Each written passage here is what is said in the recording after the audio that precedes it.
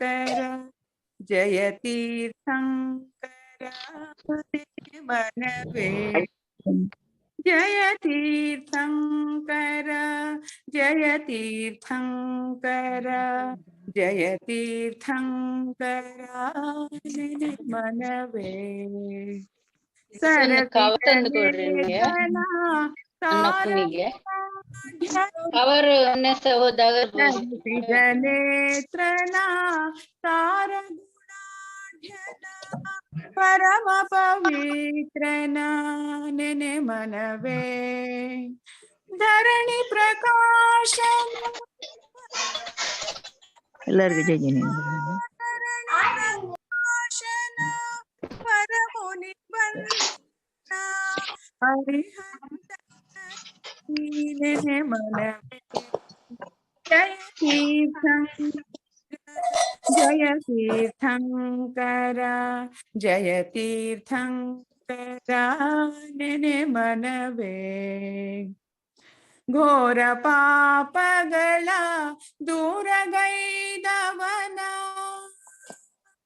ಘೋರ ಪಾಪಗಳ ದೂರಗೈದವನ ಕಾರುಣಿಕರ್ತನ ನೆನೆ ಮನವೇ ಮಾರನ ಗೆಲಿದನ ಶೂರ ಜಿನೇಂದ್ರನ ಮಾರನ ಗೆಲಿದನ ಶೂರ ಜಿನೇಂದ್ರನ ಅರಿತು ಬಿಡದೆ ನೀ ಮನವೇ ಜಯ ತೀರ್ಥಂಕರ ಜಯ ತೀರ್ಥಂಕರ ಜಯ ತೀರ್ಥಂಕರ ಮನವೇ.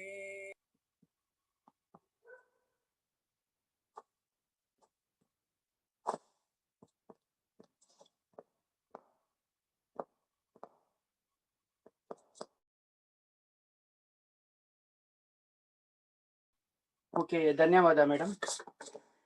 ನಮೋ ಅರಿಹಂತಾಣಂ ನಮೋ ಸಿದ್ಧಾಣಂ ನಮೋ ಆಯಿರಿಯಾಣಂ ನಮೋ ಉವಜ್ಜಾಯಾಣಂ ನಮೋ ಲೋಯೇ ಸವ್ವಸಾಹೂಣಂ. जय बोलो 24 तीर्थंकर पंच परमेष्ठी भगवान की जय. जय बोलो वर्तमान शासन नायक वर्धमान तीर्थंकर भगवान की जय. जय बोलो आचार्य भगवान नेमिचंद सिद्धांत चक्रवर्ती मुनि महाराज की जय. जय बोलो आचार्य भगवान विद्यासागर जी मुनि महाराज की जय. जय बोलो आचार्य भगवान विशुद्ध सागर जी मुनि महाराज की जय. जय बोलो मुनिश्री नियम सागर जी महाराज की जय. जय बोलो मुनिश्री क्षमा सागर जी मुनि महाराज की जय. ಎಲ್ಲರಿಗೂ ಜೈ ಜಿನೇಂದ್ರ. ಸೊ ಇವತ್ತಿಂದ ನಾವು ಕರ್ಣಾನುಯೋಗ ದೀಪಿಕಾ ಅನ್ನೋ ಒಂದು ಗ್ರಂಥದ ಬಗ್ಗೆ ನಾವು ಚರ್ಚೆ ಮಾಡೋಣ. ಸೊ ಮೊದಲು ಈ ಕರ್ಣಾನುಯೋಗ ದೀಪಿಕದ ಏನು ಪಂಡಿತ್ ಶ್ರೀ ಪನ್ನಲಾಲ್ ಜಿ ಈ ಪುಸ್ತಕವನ್ನು ಏನು ಬರೆದಿದ್ದಾರೆ ಅದ್ರ ಬಗ್ಗೆ ಸ್ವಲ್ಪ ನಾವು ಮಾಹಿತಿನ ತಿಳ್ಕೊಳ್ಳೋಣ. ಯಾವ ಆಧಾರದ ಮೇಲೆ ಬರೆದ್ರು, ಯಾವಾಗ ಬರೆದ್ರು, ಮತ್ತು ಈ ಪುಸ್ತಕ ಬರೆಯಕ್ಕೆ ಕಾರಣ ಏನು ಅನ್ನೋದು ನಾವು ತಿಳ್ಕೊಳ್ಳೋಣ.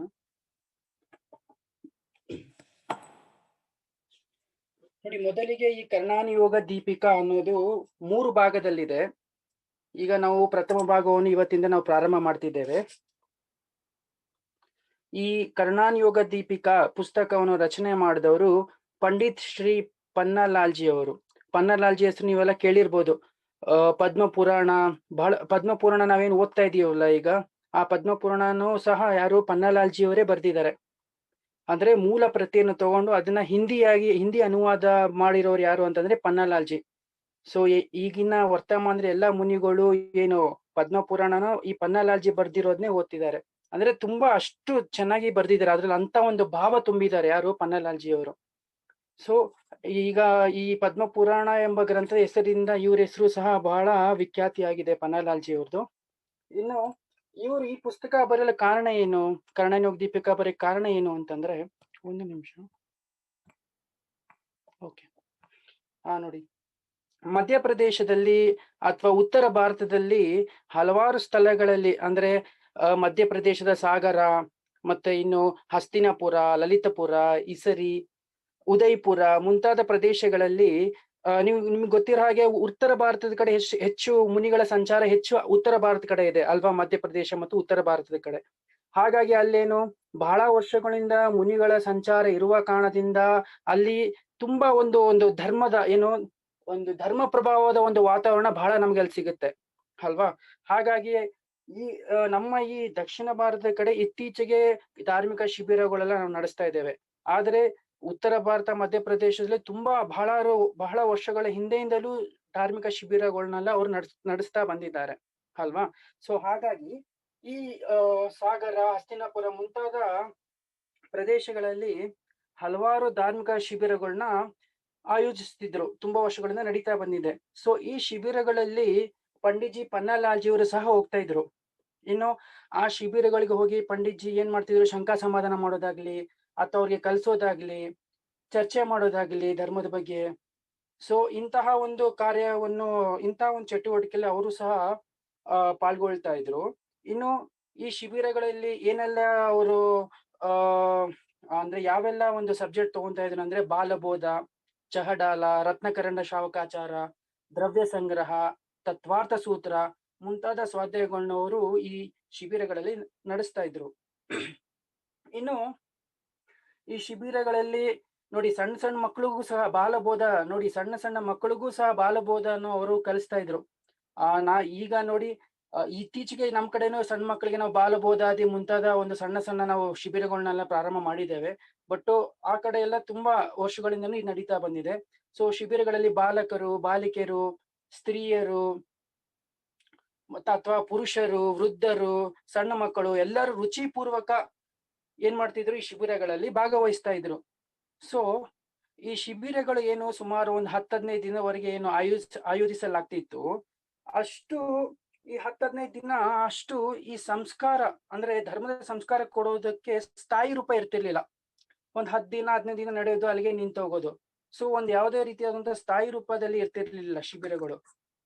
ಹಾಗಾಗಿ ಪಂಡಿತ್ಜಿ ಏನ್ ಮಾಡಿದ್ರು, ಈ ಸಂಸ್ಕಾರದ ಸ್ಥಿರತೆಗಾಗಿ ಇನ್ನು ಹೊಸ ವಿಷಯಗಳು ಇದರಲ್ಲಿ ನಾವು ತುಂಬಬೇಕು, ಇನ್ನು ಹೊಸ ವಿಷಯಗಳು ನಾವು ಜನಗಳಿಗೆ ತಿಳಿಸಿಕೊಡ್ಬೇಕು ಅನ್ನೋ ಉದ್ದೇಶದಿಂದ ಈ ಸಂಸ್ಕಾರ, ಏನ್ ಧಾರ್ಮಿಕ ಸಂಸ್ಕಾರ ನಾವೇನು ಶಿಬಿರಗಳ ಮೂಲಕ ಕೊಡ್ತಾ ಇದ್ರು, ಆ ಸಂಸ್ಕಾರದ ಸ್ಥಿರತೆಗಾಗಿ ಪಂಡಿತ್ಜಿ ಪನ್ನಲಾಲ್ಜಿ ಅವ್ರು ಏನ್ ಮಾಡಿದ್ರು ಅಂದ್ರೆ, ಅವರು ಇದ್ರ ಬಗ್ಗೆ ವಿಚಾರ ಮಾಡ್ತಾ, ಸೊ ಎಲ್ಲಿವರೆಗೆ ಇಂಥ ಶಿಬಿರಗಳಲ್ಲಿ ಉಪಯುಕ್ತ ಸಾಹಿತಿಗಳು ಪ್ರಕಾಶಿತವಾಗೋದಿಲ್ಲ, ಅಲ್ಲಿವರೆಗೆ ಯಾವುದೇ ರೀತಿಯಾದಂತಹ ಸ್ಥಾಯಿ ರೂಪವಾದಂತ ಲಾಭ ಆಗೋದಿಲ್ಲ ಅಲ್ವಾ.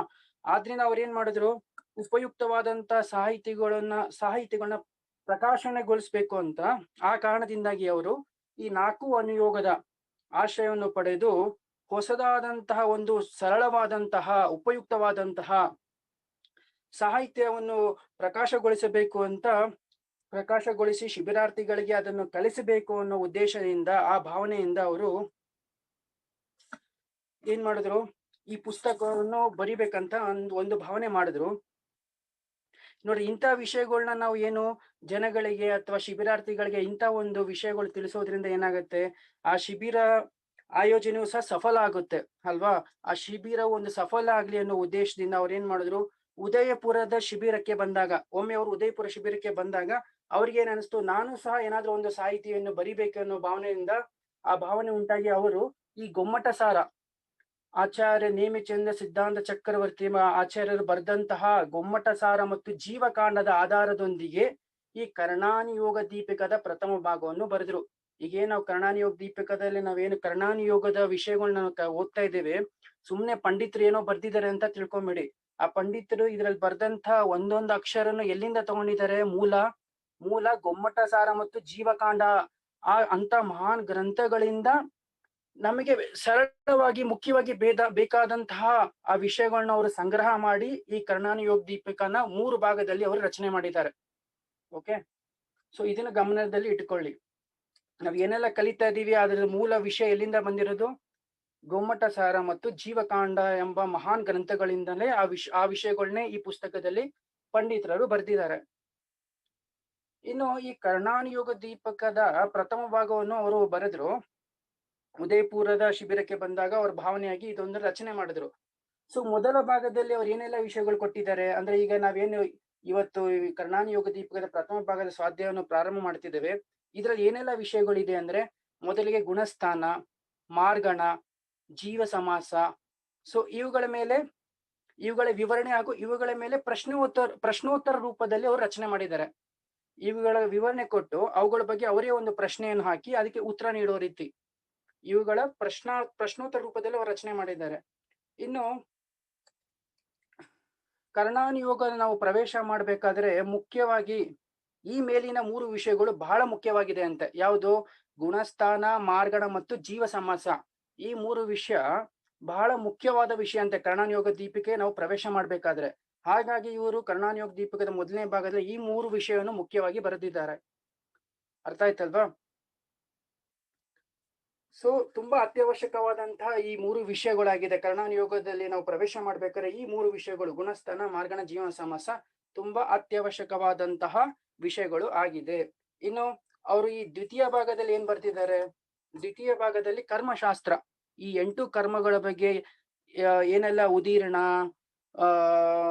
ಕರ್ಮಗಳ 10 ಅವಸ್ಥೆಗಳು ಇದೆಯಲ್ವಾ, ಆ 10 ಅವಸ್ಥೆಗಳನ್ನ 8 ಕರ್ಮದ 10 ಅವಸ್ಥೆಗಳನ್ನ ಯಾವ್ದ್ರಲ್ಲಿ ಬರ್ದಿದ್ದಾರೆ ಅಂದ್ರೆ ಕರ್ಮಶಾಸ್ತ್ರ ದ್ವಿತೀಯ ಭಾಗದಲ್ಲಿ ಬರ್ದಿದ್ದಾರೆ. ಇನ್ನು ತೃತೀಯ ಭಾಗದಲ್ಲಿ, 3ನೇ ಭಾಗದಲ್ಲಿ ಲೋಕದ ವರ್ಣನೆ, ಈ 3 ಲೋಕದ ವರ್ಣನೆಯನ್ನು ಅವರು ತೃತೀಯ ಭಾಗದಲ್ಲಿ ಬರ್ದಿದ್ದಾರೆ. ಸೊ ಇನ್ನು ಈ ಪುಸ್ತಕದ ಮೊದಲ ಶಿಬಿರವನ್ನು ಅಂದ್ರೆ ಈ ಪುಸ್ತಕವನ್ನು ಪ್ರಿಂಟ್ ಆದ್ಮೇಲೆ ಮೊದಲ ಶಿಬಿರವನ್ನು ಅವರು ಉದಯಪುರದಲ್ಲಿ ಈ ಪುಸ್ತಕವನ್ನು ಬರೆದು ಇದನ್ನ ಪ್ರಿಂಟ್ ಆದ್ಮೇಲೆ ಮೊದಲು ಈ ಪುಸ್ತಕದ ಶಿಬಿರ ಎಲ್ಲಿ ಮಾಡಿದ್ರು ಅಂತಂದ್ರೆ ಉದಯಪುರದಲ್ಲೇ ಆರ್ಯಕ ವಿಶುದ್ಧಮತಿ ಮಾತಾಜಿಯವರ ಪ್ರೇರಣೆಯಿಂದ ಆಯೋಜಿಸಲಾದಂತಹ ಯಾವ ಒಂದು ಶಿಬಿರ ಇತ್ತು, ಆ ಶಿಬಿರದಲ್ಲಿ ಆಚಾರ್ಯ ಕಲ್ಪ ಶ್ರುತಸಾಗರ ಮಹಾರಾಜರ ಬೇಡಿಕೆಯ ಮೇರೆಗೆ, ಶ್ರುತಸಾಗರ್ ಅವ್ರಿಗೆ ಹೇಳಿದ್ರು ಇಂಥ ಒಂದು ಚೆನ್ನಾಗಿ ಒಂದು ಕರ್ಣಾನ ಯೋಗ ದೀಪಿಕ ಬರ್ದಿದ್ದೀರಾ, ಗೋಮಟ ಸಾರ, ಜೀವಕಾಂಡ ಆಧಾರದೊಂದಿಗೆ ಈ ಪುಸ್ತಕದ ಸ್ವಾಧ್ಯಾಯಕ್ಕಾಗಿ ಅಂದ್ರೆ ಈ ಪುಸ್ತಕದ ಸ್ವಾಧ್ಯಾಯ ಮಾಡಿಸಿ ನಮ್ಮ ಶಿಬಿರದಲ್ಲಿ ಅಂತ ಆಚಾರ್ಯ ಶ್ರುತಸಾಗರ ಬೇಡಿಕೆಯ ಮೇರೆಗೆ ಅವ್ರು ಏನ್ ಮಾಡಿದ್ರು, ಈ ಪುಸ್ತಕದ ಮೊದಲ ಸ್ವಾಧ್ಯಾಯವನ್ನು ಈ ಉದಯಪುರದ ಶಿಬಿರದಲ್ಲಿ ಅವರು ಪ್ರಾರಂಭ ಮಾಡಿದ್ರು. ಸೊ ಇಷ್ಟು ಇನ್ನು ಈ ಗ್ರಂಥಕರ್ತ ಹಾಗೂ ಈ ಗ್ರಂಥದ ಬಗ್ಗೆ ಇಷ್ಟು ಮಾಹಿತಿ ಆಯ್ತು. ಇನ್ನು ನಾವು ಗ್ರಂಥವನ್ನ ಪ್ರಾರಂಭ ಮಾಡೋಣ. ಇಷ್ಟು ಅರ್ಥ ಆಯ್ತಲ್ಲ ಎಲ್ಲರಿಗೂ? ಓಕೆ, ಇಷ್ಟು ಅರ್ಥ ಆಯ್ತು ಅನ್ಕೋತೇನೆ. ಸೊ ಇನ್ನು ಏನಾದ್ರು ಹೆಚ್ಚಿನ ಈ ಗ್ರಂಥದ ಬಗ್ಗೆ ಏನಾದ್ರು ಮಾಹಿತಿ ಸಿಕ್ಕಿದ್ರೆ ನಾನು ಕೊಡ್ತೇನೆ. ಈಗ ಏನೆಲ್ಲ ಮಾಹಿತಿ, ಎಷ್ಟು ಮಾಹಿತಿ ಸಂಗ್ರಹ ಅಂದ್ರೆ ಈ ಪುಸ್ತಕದಲ್ಲೇ ಕೊಟ್ಟಿದ್ದಾರೆ, ಪುಸ್ತಕದ ಬಗ್ಗೆ ಪೀಠಿಕೆಯಲ್ಲಿ ಎಲ್ಲ. ಸೊ ಅದನ್ನ ನಾನು ಓದಿ ನಾನು ನಿಮ್ಗೆ ಹೇಳಿದ್ದೇನೆ. ಇನ್ನು ಈ ಕರ್ಣಾನ ಯೋಗ ದೀಪಿಕಾ ಕನ್ನಡದಲ್ಲಿ ಇನ್ನೂ ಯಾರು ಟ್ರಾನ್ಸ್ಲೇಟ್ ಮಾಡಿಲ್ಲ ಇಲ್ಲಿವರೆಗೂ. ಸೊ ಇದು ಹಿಂದಿನಲ್ಲಿ ಇದೆ. ಸೊ ಹಿಂದಿನಲ್ಲೇ ಡೈರೆಕ್ಟ್ ಆಗಿ ನಾನು ಕನ್ನಡದಲ್ಲಿ ಟ್ರಾನ್ಸ್ಲೇಟ್ ಮಾಡ್ತಾ ಓದಕ್ಕೆ ಪ್ರಯತ್ನ ಮಾಡ್ತೇನೆ. ಸೊ ನನ್ನಿಂದ ಏನಾದ್ರು ತಪ್ಪಾದ್ರೆ ದಯವಿಟ್ಟು ಕ್ಷಮಿಸಿ. ಮತ್ತು ಈ ಕರ್ಣಾನ ಯೋಗ ದೀಪಿಕಾ ಅಷ್ಟು ಏನ್ ಕಷ್ಟ ಏನಿಲ್ಲ, ತುಂಬಾ ಕಷ್ಟ, ಅರ್ಥನೇ ಆಗೋದಿಲ್ಲ ಹಾಗೇನಿಲ್ಲ. ನನ್ನಿಂದ ಎಷ್ಟಾಗುತ್ತೋ ಅಷ್ಟು ಸುಲಭವಾಗಿ ವಿವರಣೆ ಕೊಡಲು ನಾನು ಪ್ರಯತ್ನ ಮಾಡ್ತೇನೆ. ಆದ್ರೆ ನೀವು ಸಹ ಅದಕ್ಕೆ ಡೆಡಿಕೇಶನ್ ಕೊಡ್ಬೇಕು. ಅಂದ್ರೆ ಬರೀ ನಾನು ಹೇಳಿದಷ್ಟೇ ಕೇಳಿದ್ರೆ ಸಾಲದು, ನೀವು ಸಹ ಈ ಕರ್ಣಾನ ಯೋಗ ದೀಪಿಕಾದ PDF ನಾನು ಕಳ್ಸಿದ್ದೀನಿ ಆಲ್ರೆಡಿ ಗ್ರೂಪ್ ನಲ್ಲಿ. ಸೊ ಕನ್ನಡ ಗೊತ್ತಿಲ್ದಿರೋರಿಗೆ ನಾವು ಇದನ್ನ ಕನ್ನಡದಲ್ಲಿ ಟ್ರಾನ್ಸ್ಲೇಟ್ ಮಾಡೋಕ್ಕೂ ಪ್ರಯತ್ನ ಮಾಡ್ತಿದ್ದೇವೆ. ಒಬ್ರಿಗೆ ಹೇಳಿದ್ವಿ ಈ ತರ ಟೈಪ್ ಮಾಡಿ ಕಳ್ಸಿ ಅಂತ, ಅವ್ರು ಬಿಸಿ ಇರೋದ್ರಿಂದ ಮಾಡಕ್ ಆಗಿಲ್ಲ. ಸೊ ನೀವು ಸಹ ಮನೆಯಲ್ಲಿ ಏನ್ ಮಾಡ್ಬೇಕು, ನಾವ್ ಹೇಳಿದಂತ ವಿಷಯಗಳನ್ನ ಬರ್ಕೊಂಡು ಚಿಂತನೆ ಮಾಡ್ಬೇಕು. ಚಿಂತನೆ ಮಾಡಿದಾಗ ಏನಾಗುತ್ತೆ, ನಿಮ್ಗೆ ಆ ವಿಷಯ ಇನ್ನು ನಿಮ್ಗೆ ಏನಾಗುತ್ತೆ, ಇನ್ನು ಪಕ್ಕ ಆಗತ್ತೆ ನಿಮ್ಗೆ ಆ ವಿಷಯಗಳು ಚಿಂತನೆ ಮಾಡಿದಾಗ. ಇನ್ನು ಆ ವಿಷಯದ ಬಗ್ಗೆ ಚಿಂತನೆ ಮಾಡಿದಾಗ ಇನ್ನು ಅದ್ರ ಬಗ್ಗೆ ನಿಮ್ಗೆ ಹಲವಾರು ಪ್ರಶ್ನೆಗಳು ಉದ್ಭವ ಆಗುತ್ತೆ ಅಲ್ವಾ? ಸೊ ಆ ಪ್ರಶ್ನೆಗಳು ನೀವು ದಿನ ಕೇಳ್ಬೋದು. ಅದಕ್ಕೆ ಏನಾದ್ರು ನಿಮ್ಗೆ ಶಂಕಾ ಸಮಾಧಾನ ಪ್ರತಿ ಕ್ಲಾಸ್ ಆದ್ಮೇಲೆ ಕೊನೆಯಲ್ಲಿ ನಿಮ್ಗೆ ನೀವು ಈಗ ಇವತ್ ಮಾಡಿದಂತ ಕ್ಲಾಸ್ ಬಗ್ಗೆ ನೀವು ಚಿಂತನೆ ಮಾಡ್ಕೊಂಡು ಮತ್ತೇನಾದ್ರು ಅದ್ರಲ್ಲಿ ನಿಮ್ಗೆ ಹೊಸ ಪ್ರಶ್ನೆಗಳು ಉದ್ಭವ ಆಗಿದ್ರೆ ಮಾರನೇ ದಿನ ನೀವು ಅದಕ್ಕೆ ಪ್ರಶ್ನೆಯನ್ನ ಕೇಳ್ಬೋದು. ಸೊ ಇದು ಕರ್ಣಾನ ಯೋಗ ದೀಪಿಕಾ ಆಗಿರೋದ್ರಿಂದ ತುಂಬಾನು ಏನು ಕಷ್ಟ ಇಲ್ಲ. ಆದ್ರೂ ಕೆಲವೊಂದು ವಿಷಯಗಳು ನನಗೇನಾದ್ರೂ ಗೊತ್ತಾಗಿಲ್ಲ ಅಂದ್ರೇನು ಸಹ ನಾನು ಪಂಡಿತರೊಂದಿಗೆ ಅವ್ರ ಹತ್ರ ಕೇಳಿ ನಾನು ನಿಮ್ಗೆ ಉತ್ತರ ಕೊಡ್ತೇನೆ. ಓಕೆ, ಸೊ ಇದೊಂದು ರೀತಿಯ ಧರ್ಮ ಚರ್ಚೆ. ಇದು ನೋಡಿ, ಇದು ಪ್ರವಚನ ರೂಪ ಇರೋದಿಲ್ಲ ಪೂರ್ತಿ, ಇದೊಂದು ರೀತಿ ಕ್ಲಾಸ್ ರೂಪ ಇರುತ್ತೆ, ಪ್ರವಚನ ರೂಪದಲ್ಲಿ ಇರೋದಿಲ್ಲ. ಸೊ ಇದೊಂದು ರೀತಿ ಚರ್ಚೆ ಅಂತಾನೆ ತಿಳ್ಕೊಳ್ಳಿ. ಸೊ ಎಲ್ಲಾರು ಚೆನ್ನಾಗಿ ಅರ್ಥ ಮಾಡ್ಕೊಳ್ಳಿ. ಅರ್ಥ ಆಗಿಲ್ಲ ಅಂದ್ರೆ ಕೇಳಿ, ಏನಾದ್ರು ಅರ್ಥ ಆಗಿಲ್ಲ ಅಂದ್ರೆ ಇಮಿಡಿಯೇಟ್ ಆಗಿ ಕೇಳಿ, ಸರಿನಾ? ಒಟ್ನಲ್ಲಿ ಚೆನ್ನಾಗಿ ಎಲ್ಲರಿಗೂ ಮನವರಿಕೆ ಆಗ್ಬೇಕು. ಕರ್ಣಾನ ಯೋಗ ದೀಪಿಕದ ಒಂದೊಂದು ಏನು ಪ್ರಶ್ನೆಗಳು ಇದೆಯಲ್ವಾ ಅದನ್ನ ಚೆನ್ನಾಗಿ ಅರ್ಥ ಮಾಡ್ಕೊಂಡ್ರೆ ಮುಂದೆ ನಿಮ್ಗೆ ಏನ್ ದೊಡ್ಡ ದೊಡ್ಡ ಗ್ರಂಥಗಳು ಇದೆಯಲ್ವಾ, ಗೋಮಟ ಸಾರ, ಜೀವಕಾಂಡ, ಅವೆಲ್ಲ ನಿಮ್ಗೆ ತುಂಬಾನೇ ಸುಲಭ ಆಗುತ್ತೆ. ಈ ಧವಳಾದಿ ಗ್ರಂಥಗಳು ಏನಿದೆಯಲ್ವಾ ಆ ಗ್ರಂಥಗಳು ಸಹ ನಿಮ್ಗೆ ಬಹಳ ಸುಲಭವಾಗಿ ಅರ್ಥ ಆಗುತ್ತೆ ಕರ್ಣಾನ ಯೋಗ ದೀಪಿಕನ ನೀವು ಚೆನ್ನಾಗಿ ಅರ್ಥ ಮಾಡ್ಕೊಂಡ್ರೆ, ಸರಿನಾ? ಓಕೆ, ಇನ್ನು ಮೊದಲ ಪ್ರಶ್ನೆ ಕರ್ಣಾನುಯೋಗ ದೀಪಿಕದ ಪ್ರಥಮ ಭಾಗದ ಪ್ರಥಮ ಪ್ರಶ್ನೆ.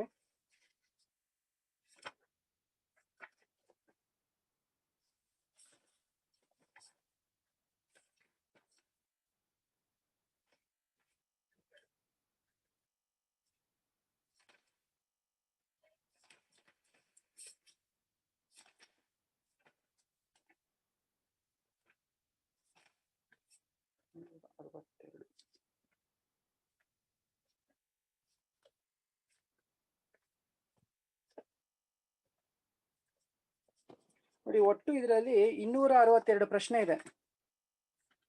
ಒಟ್ಟು ಪ್ರಥಮ ಭಾಗದಲ್ಲಿ 262 ಪ್ರಶ್ನೆಗಳಿದೆ. ಸೊ ಮೊದಲಿಗೆ ಕರ್ಣಾನ್ ಯೋಗ ಕಿಸೆ ಕೇತೆ ಹೇ, ಕರ್ಣಾನ್ ಯೋಗ ಅಂದ್ರೆ ಏನು ಅಂತ ಕೊಟ್ಟಿದ್ದಾರೆ.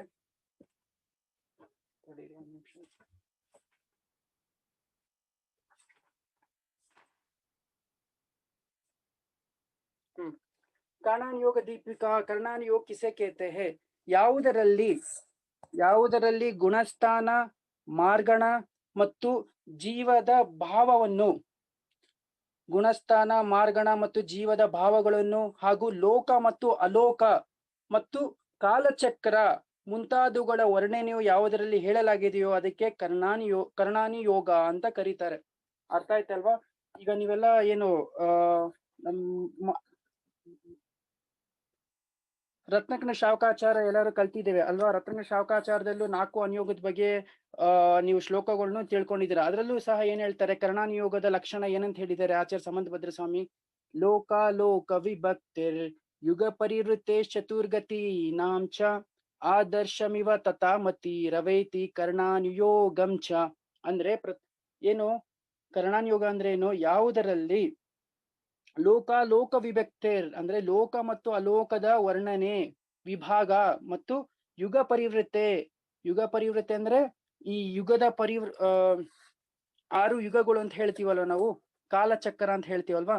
ಈ ಕಾಲಚಕ್ರ ಅಥವಾ ಯುಗದ ಪರಿವರ್ತನೆ ಅಥವಾ ಲೋಕ ಅಲೋಕದ ವರ್ಣನೆ ಮತ್ತು ಚತುರ್ಗತಿ ನಾಂಚಾಮ್ ಅಂದ್ರೆ 4 ಗತಿಗಳ ವರ್ಣನೆ, ಅದು ದರ್ಪಣದ ಸಮಾನ, ಅವುಗಳನ್ನು ದರ್ಪಣದ ಸಮಾನ ಏನು ವರ್ಣನೆ ಮಾಡಲಾಗಿದೆಯೋ ಅದಕ್ಕೆ ಕರ್ಣಾನುಯೋಗ ಅಂತ ಹೇಳ್ತಾರಂತ ಸಂಬಂಧಭದ್ರ ಸ್ವಾಮಿ ಯಾವ್ದ್ರಲ್ಲಿ? ರತ್ನಕ ಶಾವಕಾಚಾರದಲ್ಲಿ ಹೇಳಿದ್ದಾರೆ. ಅರ್ಥ ಆಯ್ತಲ್ವಾ? ಸೊ ಇಲ್ಲೂ ಅದೇ ಹೇಳಿದ್ದಾರೆ, ಕರ್ಣಾನುಯೋಗ ಕಿಸೆ ಕೇತೆ ಹೇ, ಮಾರ್ಗಣ, ಗುಣಸ್ಥಾನ್, ಜೀವದ ಭಾವಗಳು, ಲೋಕ ಮತ್ತು ಅಲೋಕ ತಥ ಕಾಲಚಕ್ರ ಮುಂತಾದವುಗಳ ವರ್ಣನೆಗಳು ಎಲ್ಲಿ ಮಾಡಲಾಗಿದೆಯೋ ಅದಕ್ಕೆ ಕರ್ಣಾನುಯೋಗ ಅಂತ ಹೇಳ್ತಾರೆ. 4 ಅನುಯೋಗದಲ್ಲಿ ಪ್ರಥಮಾನುಯೋಗ, ಕರ್ಣಾನುಯೋಗ, ಚರಣಾನುಯೋಗ ಮತ್ತು ದ್ರವ್ಯಾನುಯೋಗ, ಈ 4 ಅನುಯೋಗದಲ್ಲಿ ಕರ್ಣಾನುಯೋಗದಲ್ಲಿ ಈ ವಿಷಯಗಳು ಆಚಾರ್ಯರು ಹೇಳಿದ್ದಾರೆ. ಇನ್ನು ಎರಡನೇದು ಗುಣಸ್ಥಾನ್ ಕಿಸೆ ಕೇತೆ ಹೇ, ಅಂದ್ರೆ ಗುಣಸ್ಥಾನ ಯಾವುದಕ್ಕೆ ಹೇಳುತ್ತಾರೆ? ಗುಣಸ್ಥಾನ ಅಂದ್ರೆ ಏನು? ಮೋಹ ಮತ್ತು ಯೋಗದ ನಿಮಿತ್ತದಿಂದ ಆಗುವಂತಹ ಆತ್ಮನ ಪರಿಣಾಮದಲ್ಲಿ ತಾರತಮ್ಯವನ್ನು ಗುಣಸ್ಥಾನ ಅಂತ ಕರೀತಾರೆ. ಮೋಹ ಮತ್ತು ಯೋಗದ ನಿಮಿತ್ತದಿಂದ ಆತ್ಮನ ಪರಿಣಾಮದಲ್ಲಿ ಆಗುವಂತಹ ತಾರತಮ್ಯವನ್ನು ಗುಣಸ್ಥಾನ ಎಂದು ಕರೆಯುತ್ತಾರೆ. ಮೊದಲಿಗೆ ಮೋಹ ಅಂದ್ರೆ ಏನು? ಮೋಹ ಅಂದ್ರೆ ನೋಡಿ, ಮೋಹ ಅಂದ್ರೆ ಕಷಾಯ ಅಂತಾನು ತಗೊಬಹುದು. ಈಗ ಮೋಹದಲ್ಲಿ ದರ್ಶನ ಮೋಹನೀಯ ಮತ್ತು ಚಾರಿತ್ರ ಮೋಹನೀಯ ಅಂತ ನಾವು ಹೇಳ್ತೇವಲ್ಲ. ದರ್ಶನ ಮೋಹನೀಯದಲ್ಲಿ ಯಾವುದು? ಮಿಥ್ಯಾತ್ವ, ಸಮ್ಯಕ್ ಪ್ರಕೃತಿ. ಇನ್ನು ಚಾರಿತ್ರ ಮೋಹನೀಯದಲ್ಲಿ ಕ್ರೋಧ, ಮಾನ, ಮಾಯಲೋಭ, ಅದರ ಅನಂತಾನುಬಂಧಿ, ಪ್ರತ್ಯಕ್ಷನ ಸಂಜೀವನ. ಸೊ ಈ ರೀತಿಯಾದಂತಹ ದರ್ಶನ ಮೋಹನೀಯ ಮತ್ತು ಚಾರಿತ್ರ ಮೋಹನೀಯಕ್ಕೆ ಸಂಬಂಧಪಟ್ಟಂತಹ ಕರ್ಮ ಪ್ರಕೃತಿಗಳೇನಿದೆಯಲ್ವಾ, ಅವು ಅದರ ನಿಮಿತ್ತ. ಮತ್ತು ಯೋಗ ಅಂದ್ರೆ ಮನವಚನ ಕಾಯದಿಂದ ಏನು ಆತ್ಮನಲ್ಲಿ ಯಾವ ಒಂದು ಪರಿಸ್ಪಂದನೆ ಆಗುತ್ತೆ ಅದಕ್ಕೆ ಯೋಗ ಅಂತ ಹೇಳ್ತಾರೆ. ಸೊ ಈ ಮೋಹ ಮತ್ತು ಯೋಗದ ನಿಮಿತ್ತದಿಂದ ಆತ್ಮನ ಪರಿಣಾಮದಲ್ಲಿ ಏನೆಲ್ಲ ತಾರತಮ್ಯ ಅಂದ್ರೆ ಏನು ನೋಡಿ? ತಾರತಮ್ಯ ಹೆಚ್ಚು ಕಡಿಮೆ. ಈಗ ನಾವು ಹೇಳ್ತೀವಲ್ವಾ, ಮಂದತರ ಮಂದತಮ ಅಂತ. ಈಗ ಮಂದ ಅಂದ್ರೆ ಮಂದವಾಗಿರೋದು, ಮಂದತರ ಅಂದ್ರೆ ಅದಕ್ಕಿಂತ ಮಂದವಾಗಿರೋದು, ಮಂದತಮ ಅಂದ್ರೆ ಅದಕ್ಕಿಂತನೂ ತುಂಬಾ ಮಂದವಾಗಿರುವಂತದ್ದು. ಈ ರೀತಿ ತಾರತಮ್ಯ ಅಂದ್ರೆ ಹೆಚ್ಚು ಕಡಿಮೆ, ಒಂದಕ್ಕಿಂತ ಒಂದು ಹೆಚ್ಚು, ಅದಕ್ಕಿಂತ ಹೆಚ್ಚು, ಅದಕ್ಕಿಂತ ಹೆಚ್ಚು, ಈ ರೀತಿ. ಅಥವಾ ಒಂದಕ್ಕಿಂತ ಒಂದು ಕಡಿಮೆ, ಅದಕ್ಕಿಂತ ಕಡಿಮೆ, ಅದಕ್ಕಿಂತ ಕಡಿಮೆ, ಈ ರೀತಿ ತಾರತಮ್ಯ ಅಂತ. ಇದು ಕನ್ನಡ ಶಬ್ದನೇ, ಸಾಮಾನ್ಯವಾಗಿ ನಾವು ಬಳಸ್ತೇವೆ. ತಾರತಮ್ಯ ಅಂದ್ರೆ ಹೆಚ್ಚು ಕಡಿಮೆ, ಕಂಪ್ಯಾರಿಸನ್ ಮಾಡ್ತಾ ಹೆಚ್ಚು ಕಡಿಮೆ ಮಾಡ್ತೀವಲ್ಲ ಅದು. ಸೊ ಆತ್ಮನಲ್ಲಿ ಮುಖ್ಯವಾಗಿ ಮೋಹ ಮತ್ತು ಯೋಗದ ನಿಮಿತ್ತದಿಂದ ಆತ್ಮನಲ್ಲಿ ಅನೇಕ ಪ್ರಕಾರದ ಪರಿಣಾಮಗಳು ಉದ್ಭವ ಆಗತ್ತೆ. ಆ ಪರಿಣಾಮಗಳ ಏನು ಒಂದು ತಾರತಮ್ಯ ಇದೆ ಅದಕ್ಕೆ ಗುಣಸ್ಥಾನ ಅಂತ ಹೇಳ್ತಾರೆ. ಆ ಪರಿಣಾಮಗಳ ಅಪೇಕ್ಷೆಯಿಂದ 1ರಿಂದ 14 ಗುಣಸ್ಥಾನಗಳನ್ನು ಆಚಾರ್ಯರು ಇಲ್ಲಿ ಮಾಡಿದ್ದಾರೆ. ಅಂದ್ರೆ ಜೀವದ ಪರಿಣಾಮದ ಅಪೇಕ್ಷೆಯಿಂದ, ಈ 2ರ ನಿಮಿತ್ತದಿಂದಲೇ ಜೀವದಲ್ಲಿ ಯಾವೆಲ್ಲ ಪರಿಣಾಮಗಳು ಉದ್ಭವ ಆಗುತ್ತೋ ಈ 2ರ ನಿಮಿತ್ತಿಂದ, ಮೋಹ ಮತ್ತು ಯೋಗದ ನಿಮಿತ್ತದಿಂದ ಆ ಪರಿಣಾಮಗಳನ್ನ ಒಂದು 14 ಗ್ರೂಪ್ ಮಾಡಿದ್ದಾರೆ. ಅರ್ಥ ಆಯ್ತಲ್ವಾ? ಅದಕ್ಕೆ ಗುಣಸ್ಥಾನ ಅಂತ ಹೇಳ್ತಾರೆ.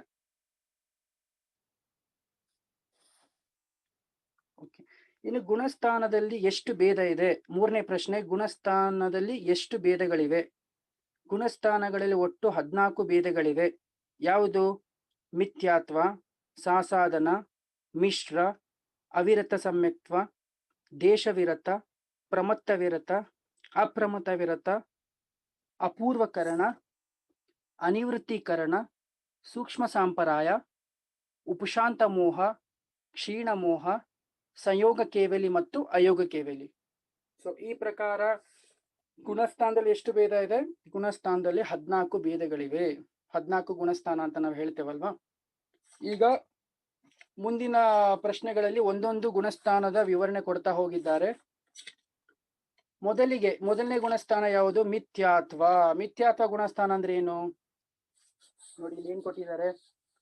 ಮಿಥ್ಯಾತ್ವ ಪ್ರಕೃತಿಯ ಉದಯ ಆಗುವುದರಿಂದ ತತ್ವಾರ್ಥದಲ್ಲಿ ಅಶ್ರದ್ಧಾನ ರೂಪ ಪರಿಣಾಮ ಆಗುವುದಕ್ಕೆ ಮಿಥ್ಯಾತ್ವ ಗುಣಸ್ಥಾನ ಎಂದು ಕರೆಯುತ್ತಾರೆ. ಈ ಪರಿಣಾಮದಿಂದ ಯುಕ್ತವಾದಂತಹ ಜೀವಿ ಮಿಥ್ಯಾದೃಷ್ಟಿ ಅಂತ ಅನ್ನಿಸಿಕೊಳ್ಳುತ್ತಾನೆ. ಏನ್ ಹೇಳಿದ್ದಾರೆ? ಮಿಥ್ಯಾತ್ವ ಪ್ರಕೃತಿಯ ಉದಯದಿಂದ ಅಂದ್ರೆ ದರ್ಶನ ಮೋಹನೀಯ ಕರ್ಮ. ಈಗ ಮೋಹನೀಯ ಕರ್ಮದಲ್ಲಿ ನಾವು 2 ಭೇದ ಮಾಡಿದ್ದೇವೆ, ಒಂದು ದರ್ಶನ ಮೋಹನೀಯ, ಇನ್ನೊಂದು ಚಾರಿತ್ರ ಮೋಹನೀಯ ಅಲ್ವಾ. ಸೊ ಈ ದರ್ಶನ ಮೋಹನೀಯದ ಯಾವ ಒಂದು ಮಿಥ್ಯಾತ್ವ ಪ್ರಕೃತಿ ಇದೆ, ಆ ಮಿಥ್ಯಾತ್ವ ಪ್ರಕೃತಿಯ ಉದಯದಿಂದ ತತ್ವಾರ್ಥದಲ್ಲಿ ಅಷ್ಟಾಧಾನ ರೂಪ ಪರಿಣಾಮ ಆಗುತ್ತದೆ. ತತ್ವಾರ್ಥ ಅಂದ್ರೆ ಏನು? 7 ತತ್ವಗಳಲ್ಲಿ, ನವ ಪದಾರ್ಥಗಳಲ್ಲಿ ಆ ಜೀವಕ್ಕೆ ಅಷ್ಟಾಧಾನ ರೂಪ ಪರಿಣಾಮ ಇರುತ್ತೆ. ಕಾರಣ ಅವನಿಗೆ ಆ ಮಿಥ್ಯಾತ್ವ ಕರ್ಮದ ಉದಯ ಇದೆ. ಆ ಕರ್ಮದ ಉದಯ ಕಾರಣದಿಂದ ಅವನಿಗೆ, ಆ ಜೀವಕ್ಕೆ ಸಪ್ತ ತತ್ವಗಳು, ನವ ಪದಾರ್ಥಗಳು, 6 ದ್ರವ್ಯಗಳ ಪ್ರತಿ ಅವನಿಗೆ ಯಥಾರ್ಥ ಶ್ರದ್ಧಾನ ಆಗೋದಿಲ್ಲ. ಅವನಲ್ಲಿ ಸದಾ ಇವುಗಳ ಪ್ರತಿ ಅಲ್ಲಿ ಏನು ವಸ್ತು ಸ್ವರೂಪ ಭಗವಂತರು ಏನು ಉಪದೇಶಿಸಿದ್ದಾರೆ, ಈ ದ್ರವ್ಯಗಳು, ನವ ಪದಾರ್ಥಗಳು, ತತ್ವಗಳ ಬಗ್ಗೆ ಏನು ಭಗವಂತರ ನಿರೂಪಣೆ ಕೊಟ್ಟಿದ್ದಾರೆ, ಉಪದೇಶ ಮಾಡಿದ್ದಾರೆ, ಆ ತತ್ವಗಳ ಆ ಸ್ವರೂಪದ ಬಗ್ಗೆ ಅವನಿಗೆ ಅಶ್ರದ್ಧಾನ ಇರುತ್ತೆ. ಶ್ರದ್ಧಾನ, ನಂಬಿಕೆ, ಶ್ರದ್ಧೆ ಅನ್ನೋದು ಇರೋದಿಲ್ಲ ಅವನಲ್ಲಿ. ಕಾರಣ ಅವನಲ್ಲಿ ಈ ಮಿಥ್ಯಾ ಪ್ರಕೃತಿಯ ಉದಯ ಇದೆ. ಅದರಿಂದ ಆ ಜೀವ, ಅದಕ್ಕೆ ಏನ್ ಹೇಳ್ತಾರೆ, ಅಂತಹ ಒಂದು ಮಿಥ್ಯಾತ್ವ ಉದಯದಿಂದ ತತ್ವಾರ್ಥದಲ್ಲಿ ಅಶ್ರದ್ಧಾನ ಭಾವ ಹೊಂದಿರುವಂತಹ ಜೀವಿಯಗೆ ಏನಂತ ಹೇಳ್ತಾರೆ? ಅಂತ ಒಂದು ಪರಿಣಾಮ, ಅಶ್ರದ್ಧಾನ ರೂಪ ಪರಿಣಾಮವನ್ನು ಹೊಂದಿರುವಂತಹ ಆ ಜೀವಿಗೆ ಮಿಥ್ಯಾತ್ವ ಗುಣಸ್ಥಾನ ಎಂದು ಹೇಳುತ್ತಾರೆ. ಅಂತಹ ಪರಿಣಾಮದಿಂದ ಯುಕ್ತ ಇರುವಂತಹ ಜೀವಿಗೆ ಮಿಥ್ಯಾದೃಷ್ಟಿ ಅಂತ ನಾವು ಕರೀತೇವೆ. ಅರ್ಥ ಆಯ್ತಲ್ವಾ? ಇನ್ನು ಮಿಥ್ಯಾದೃಷ್ಟಿಗೆ ಕಿತನೆ ಭೇದ ಹೇ? ಮಿಥ್ಯಾದೃಷ್ಟಿಗಳ ಎಷ್ಟು ಭೇದಗಳಿವೆ? ಪ್ರಶ್ನೆ ನಂಬರ್ 5. ಅರ್ಥ ಆಯ್ತಲ್ವಾ? ಮಿಥ್ಯಾತ್ವ ಗುಣಸ್ಥಾನ ಕೇವಲ ನೋಡಿ ಇಷ್ಟೇ ಅಲ್ಲ, ಇದರ ತತ್ವಾರ್ಥದಲ್ಲಿ ಅಷ್ಟಾಧಾನ ರೂಪ, ಅದರೊಂದಿಗೆ ನಿಜವಾದ ದೇವಶಾಸ್ತ್ರ ಗುರುಗಳ ಪ್ರತಿ ಯಾರು ಶ್ರದ್ಧಾನ ಮಾಡುವುದಿಲ್ಲ, ಆ ಜೀವನು ಸಹ ಮಿಥ್ಯಾದೃಷ್ಟಿನೇ ಆಗಿದ್ದಾನೆ ಅಲ್ವಾ. ನೋಡಿ, ಯಾರು ಕುದೇವ, ಕುಶಾಸ್ತ್ರ, ಗುರುಗಳ ಸೇವೆ ಮಾಡ್ತಾನೆ, ಪ್ರಶಂಸೆ ಮಾಡ್ತಾನೆ, ಅವರಿಗೆ ಪೂಜೆ ಮಾಡೋದಾಗ್ಲಿ, ಅವ್ರ ಬಗ್ಗೆ ಶ್ರದ್ಧಾನ ಮಾಡೋದಾಗ್ಲಿ, ಆ ಜೀವನು ಸಹ ಮಿಥ್ಯಾದೃಷ್ಟಿನೇ ಆಗಿದ್ದಾನೆ. ಆದ್ರಿಂದ ನಾವು ಸಮ್ಯಕ್ ದೃಷ್ಟಿ ಆಗ್ಬೇಕಾದ್ರೆ ಏನ್ ಮಾಡ್ಬೇಕು? ಮೊದಲು ನಾವು ಭಗವಂತರಿಂದ ಉಪದೇಶಿಸಲ್ಪಟ್ಟಂತಹ ತತ್ವಗಳು, ಪದಾರ್ಥಗಳ ಬಗ್ಗೆ ಯಥಾರ್ಥ ಶ್ರದ್ಧಾನವನ್ನು ಹೊಂದುತ್ತಾ ನಿಜವಾದ ದೇವಶಾಸ್ತ್ರ ಗುರುಗಳ ಸ್ವರೂಪವನ್ನು ತಿಳ್ಕೊಂಡು ಆ ಸ್ವರೂಪದ ಬಗ್ಗೆ ನಾವು ಶ್ರದ್ಧಾನ ಮಾಡುವುದು ಏನು ಸಮ್ಯಕ್ತ್ವ ಅಂತ ಅನ್ಸ್ಕೊಳ್ಳುತ್ತೆ. ಅರ್ಥ ಆಯ್ತಲ್ವಾ? ಈಗ ನಾವು ನಿಜವಾದ ದೇವರ ಮೇಲೆನೆ ನಾವು ಅವನ ಸ್ವರೂಪವನ್ನೇ ನಾವು ನಂಬಿಲ್ಲ, ಅವನ ಮೇಲೆ ಶ್ರದ್ಧಾನ ಮಾಡಿಲ್ಲ ಅಂದ್ರೆ ಭಗವಂತರು ಉಪದೇಶಿಸಿರುವಂತಹ ಆ ಏನು ಒಂದು ತತ್ವಗಳ ಸ್ವರೂಪ ಇದೆ ಅದ್ರ ಬಗ್ಗೆ ನಾವು ಹೇಗ್ ತಾನೇ ವಿಶ್ವಾಸ ಮಾಡಕ್ ಸಾಧ್ಯ ಅಲ್ವಾ? ಅಂದ್ರೆ ದೇವರ ಮೇಲೆ ನಾವು ನಂಬಿಕೆ ಇಟ್ಟಿಲ್ಲ, ಇನ್ನು ಅವ್ರು ಹೇಳಿದಂತ ವಿಷಯಗಳ ಬಗ್ಗೆ ನಮ್ಗೆ ನಂಬಿಕೆ ಇರುತ್ತಾ? ಸಾಧ್ಯನೇ ಇಲ್ಲ. ಅದಕ್ಕೆ ಹೇಳೋದು, ಮೊದಲು ನಿಜವಾದ ದೇವಶಾಸ್ತ್ರ ಗುರುಗಳ ಪ್ರತಿ ಯಥಾರ್ಥ ಶ್ರದ್ಧಾನೂ ಹೊಂದಿ, ಅವರ ಮೇಲೆ ಅಗಾಢ ಶ್ರದ್ಧೆ, ಅವ್ರು ಹೇಳಿದಂತಹ ಎಲ್ಲ ಏನೆಲ್ಲ ಪಟ್ಟಿದೆ ಭಗವಂತರಿಂದ, ಅದೆಲ್ಲ ಹೇಗೆ ಅವರೇನು ತಮ್ಮ ಕೇವಲ ಜ್ಞಾನದಿಂದ ದರ್ಪಣ ಸಮಾನ ಸಮಸ್ತ ಪದಾರ್ಥಗಳ ಎಲ್ಲಾ ಅನಂತ ಪರ್ಯಾಯ ಅವರ ಜ್ಞಾನದಲ್ಲಿ ದರ್ಪಣ ಸಮಾನ ಏನಾಗ್ತಿದೆ, ಪ್ರತಿಬಿಂಬಿಸುತ್ತಿದೆ. ಆ ದರ್ಪಣ ಸಮಾನದಲ್ಲಿ ಏನು ಪ್ರತಿಬಿಂಬಿಸುತ್ತಿದೆ ಅದನ್ನೇ ಅವರು ವಸ್ತು ಸ್ವರೂಪ ಏನಿದೆಯೋ ಅದನ್ನೇ ಅವರು ಭಗವಂತರು ಉಪದೇಶ ಮಾಡಿದ್ದಾರೆ ಅಲ್ವಾ. ಸೊ ಅವರು ಅಂತಹ ಒಂದು ವಸ್ತು ಸ್ವರೂಪನ ಉಪದೇಶ ಮಾಡಿರ್ಬೇಕಾದ್ರೆ ಆ ವಸ್ತು ಸ್ವರೂಪ ಏನಿದೆಯೋ ಅದ್ರ ಮೇಲೆ ನಾವು ವಿಶ್ವಾಸ ಇಡ್ಬೇಕಾ ಬೇಡ್ವಾ? ಅದ್ರ ಮೇಲೆ ನಾವು ವಿಶ್ವಾಸ ಇಡ್ದಿರೇನೆ ಯಾವುದೇ ಒಂದು ಏನು ಚದಮಸ್ತ ಕೆಲವೊಂದು ಮಿಥ್ಯಾದೃಷ್ಟಿ ಜೀವಿಗಳು ಹೇಳಿದಂತ ವಿಷಯಗಳ ಬಗ್ಗೆ ನಾವು ವಿಶ್ವಾಸ ಮಾಡ್ತಾ ಇದೀವಿ, ಆದ್ರೆ ಭಗವಂತನ ವಾಣಿ ಮೇಲೆ ನಾವು ವಿಶ್ವಾಸ ಮಾಡ್ತಿಲ್ಲ ಅಲ್ವಾ. ಆದ್ರಿಂದ ನಾವು ಅನಂತ ಕಾಲದಿಂದ ಮಿಥ್ಯಾತ್ವದ ಕಾರಣ ಪರಿಭ್ರಮಣೆ ಮಾಡ್ತಾನೆ ಇದ್ದೇವೆ. ಆದ್ರಿಂದ ನಾವ್ ಏನ್ ಮಾಡ್ಬೇಕು, ಮೊದಲು ನಮ್ಗೆ ಧರ್ಮವನ್ನು ಉಪದೇಶಿಸಿದಂತಹ ಅದ ನಿಜವಾದ ದೇವನ ಸ್ವರೂಪವನ್ನು ತಿಳ್ಕೊಂಡು ಅವನ ಮೇಲೆ ನಾವು ನಿಜವಾದ ಒಂದು ಯಥಾರ್ಥ ಶ್ರದ್ಧಾನವನ್ನು ಮಾಡಬೇಕು.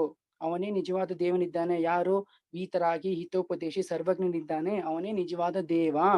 ಇನ್ನು ಆ ನಿಜವಾದ ದೇವನಿಂದ ಉಪದೇಶಿಸಲ್ಪಟ್ಟಂತಹ ಏನು ತತ್ವದ ಸ್ವರೂಪ ಇದೆ ಅದೇ ನಿಜವಾದ ವಸ್ತು ಸ್ವರೂಪ ಇದೆ ಅಂತ ಆ ದೇವಶಾಸ್ತ್ರ ಗುರುಗಳ ಪ್ರತಿ ನಾವು ಯಥಾರ್ಥ ಶ್ರದ್ಧಾನ ಮಾಡುವುದೇ ಸಮ್ಯಕ್ತ್ವ ಇದೆ. ಅರ್ಥ ಆಯ್ತಲ್ವಾ? ಅಲ್ಲಿವ್ರಿಗೆ ಯಾರು ಅದ್ರ ಬಗ್ಗೆ ಶ್ರದ್ಧಾನ ಮಾಡ್ದಿರ ಆ ಶ್ರದ್ಧಾನ ರೂಪ ಪರಿಣಾಮ ಇಟ್ಕೊಂಡಿರ್ತಾನೆ, ಅವನು ಮಿಥ್ಯಾದೃಷ್ಟಿ ಅಂತ ಅನ್ಸ್ಕೊಳ್ತಾನೆ. ಇನ್ನು 5ನೇ ಪ್ರಶ್ನೆ, ಮಿಥ್ಯಾದೃಷ್ಟಿಯ ಎಷ್ಟು ಭೇದಗಳಿದೆ? ಮಿಥ್ಯಾದೃಷ್ಟಿಗಳಲ್ಲೂ ಸಹ 2 ಭೇದ ಮಾಡಿದ್ದಾರೆ. ಯಾವ್ದು 2 ಭೇದ? ಮೊದಲನೇದು ಸ್ವಸ್ಥಾನ ಮಿಥ್ಯಾದೃಷ್ಟಿ, ಎರಡನೇದು ಸಾತಿಶಯ ಮಿಥ್ಯಾದೃಷ್ಟಿ. ಅರ್ಥ ಆಯ್ತಲ್ವಾ? ಇನ್ನು ಸ್ವಸ್ಥಾನ ಮಿಥ್ಯಾದೃಷ್ಟಿ ಅಂದ್ರೆ ಏನು ನೋಡಿ, ಯಾವ ಜೀವವು ಮಿಥ್ಯಾತ್ವದಲ್ಲೇ ರಚಪಚನಾಗಿರ್ತಾನೆ, ಕೂದೇವ ಕೂಶಾಸ್ತ್ರ ಗುರುಗಳನ್ನು ಬಿಡೋದೇ ಇಲ್ಲ ಅವನು. ಎಷ್ಟು ನಾವು ಧರ್ಮದ ಸ್ವರೂಪ ತಿಳಿಸಿದ್ರೇನು, ನಿಜವಾದ ದೇವಶಾಸ್ತ್ರಗಳ ಸ್ವರೂಪವನ್ನು ತಿಳಿಸಿದ್ರೇನು ಬಿಡಕ್ಕೆ ತಯಾರಿಲ್ಲ. ಇಲ್ಲಪ್ಪ ನಾವು ನಮ್ಮ ಇಲ್ಲೂ ಬರ್ತೀವಿ ಅಲ್ಲೂ ಹೋಗ್ತೀವಿ, ಅವನು ನಿಜವಾದ ದೇವನೇ. ವಸ್ತ್ರಧಾರಿಗಳಿಗೂ ಪೂಜೆ ಮಾಡೋದು, ವಸ್ತ್ರಧಾರಿಗಳಿಗೂ ಆರತಿ ಮಾಡೋದು, ಅಭಿಷೇಕ ಮಾಡೋದು, ಅವರು ಸಹ ದೇವರು. ಇಂತಹ ಒಂದು ಅಜ್ಞಾನ ಭಾವ, ಸದಾ ಅಜ್ಞಾನದಲ್ಲೇ ಅಶ್ರದ್ಧಾನದಲ್ಲೇ ರಚಪಚನಾಗಿರ್ತಾನೆ ಅಂತವ್ರಿಗೆ ಏನ್ ಹೇಳ್ತಾರೆ? ಸಾತಿಶಯ ಮಿಥ್ಯಾದೃಷ್ಟಿ. ಅಂದ್ರೆ ಸದಾ ಮಿಥ್ಯಾತ್ವದಲ್ಲೇ, ಅಜ್ಞಾನದಲ್ಲೇ, ಅಶ್ರದ್ಧಾನದಲ್ಲೇ, ಮಿಥ್ಯಾ ಕ್ರಿಯೆಗಳಲ್ಲೇ ರಚಪಚನಾಗಿರ್ತಾನೆ. ಅವನು ಸ್ವಸ್ಥಾನ, ತನ್ನ ಸ್ಥಾನದಲ್ಲೇ ಇರ್ತಾನೆ, ಮುಂದೆ ಒರೆಯೋದೇ ಇಲ್ಲ. ಅವನು ತನ್ನ ಸ್ಥಾನದಲ್ಲೇ ಆ ಮಿಥ್ಯಾವಸ್ಥೆಯಲ್ಲೇ ಸಂಸಾರ ಪರಿಭ್ರಮಣೆ ಅನಂತ ಕಾಲದವರೆಗೂ ಮಾಡ್ತಾನೆ ಇರ್ತಾನೆ. ಅವನು ಏನು ಸ್ವಸ್ಥಾನ ಮಿಥ್ಯಾದೃಷ್ಟಿ ಇದ್ದಾನೆ. ಇನ್ನು 2ನೇದು ಏನ್ ಹೇಳಿದ್ದಾರೆ? ಸಾತಿಶಯ ಮಿಥ್ಯಾದೃಷ್ಟಿ. ಸಾತಿಶಯ ಮಿಥ್ಯಾದೃಷ್ಟಿ ಅಂದ್ರೆ ಏನು? ಸಮ್ಯಕ್ ದರ್ಶನದ ಪ್ರಾಪ್ತಿಯ ಸಮ್ಮುಖ ಇರುವಂತಹ ಜೀವ, ಅಂದ್ರೆ ಸಮ್ಯಕ್ ದರ್ಶನದ ಪ್ರಾಪ್ತಿಯ ಸಮ್ಮುಖ ಇರುವಂತಹ ಜೀವ ಯಾವ ಒಂದು ಅಧಃಕರಣ, ಅಪೂರ್ವಕರಣ ಮತ್ತು ಅನಿವೃತ್ತೀಕರಣ ರೂಪ ಪರಿಣಾಮವನ್ನು ಮಾಡುತ್ತಾನೆಯೋ ಅಂತ ಪರಿಣಾಮದಿಂದ ಯುಕ್ತನಾಗಿರುವಂತಹ ಜೀವನ ಸಾತಿಶಯ ಮಿಥ್ಯಾದೃಷ್ಟಿ. ಅಂದ್ರೆ ಏನು ನೋಡಿ, ಅಧಃಕರಣ, ಅಪೂರ್ವಕರಣ, ಅನಿವೃತ್ತೀಕರಣ ಅಂದ್ರೆ ಏನು ಅಂತ ಮುಂದೆ ಬರುತ್ತೆ, ಅದನ್ನ ನಾನು ಹೇಳ್ತೇನೆ. ಈಗ ನಾನು ಹೆಚ್ಚು ಅದು ಮಾಹಿತಿ ಕೊಡಕ್ ಹೋಗೋದಿಲ್ಲ. ಬಟ್ ಈ ಅಧಃಕರಣ, ಅಪೂರ್ವಕರಣ, ಈ ಕರ್ಣ ಲಬ್ಧಿ ಏನ್ ಕೊಟ್ಟಿದ್ದಾರಲ್ಲ, ಅಧಃಕರಣ, ಅಪೂರ್ವಕರಣ, ಅನಿವೃತ್ತೀಕರಣ, ಇದಕ್ಕಿಂತ ಮುಂಚೆ ಅವಶ್ಯಕವಾಗಿ ಏನೋ ಒಂದು 4 ಲಬ್ಧಿಗಳು ಬೇಕಾಗತ್ತೆ. ಆ ಲಬ್ಧಿಗಳ ಬಗ್ಗೆ ನಿಮ್ಗೆ ಮೊದಲು ನಾನು ಹೇಳ್ತೀನಿ. ಈ ಪುಸ್ತಕದಲ್ಲಿ ಕೊಟ್ಟಿಲ್ಲ, ಬಟ್ ಅದನ್ನ ನಾನು ಹೇಳ್ತೀನಿ, ಚೆನ್ನಾಗಿ ಅರ್ಥ ಮಾಡ್ಕೊಳ್ಳಿ. ಆ 4 ಲಬ್ಧಿ ಆದ್ಮೇಲೆ 5ನೇ ಲಬ್ಧಿ ಕರ್ಣ ಲಬ್ಧಿ ಬರುತ್ತೆ. ಸೊ ಇಲ್ಲಿ ಏನ್ ಕೊಟ್ಟಿದ್ದಾರೆ ಅಂದ್ರೆ ನೋಡಿ, ಸಮ್ಯಕ್ ದೃಷ್ಟಿ, ಒಬ್ಬ ಮಿಥ್ಯಾದೃಷ್ಟಿ ಜೀವ ಇದ್ದಾನೆ. ಆ ಮಿಥ್ಯಾದೃಷ್ಟಿ ಜೀವ ಈಗ ಅವನು ಏನ್ ಮಾಡಿದಾನೆ? ನಿಜವಾದ ದೇವಶಾಸ್ತ್ರ ಗುರುಗಳ ಸ್ವರೂಪವನ್ನು ತಿಳ್ಕೊಂಡ, ವಸ್ತು ಸ್ವರೂಪವನ್ನು ತಿಳ್ಕೊಂಡ, ಮತ್ತೆ ಅವನು ತನ್ನ ಮಂದ ಕಷಾಯಿಯಾಗಿದ್ದಾನೆ. ಮತ್ತೆ ಒಂದು ಏನ್ ನಿಜವಾದ ದೇವಶಾಸ್ತ್ರ ಗುರುಗಳ ಪ್ರತಿ ಅವನು ಯಥಾರ್ಥ ಶ್ರದ್ಧಾನವನ್ನು ಹೊಂದ್ತಾ ಇದ್ದಾನೆ. ಆ ಹೊಂದಬೇಕಾದ್ರೆ ಏನು ಒಂದು ಅವನ ಆತ್ಮನಲ್ಲಿ ಒಂದು ವಿಶುದ್ಧಿ ಪರಿಣಾಮ ಆಗುತ್ತಲ್ವಾ? ಆ ವಿಶುದ್ಧಿ ಪರಿಣಾಮದಿಂದ ಅವನ ಆತ್ಮನಲ್ಲಿ ಏನಾಗತ್ತೆ? 3 ಕ್ರಿಯೆಗಳಾಗತ್ತೆ. ಯಾವುದು ಅಂದ್ರೆ ಇದೆಲ್ಲ ಅಂತರಂಗದ ಕರ್ಮಗಳಲ್ಲಿ ಆತ್ಮನ ವಿಶುದ್ಧಿಯ ಕಾರಣದಿಂದ ಅಂತರಂಗದಲ್ಲಿ ಕರ್ಮಗಳ ಸ್ಥಿತಿಗಳು ಬದಲಾವಣೆ ಆಗುತ್ತೆ. ಅದು 3 ಪ್ರೋಸೆಸ್ ಆಗುತ್ತೆ. ಯಾವುದು? ಮಿಥ್ಯಾದೃಷ್ಟಿ ಜೀವ ಸಮ್ಯಕ್ ದರ್ಶನ ಇನ್ನೇನ್ ಪ್ರಾಪ್ತಿ ಮಾಡ್ಕೊಳ್ತಾ ಇರ್ತಾನಲ್ಲ, ಪ್ರಥಮೋಪಶಮ ಸಮ್ಯಕ್ ದರ್ಶನ ಪ್ರಾಪ್ತಿ ಮಾಡ್ಕೊಳ್ಬೇಕಾದ್ರೆ ಅವನಿಗೆ ಆ ಸಮ್ಯಕ್ ದರ್ಶನ ಪ್ರಾಪ್ತಿಯ ಸಮ್ಮುಖದಲ್ಲಿ ಇರುವಂತ ಜೀವಿಗೆ ಅಧಃಕರಣ, ಅಪೂರ್ವಕರಣ, ಅನಿವೃತ್ತೀಕರಣ ರೂಪ ಪರಿಣಾಮಗಳಾಗತ್ತೆ. ಅಂದ್ರೆ ಪರಿಣಾಮದ ವಿಶುದ್ಧಿಗಳ ಸ್ಟೇಜ್ ಅದು. ಅರ್ಥ ಆಯ್ತಲ್ಲ? ಒಂದಕ್ಕಿಂತ ಒಂದು ಸ್ಟೇಜ್ ವಿಶುದ್ಧಿ ಹೆಚ್ಚುತ್ತಾ ಹೋಗುವುದು. ಆ ವಿಶುದ್ಧಿಯ ಸ್ಟೇಜ್ಗೆ ಏನಂತ ಹೇಳ್ತಾರೆ? ಅಧಃಕರಣ, ಅಪೂರ್ವಕರಣ, ಅನಿವೃತ್ತೀಕರಣ ಅಂತ ಹೇಳ್ತಾರೆ. ಸೊ ಈ ರೀತಿಯಾದಂತ ಪರಿಣಾಮ ಮಾಡುತ್ತಿರುವಂತ ಜೀವಿಗೆ ಅಥವಾ ಈ ರೀತಿಯ ಪರಿಣಾಮದಿಂದ ಯುಕ್ತವಾಗಿರುವಂತಹ ಜೀವಿಗೆ ಸಾತಿಶಯ ಮಿಥ್ಯಾದೃಷ್ಟಿ ಅಂತ ಹೇಳ್ತಾರೆ. ಅಂದ್ರೆ ಅವನು ನಿಯಮದಿಂದ ಆ ಮಿಥ್ಯಾದೃಷ್ಟಿ ಸಮ್ಯಕ್ತವನ್ನು ಪ್ರಾಪ್ತಿ ಮಾಡ್ಕೊಳ್ತಾ ಇದ್ದಾನೆ. ಒಮ್ಮೆ ಈ ಏನು ಅಧಕರಣ ಅಪೂರ್ವಕರಣ ಅನಿವೃತ್ತಿಕರಣ ಪ್ರೋಸೆಸ್ ಸ್ಟಾರ್ಟ್ ಆಯ್ತು ಅಂತ ತಿಳ್ಕೊಳ್ಳಿ, ಆ ವಿಶುದ್ಧಿ ಪರಿಣಾಮ ಸ್ಟಾರ್ಟ್ ಆಯ್ತು ಅಂತಂದ್ರೆ ಆ ಪರಿಣಾಮಗಳು ನಿಯಮದಿಂದ ಅವನನ್ನು ಸಮ್ಯಕ್ ದೃಷ್ಟಿ ಮಾಡೇ ಬಿಡ್ತವೆ. ಅರ್ಥ ಆಯ್ತಲ್ವಾ? ಆ ಮಿಥ್ಯಾ ದೃಷ್ಟಿ ನಿಯಮದಿಂದ ಸಮ್ಯಕ್ ದೃಷ್ಟಿ ಆಗೇ ಆಗ್ತಾನೆ. ಒಂದ್ಸಲಿ ಕರಣ ಲಬ್ಧಿ ಸ್ಟಾರ್ಟ್ ಆಯ್ತು ಅಂದ್ರೆ ಅವ್ನ ನಿಯಮದಿಂದ ಸಮ್ಯಕ್ ದೃಷ್ಟಿ ಆಗೇ ಆಗ್ತಾನೆ. ಆ ಕರ್ಣ ಲಬ್ಧಿಯಲ್ಲಿ ಈ 3 ಪ್ರೋಸೆಸ್ ಆಗುತ್ತೆ. ಸೊ ಯಾರು ಸಮ್ಯಕ್ ಮಿಥ್ಯಾತ್ವದಿಂದ ಸಮ್ಯಕ್ತವನ್ನು ಪ್ರಾಪ್ತಿ ಮಾಡ್ಕೊಳ್ತಾ ಇದ್ದಾನೆ, ಆ ಪ್ರೋಸೆಸ್ ನಲ್ಲಿ ಇದ್ದಾನೆ, ಅಂತಹ ಒಬ್ಬ ಮಿಥ್ಯಾದೃಷ್ಟಿ ಜೀವಿಗೆ ಸಾತಿಶಯ ಮಿಥ್ಯಾದೃಷ್ಟಿ. ಇನ್ನು ಸಮ್ಯಕ್ತವನ್ನು ಪಡ್ಕೊಳ್ಳೋ ಇಚ್ಛೆನೇ ಇಲ್ಲ ಅವನ್ಗೆ. ಧರ್ಮದ ಸ್ವರೂಪ ಹೇಳಿದ್ರೇನು ಕೇಳೋದೇ ಇಲ್ಲ, ತನ್ನದೇ ಸರಿ ಅಂತಾನೆ. ವಸ್ತ್ರಧಾರಿಗಳೇ ನಾನ್ ದೇವರು, ನನ್ ಪೂಜೆ ಮಾಡಲು ಯೋಗ್ಯರು ಅಂತ ವಸ್ತ್ರಧಾರಿಗಳಿಗೂ ಪೂಜೆ ಮಾಡ್ತಾನೆ. ಕುಶಾಸ್ತ್ರಗಳನ್ನೇ ನಂಬ್ತಾನೆ, ಅವ್ರನ್ನೇ ದೇವರು ಅಂತ ಪೂಜೆ ಮಾಡ್ತಿರ್ತಾನೆ.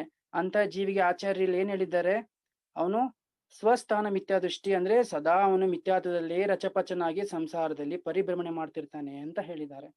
ಓಕೆ, ಇನ್ನು ನೋಡಿ, ಇಲ್ಲಿ ಸಮ್ಯಕ್ ದರ್ಶನ ಪ್ರಾಪ್ತಿ ಆಗ್ಬೇಕಾದ್ರೆ ಮೊದಲು ನಮ್ಗೆ ಏನೆಲ್ಲ ಯೋಗ್ಯತೆಗಳು ಇರ್ಬೇಕು ಅಂತ ನಾವು ಫಸ್ಟ್ ತಿಳ್ಕೊಳ್ಳೋಣ.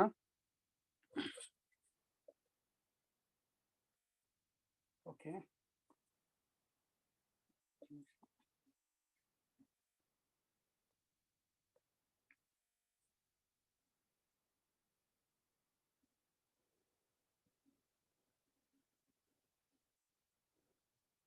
ನೋಡಿ, ಸಮ್ಯಕ್ ದರ್ಶನ ಪ್ರಾಪ್ತಿ ಮಾಡ್ಕೊಳ್ಬೇಕಾದ್ರೆ ನೋಡಿ 4 ಗತಿಯ ಜೀವಿಯು ಸಹ ಸಮ್ಯಕ್ ದರ್ಶನವನ್ನ ಪ್ರಾಪ್ತಿ ಮಾಡ್ಕೊಬಹುದು. ಅರ್ಥ ಆಯ್ತಲ್ವಾ? 4 ಗತಿಯ ಜೀವಿಗೂ ಸಹ ಸಮ್ಯಕ್ ದರ್ಶನವನ್ನು ಪ್ರಾಪ್ತಿ ಮಾಡ್ಕೊಳ್ಳುವಂತಹ ಯೋಗ್ಯತೆ 4 ಗತಿಯ ಜೀವಿಗಳಿಗೂ ಇದೆ.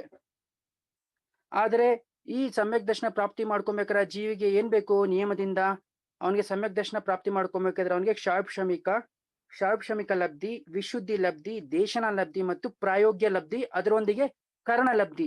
ಈ 5 ಲಬ್ಧಿಗಳು ಆ ಜೀವಕ್ಕೆ ಯಾವಾಗ ಪ್ರಾಪ್ತ ಆಗುತ್ತೆ ಆಗ ಆ ಜೀವಕ್ಕೆ ನಿಯಮದಿಂದ ಏನಾಗುತ್ತೆ? ಸಮ್ಯಕ್ ದರ್ಶನವನ್ನು ಪ್ರಾಪ್ತಿ ಮಾಡ್ಕೊಳ್ತಾನೆ. ಅಂದ್ರೆ ಇವೆಲ್ಲ ಏನು ಅಂದ್ರೆ ಲಬ್ಧಿ ಅಂದ್ರೆ ಏನು? ಲಬ್ಧಿ ಅಂದ್ರೆ ಪ್ರಾಪ್ತಿ. ಅಂದ್ರೆ ಪ್ರಾಪ್ತಿ ಅಂದ್ರೆ ಏನು? ಲಬ್ಧಿ ಅಂದ್ರೆ ಪ್ರಾಪ್ತಿ ಅಂದ್ರೆ ಸಮ್ಯಕ್ತವನ್ನು ಗ್ರಹಣೆ ಮಾಡಲು ಯೋಗ್ಯವಾದಂತಹ ಸಾಮಗ್ರಿಗಳ ಪ್ರಾಪ್ತಿ. ಅರ್ಥ ಆಯ್ತಲ್ವಾ? ನಮ್ಗೆ ಸಮ್ಯಕ್ತ ಆಗ್ಬೇಕಾದ್ರೆ ಈ 5 ವಸ್ತುಗಳ ನಮ್ಗೆ ಈ 5 ವಸ್ತುಗಳ ಪ್ರಾಪ್ತಿ ಆಗ್ಬೇಕು. ಅದಕ್ಕೆ ಏನಂತಾರೆ? ಲಬ್ಧಿ ಅಂದ್ರೆ ಪ್ರಾಪ್ತಿ ಅಂದ್ರೆ ಏನ್ ಪ್ರಾಪ್ತಿ ಆಗ್ಬೇಕು ನಮ್ಗೆ? ಸಮ್ಯಕ್ ದರ್ಶನ ಆಗ್ಬೇಕಾದ್ರೆ, ಸಮ್ಯಕ್ ದರ್ಶನ ಪ್ರಾಪ್ತಿ ಮಾಡ್ಕೊಳ್ಬೇಕಾದ್ರೆ ನಮ್ಗೆ ಯೋಗ್ಯವಾದಂತಹ ಸಾಮಗ್ರಿ ಬೇಕು. ಆ ಸಾಮಗ್ರಿಗೆ ಪ್ರಾಪ್ತಿ ಅಂತ ಹೇಳ್ತೇವೆ. ಆ ಯೋಗ್ಯವಾದಂತಹ ಸಾಮಗ್ರಿಗಳು ಯಾವುದು? 1 ಕ್ಷೌಕ್ಷಮಿಕ ಲಬ್ಧಿ, 2ನೇದು ವಿಶುದ್ಧಿ ಲಬ್ಧಿ, 3ನೇದು ದೇಶನ ಲಬ್ಧಿ, 4ನೇದು ಪ್ರಾಯೋಗ್ಯ ಲಬ್ಧಿ, 5ನೇದು ಕರ್ಣ ಲಬ್ಧಿ. ಈಗ ಒಂದೊಂದೇ ನಾವು ತಿಳ್ಕೊಳ್ಳೋಣ. ಏನು ಹಂಗಂದ್ರೆ ಕ್ಷೌಕ್ಷಮ ಲಬ್ಧಿ ಅಂದ್ರೆ ಏನು ಅಂತ ತಿಳ್ಕೊಳ್ಳೋಣ. ನೋಡಿ,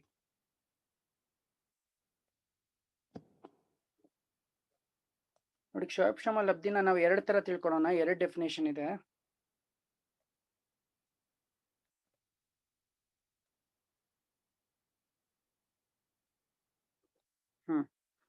ನೋಡಿ, ಸಮ್ಯಕ್ ದರ್ಶನ ಈ 3 ಕಾಲದಲ್ಲಿ ಅತ್ಯಂತ ದುರ್ಲಭವಾಗಿದೆ. ಸಮ್ಯಕ್ ದರ್ಶನ ಪ್ರಾಪ್ತಿ ಅಷ್ಟು ಸುಲಭ ಅಲ್ಲ, ತುಂಬಾ ದುರ್ಲಭ ಅಲ್ವಾ?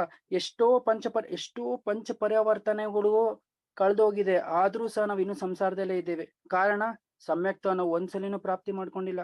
ಒಂದ್ಸಲಿ ನಾವು ಸಮ್ಯಕ್ತ ಪ್ರಾಪ್ತಿ ಮಾಡ್ಕೊಂಡಿದ್ರೆ ಅರ್ಧ ಪುದ್ಗಲ ಪರಿವರ್ತನೆ ಕಾಲದಲ್ಲಿ ನಾವು ಮೋಕ್ಷಕ್ಕೆ ಹೋಗ್ಬೇಕಾಯ್ತು.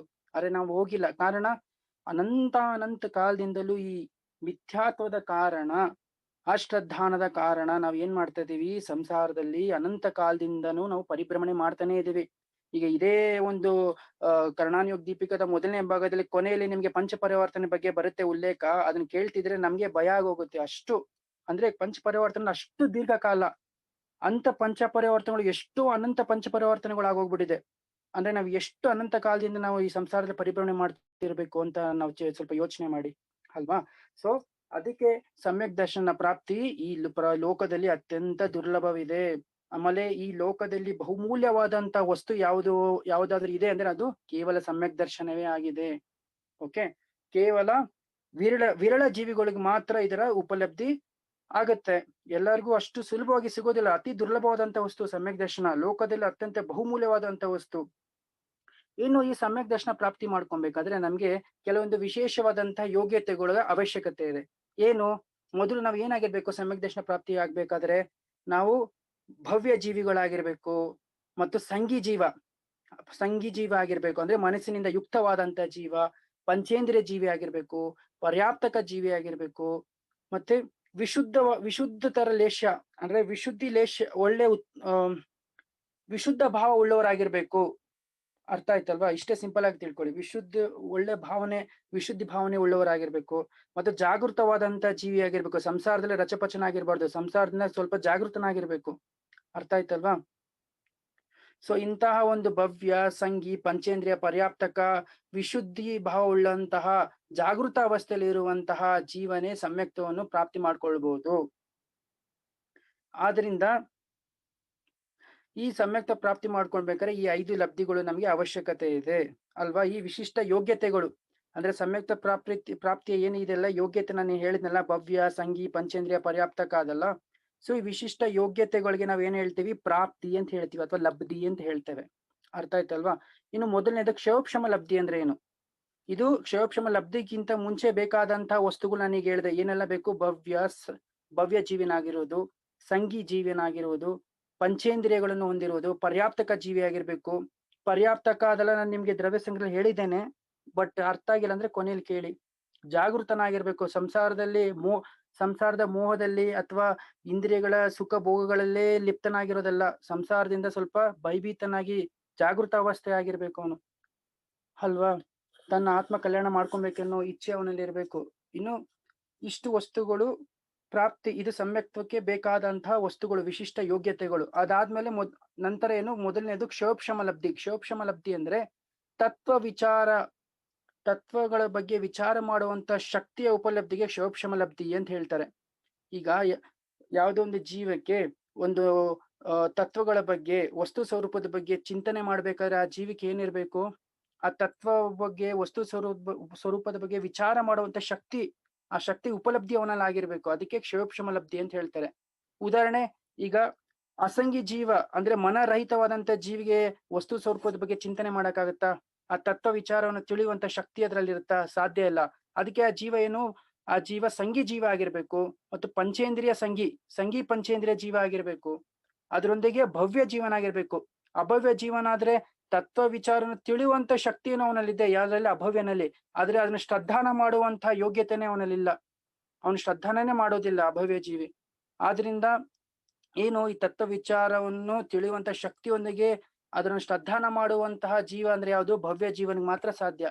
ಸೊ ಅದಕ್ಕೆ ಜೀವ ಭವ್ಯನಾಗಿರುವುದು, ಸಂಘಿ ಪಂಚೇಂದ್ರಿಯನಾಗಿರೋದು, ಮತ್ತೆ ಪರ್ಯಾಪ್ತಕ ಜೀವಿ ಆಗಿರೋದು, ಇವೆಲ್ಲ ಏನಿದೆ? ಇವು ಈ ಲಬ್ಧಿಯ ಕಾರ್ಯವಿದೆ. ಯಾವುದು? ಕ್ಷಯೋಕ್ಷಮ ಲಬ್ಧಿಯ ಕಾರ್ಯವಿದೆ. ತತ್ವ ವಿಚಾರದ ಬಗ್ಗೆ ಚಿಂತನೆ ಮಾಡುವಂತ ಶಕ್ತಿ ಯಾವ ಜೀವಿಗೆ ಪ್ರಾಪ್ತಿಯಾಗುತ್ತದೆ? ವಿಚಾರದ ಶಕ್ತಿಯೊಂದಿಗೆ ಶ್ರದ್ಧಾನ. ನೋಡಿ, ವಿಚಾರ ಮಾಡುವಂತ ಶಕ್ತಿ ಭವ್ಯಕ್ಕೂ ಆಗತ್ತೆ, ಅಭವ್ಯಕ್ಕೂ ಆಗತ್ತೆ. ಅರ್ಥ ಆಗ್ತಿದೆಯಲ್ವಾ? ಆದ್ರೆ ಸಮ್ಯಕ್ತ ಪ್ರಾಪ್ತಿ ಮಾಡ್ಕೊಬೇಕಾದ್ರೆ ಅದು ಭವ್ಯ ಜೀವಿಗೆ ಮಾತ್ರನೇ ಸಾಧ್ಯ. ಇದು ಸಮ್ಯಕ್ತ ಪ್ರಾಪ್ತಿ ಅಪೇಕ್ಷೆಯಿಂದ ನಾನು ಹೇಳ್ತಿದ್ದೇನೆ.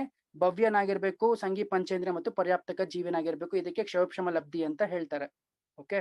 ಇನ್ನು ಧವಳಾದಿ ಗ್ರಂಥದಲ್ಲಿ ಕ್ಷಯೋಕ್ಷಮ ಲಬ್ಧಿ ಬಗ್ಗೆ ಆಚಾರ್ಯ ಏನ್ ಹೇಳಿದ್ದಾರೆ ಅಂತ ತಿಳ್ಕೊಳ್ಳೋಣ.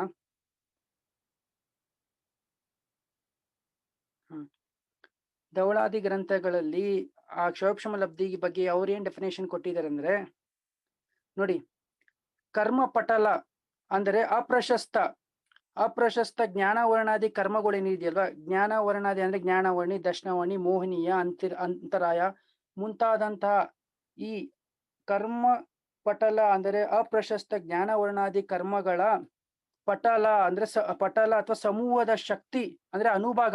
ಈ ಜ್ಞಾನ ವರ್ಣಾದಿ ಕರ್ಮಗಳೇನಿದೆಯಲ್ವಾ? ಈ ಕರ್ಮಗಳ ಅನುಭಾಗವು ಪ್ರತಿ ಸಮಯ ಕ್ರಮದಿಂದ ಅನಂತ ಗುಣಿ ಹೀನನಾಗುವುದು. ಅರ್ಥ ಆಗ್ತಿದೆಯಲ್ವಾ? ಹೀನ ಆಗುತ್ತಾ ಅದು ಏನಾಗುತ್ತೆ? ಅದ್ರ ಅನುಭಾಗ ಅಂದ್ರೆ ಕರ್ಮಗಳು ಫಲ ಕೊಡುವಂತ ಶಕ್ತಿಗೆ. ಅರ್ಥ ಆಗ್ತಿಲ್ಲ? ಅನುಭಾಗ ಅಂದ್ರೆ ಫಲ ನೀಡುವಂತ ಶಕ್ತಿ. ಅದು ಎಷ್ಟು ಪ್ರಮಾಣದಲ್ಲಿ ನಮ್ಗೆ ಫಲವನ್ನು ಕೊಡ್ತಾ ಇದೆ ಅನ್ನೋದಕ್ಕೆ ಅನುಭಾಗ ಅಂತ ಹೇಳ್ತಾರೆ. ಕರ್ಮವು ಫಲ ನೀಡುವಂತ ಶಕ್ತಿಗೆ ಅನುಭಾಗ ಅಂತ ಹೇಳ್ತಾರೆ. ಸೊ ಜ್ಞಾನವರ್ಣಾದಿಯ ಕರ್ಮಗಳು ಪ್ರತಿ ಸಮಯ ಕ್ರಮದಿಂದ ಅನಂತ ಗುಣಿ ಹೀನ ಆಗುತ್ತಾ ಮತ್ತೆ ಉದೀರ್ಣನೂ ಸಹ ಆಗುತ್ತೆ. ಉದೀರ್ಣನೂ ಆಗುತ್ತಾ? ಒಂದ್ ನಿಮಿಷ ಹೇಳ್ತೇನೆ ಇನ್ನೊಂದ್ಸಲಿ ನೋಡಿ. ಪೂರ್ವ ಸಂಚಿತ, ಈಗ ನಾವು ಎಂಟು ಕರ್ಮಗಳು ಅಂತ ಹೇಳ್ತೇವೆ. ಆ 8 ಕರ್ಮಗಳಲ್ಲಿ ಆಯು ಕರ್ಮ ಒಂದು ಬಿಟ್ಟು ಉಳಿದ 7 ಕರ್ಮಗಳು ಏನಿದೆಯಲ್ವಾ, ಪೂರ್ವ ಸಂಚಿತ ಆ ಕರ್ಮಗಳು ಆ ಅಪ್ರಶಸ್ತ ಕರ್ಮ. ಅಪ್ರಶಸ್ತ ಅಂದ್ರೆ ಪಾಪ ಕರ್ಮಗಳು. ಯಾವುದು? ಜ್ಞಾನ ವರ್ಣಾದಿ ಈ ಪಾಪ ಕರ್ಮಗಳು ಏನಿದೆಯಲ್ವಾ, ಅಪ್ರಶಸ್ತ ಕರ್ಮ ಅಂದ್ರೆ ಪಾಪ ಕರ್ಮ. ಈ ಜ್ಞಾನ ವರ್ಣಾದಿ ಕರ್ಮಗಳು ಅದರ ಅನುಭಾಗ ಅಂದ್ರೆ ಫಲ ಕೊಡುವಂತ ಶಕ್ತಿ ಅನುಭಾಗ, ಅದರ ಸ್ಪರ್ಧಕಗಳ ಪ್ರತಿ ಸಮಯ ಕರ್ಮಗಳು ಕರ್ಮಗಳ ಏನಾಗುತ್ತೆ ಅಂದ್ರೆ ಅವು ಪ್ರತಿ ಸಮಯ ಆತ್ಮನ ವಿಶುದ್ಧಿಯ ಕಾರಣದಿಂದ, ಕ್ಷೋಕ್ಷಮ ಲಬ್ಧಿಯಲ್ಲಿ ಏನು ಆತ್ಮನಿಗೆ ಯಾವ ಒಂದು ವಿಶುದ್ಧಿ ಉತ್ಪನ್ನ ಆಗತ್ತೆ, ಆ ಆತ್ಮನ ವಿಶುದ್ಧಿಯ ಕಾರಣದಿಂದ ಅನಂತ ಕಾಲದಿಂದ ಸಂಚಿತವಾದಂತಹ ಯಾವ ಜ್ಞಾನವರ್ಣಾದಿ ಕರ್ಮಗಳಿದೆ, ಆ ಕರ್ಮಗಳ ಫಲ ಕೊಡುವಂತ ಶಕ್ತಿ ಏನಾಗುತ್ತೆ, ಅನಂತ ಗುಣ ಹೀನ ಆಗುತ್ತೆ. ಅರ್ಥ ಆಗ್ತಿದಿಲ್ವಾ? ಹೀನ ಸಹಿತ ಅದೇನಾಗತ್ತೆ, ನಿರ್ಜರನೂ ಆಗತ್ತೆ. ನಿರ್ಜರ ಅಂತಂದ್ರೆ ಏನು? ಉದೀರ್ಣ ಆಗತ್ತೆ. ಉದೀರ್ಣ ಫಸ್ಟ್ ಉದೀರ್ಣ ಅಂತಂದ್ರೆ ಏನು? ತನ್ನ ಸಮಯಕ್ಕಿಂತ, ತನ್ನ ಆಬಾಧ ಕಾಲ ಇದೆಯಲ್ಲ, ಆಬಾಧ ಕಾಲಕ್ಕಿಂತ ಮುಂಚೆನೆ ಅದು ಉದಯಕ್ಕೆ ಬಂದು ಏನಾಗತ್ತೆ, ಅದು ನಿರ್ಜರನೂ ಆಗತ್ತೆ. ಅದಕ್ಕೆ ಉದೀರ್ಣ ಅಂತ ಹೇಳ್ತಾರೆ. ಫಸ್ಟ್ ಏನಾಗತ್ತೆ, ಅದು ತನ್ನ ಫಲ ಕೊಡುವಂತ ಶಕ್ತಿಯನ್ನು ಅನಂತ ಗುಣ ಹೀನ ಮಾಡ್ಕೊಳುತ್ತೆ. ಹೀನ ಮಾಡ್ಕೊಂಡು ನಂತರ ಅದೇನಾಗುತ್ತೆ, ತನ್ನ ಸಮಯಕ್ಕಿಂತ ಮುಂಚೆನೆ ಉದಯಕ್ಕೆ ಬಂದು ಅದು ನಿರ್ಜರ ಆಗತ್ತೆ. ಆ ಸಮಯಕ್ಕೆ ಏನ್ ಹೇಳ್ತಾರೆ? ಕ್ಷೋಕ್ಷಮ ಲಬ್ಧಿ. ಜೀವದ ಯಾವ ಒಂದು ಆ ಪರಿಣಾಮ ಇದೆ, ಆ ಪರಿಣಾಮದಿಂದ ಆ ಜೀವದ ಅನಂತ ಕಾಲದಿಂದ ಅಥವಾ ಪೂರ್ವ ಸಂಚಿತ ಕರ್ಮಗಳ ಯಾವ ಕರ್ಮ, ಅಶುಭ ಕರ್ಮಗಳು, ಜ್ಞಾನ ವರ್ಣಾದಿ ಯಾವ ಒಂದು ಪಾಪ ಕರ್ಮಗಳಿದೆ, ಆ ಪಾಪ ಕರ್ಮಗಳ ಅನುಭಾಗ ಅಂದ್ರೆ ಫಲ ಕೊಡುವಂತ ಶಕ್ತಿಯು ಪ್ರತಿ ಸಮಯ ಅನಂತ ಗುಣಿ ಹೀನನಾಗುತ್ತಾ ಉದಯಕ್ಕೆ ಬಂದು ಅದೇನಾಗತ್ತೆ, ನಿರ್ಜರ ಆಗತ್ತೆ. ಆ ಒಂದು ಪರಿಣಾಮ ಏನಿದೆಯಲ್ಲ ಅದಕ್ಕೆ ಕ್ಷೋಕ್ಷಮ ಲಬ್ಧಿ ಅಂತ ಹೇಳ್ತಾರೆ. ಅರ್ಥ ಆಯ್ತಲ್ವಾ? ಇದು ತುಂಬಾ ಒಂದ್ ಸ್ವಲ್ಪ ಕಷ್ಟ ಇದೆ ಅನ್ಸುತ್ತೆ ಅರ್ಥ ಮಾಡ್ಕೊಳಕ್ಕೆ. ಈ ಡೆಫಿನೇಷನ್ ನಿಮ್ಗೆ ಸಿಂಪಲ್ ಆಗಿ ಅರ್ಥ ಮಾಡ್ಕೊಬೇಕಾದ್ರೆ ಇಷ್ಟೇ ಅರ್ಥ ಮಾಡ್ಕೊಳ್ಳಿ. ಕ್ಷೋಕ್ಷಮ ಲಬ್ಧಿ ಅಂದ್ರೆ ಆ ಜೀವಕ್ಕೆ ತತ್ವಗಳ ಬಗ್ಗೆ ಚಿಂತನೆ ಮಾಡುವಂತ, ವಿಚಾರ ಮಾಡುವಂತ ಶಕ್ತಿಯ ಉಪಲಬ್ಧಿಗೆ ಕ್ಷೋಕ್ಷಮ ಲಬ್ಧಿ ಅಂತ ಹೇಳ್ತಾರೆ. ಅದೇ ಆ ಶಕ್ತಿ ಯಾವಾಗ ಪ್ರಾಪ್ತಿ ಆಗುತ್ತೆ? ಜೀವ ಒಂದು ಪಂಚೇಂದ್ರಿಯ ಜೀವ ಆಗ್ಬೇಕು, ಸಂಘಿ ಪಂಚೇಂದ್ರಿಯ ಜೀವ ಆಗ್ಬೇಕು, ಭವ್ಯನಾಗಿರ್ಬೇಕು, ಪರ್ಯಾಪ್ತಕ ಜೀವನ ಆಗಿರ್ಬೇಕು. ಇದಕ್ಕೆ ಕ್ಷೋಕ್ಷಮ ಲಬ್ಧಿ ಅಂತ ಹೇಳ್ತಾರೆ. ಈಗ ಕೊಟ್ಟಿ ಡೆಫಿನೇಷನ್ ನೆನಪಲ್ಲಿ ಇಟ್ಕೊಳ್ಳಿ. ಓಕೆ. ಸೊ ಎರಡನೇದು ವಿಶುದ್ಧಿ ಲಬ್ಧಿ. ಇದು ಒಂದಾಯ್ತಾ? ಈಗ ವಿಶುದ್ಧಿ ಲಬ್ಧಿ ಅಂದ್ರೆ ಏನು ತಿಳ್ಕೊಳ್ಳೋಣ. ನೋಡಿ, ವಿಶುದ್ಧಿ ಲಬ್ಧಿ ಅಂದ್ರೆ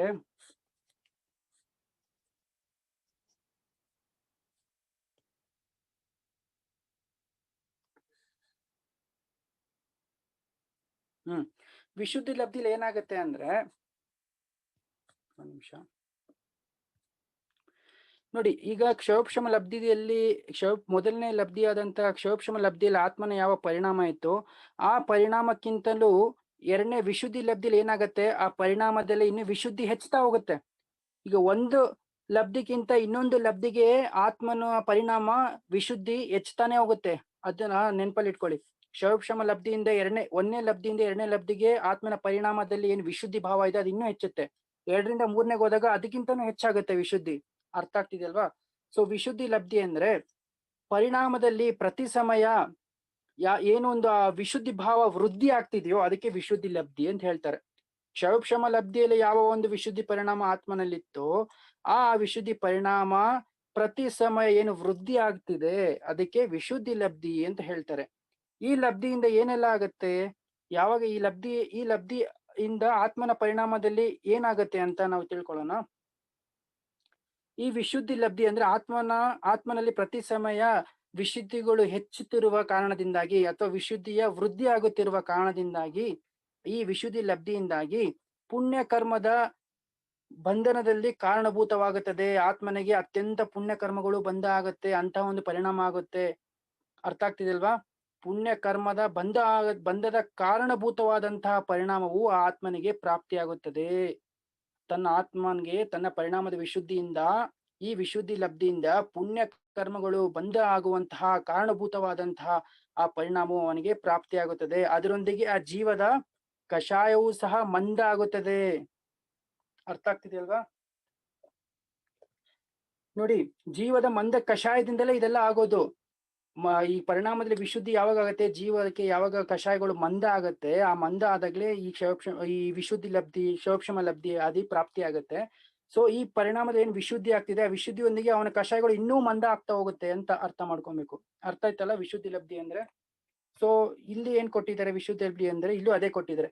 ಕ್ಷೋಕ್ಷಮ ಲಬ್ಧಿ ಆಗಿದ ನಂತರ ಧರ್ಮಾನುರಾಗ ರೂಪ ಪರಿಣಾಮ ಮತ್ತು ಸಾತಾವೇದಿನಿ ಆದಿ ಪ್ರಶಸ್ತ ಪ್ರಕೃತಿಯ ಬಂಧಕ್ಕೆ ಯೋಗ್ಯವಾದಂತ ಪರಿಣಾಮ ಏನಿದೆಯೋ ಅದಕ್ಕೆ ವಿಶುದ್ಧಿ ಲಬ್ಧಿ ಅಂತ ಹೇಳ್ತಾರೆ. ಕ್ಷೋಕ್ಷಮ ಲಬ್ಧಿ ಆದ್ಮೇಲೆ ಆತ್ಮನಲ್ಲಿ ಏನು ನಿರಂತರ ತನ್ನ ಪರಿಣಾಮದಲ್ಲಿ ವಿಶುದ್ಧಿ ಹೆಚ್ಚುತ್ತಾ ಇದೆ, ಅದಕ್ಕೆ ವಿಶುದ್ಧಿ ಲಬ್ಧಿ ಅಂತಾರೆ. ಇನ್ನು ಹೆಚ್ಚುತ್ತಿರುವ ವಿಶುದ್ಧಿಯ ಕಾರಣದಿಂದ, ಆತ್ಮನ ಪರಿಣಾಮದಲ್ಲಿ ಹೆಚ್ಚುತ್ತಿರುವ ವಿಶುದ್ಧಿಯ ಪರಿಣಾಮದ ಕಾರಣದಿಂದ ಆ ಜೀವಕ್ಕೆ ಏನು ಪ್ರಶಸ್ತ ಕರ್ಮಗಳು ಅಂದ್ರೆ ಯಾವುದು, ಪ್ರಶಸ್ತ ಪ್ರಕೃತಿಗಳು ಅಂತ ಅಂದ್ರೆ ಪುಣ್ಯ ಕರ್ಮಗಳು, ಸಾತಾವೇದಿನಿ ಅಂತ ಹೇಳ್ತೀವಲ್ವಾ, ಆ ಕರ್ಮಗಳು ಬಂಧಕ್ಕೆ ಯೋಗ್ಯವಾದಂತಹ ಪರಿಣಾಮವು ಆಗುತ್ತದೆ. ಇದಕ್ಕೆ ವಿಶುದ್ಧಿ ಲಬ್ಧಿ ಅಂತ ಹೇಳ್ತೇವೆ. ಅರ್ಥ ಆಯ್ತಲ್ವಾ? ಏನಾಗುತ್ತೆ ಅಂತ ಇದ್ರಲ್ಲೂ ಸಹ ನೋಡಿ. ಓಕೆ, ಇಷ್ಟು ಸಾಕನ್ಸುತ್ತೆ, ಇಲ್ಲ ಹೆಚ್ಚು ಡೆಫಿನೇಷನ್ ಕೊಟ್ಟರೆ ಕನ್ಫ್ಯೂಸ್ ಆಗುತ್ತೆ. ಓಕೆ, ಎರಡಾಯ್ತು. ನೆಕ್ಸ್ಟ್ ದೇಶನಾ ಲಬ್ಧಿ. ನೋಡಿ, ದೇಶನಾ ಲಬ್ಧಿ ಅಂದ್ರೆ ಏನು?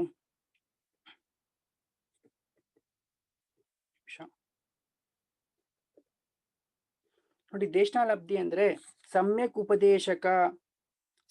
ಉಪದೇಶದ ಶ್ರವಣ ಮಾಡುವುದು ಅಥವಾ ಮನನ ಮಾಡುವುದು, ಇದು ಲಬ್ಧಿ ಅಂತ ಅನ್ಸ್ಕೊಳುತ್ತೆ. ಅಂದ್ರೆ ದೇಶನಾ ಲಬ್ಧಿ ಅಂತ ಅನ್ಸ್ಕೊಳುತ್ತೆ. ಅಂದ್ರೆ ಏನು ಭಗವಂತರು ಏನ್ ನಮ್ಗೆ ಉಪದೇಶ ಕೊಟ್ಟಿದ್ದಾರೆ, ಆ ಉಪದೇಶ ಭಗವಂತರಿಂದ ಹೊರಡಲ್ಪಟ್ಟಂತ ಏನಾದ್ರು ಉಪದೇಶ ಇದೆ, ಆ ಸಮ್ಯಕ್ ಉಪದೇಶ ಇದೆ, ಸಮೀಚೀನ ಉಪದೇಶ ಇದೆ, ಆ ಉಪದೇಶವನ್ನು ಶ್ರವಣ ಮಾಡುವುದು, ಗ್ರಹಣ ಮಾಡುವುದು, ಮನನ ಮಾಡುವುದು, ಅನುಕರಣೆ ಮಾಡುವುದು, ಇದೆಲ್ಲ ಏನಿದೆ ದೇಶನಾ ಲಬ್ಧಿ ಇದೆ. ಈ ತತ್ವೋಪದೇಶ ನಮ್ಗೆ ಯಾರಿಂದೆಲ್ಲ ಸಿಗುತ್ತೆ? ತೀರ್ಥಂಕರ ಭಗವಂತರಿಂದ, ನಿರ್ಗ್ರಂಥ ಆಚಾರ್ಯರಿಂದ, ಮುನಿಗಳ ಸಮಾಗಮ ಆದಾಗ, ಅಥವಾ ನಾವು ಶಾಸ್ತ್ರಾಭ್ಯಾಸದಿಂದ ಸ್ವಾಧ್ಯಾಯ ಮಾಡ್ತೇವೆ, ಶಾಸ್ತ್ರಾಭ್ಯಾಸ ಮಾಡ್ತೇವೆ, ಮುನಿಗಳ ಉಪದೇಶ ಕೇಳ್ತೇವೆ ಅಲ್ವಾ. ಸೊ ಇವುಗಳಿಂದ ನಮ್ಗೆ ಏನಾಗುತ್ತೆ, ದೇಶನಾ ಲಬ್ಧಿಯು ಪ್ರಾಪ್ತಿ ಆಗುತ್ತದೆ. ಸೊ ಇವುಗಳ ಶಾಸ್ತ್ರಾಭ್ಯಾಸ ಮಾಡುವುದು, ಅವುಗಳ ಮನನ ಮಾಡುವುದು, ಶ್ರವಣ ಮಾಡುವುದು, ಇವೆಲ್ಲ ಏನಿದೆ ದೇಶನಾ ಲಬ್ಧಿ ಇದೆ. ಅರ್ಥ ಆಯ್ತಲ್ವಾ? ಈ ದೇಶನಾ ಲಬ್ಧಿಯಿಂದಲೂ ಆತ್ಮನಿಗೆ ಇನ್ನೂ ಪರಿಣಾಮದಲ್ಲಿ ವಿಶುದ್ಧಿ ಹೆಚ್ಚುತ್ತಾ ಹೋಗುತ್ತೆ. ಇನ್ನು ನಾಲ್ಕನೇದು ಪ್ರಾಯೋಗ್ಯ ಲಬ್ಧಿ.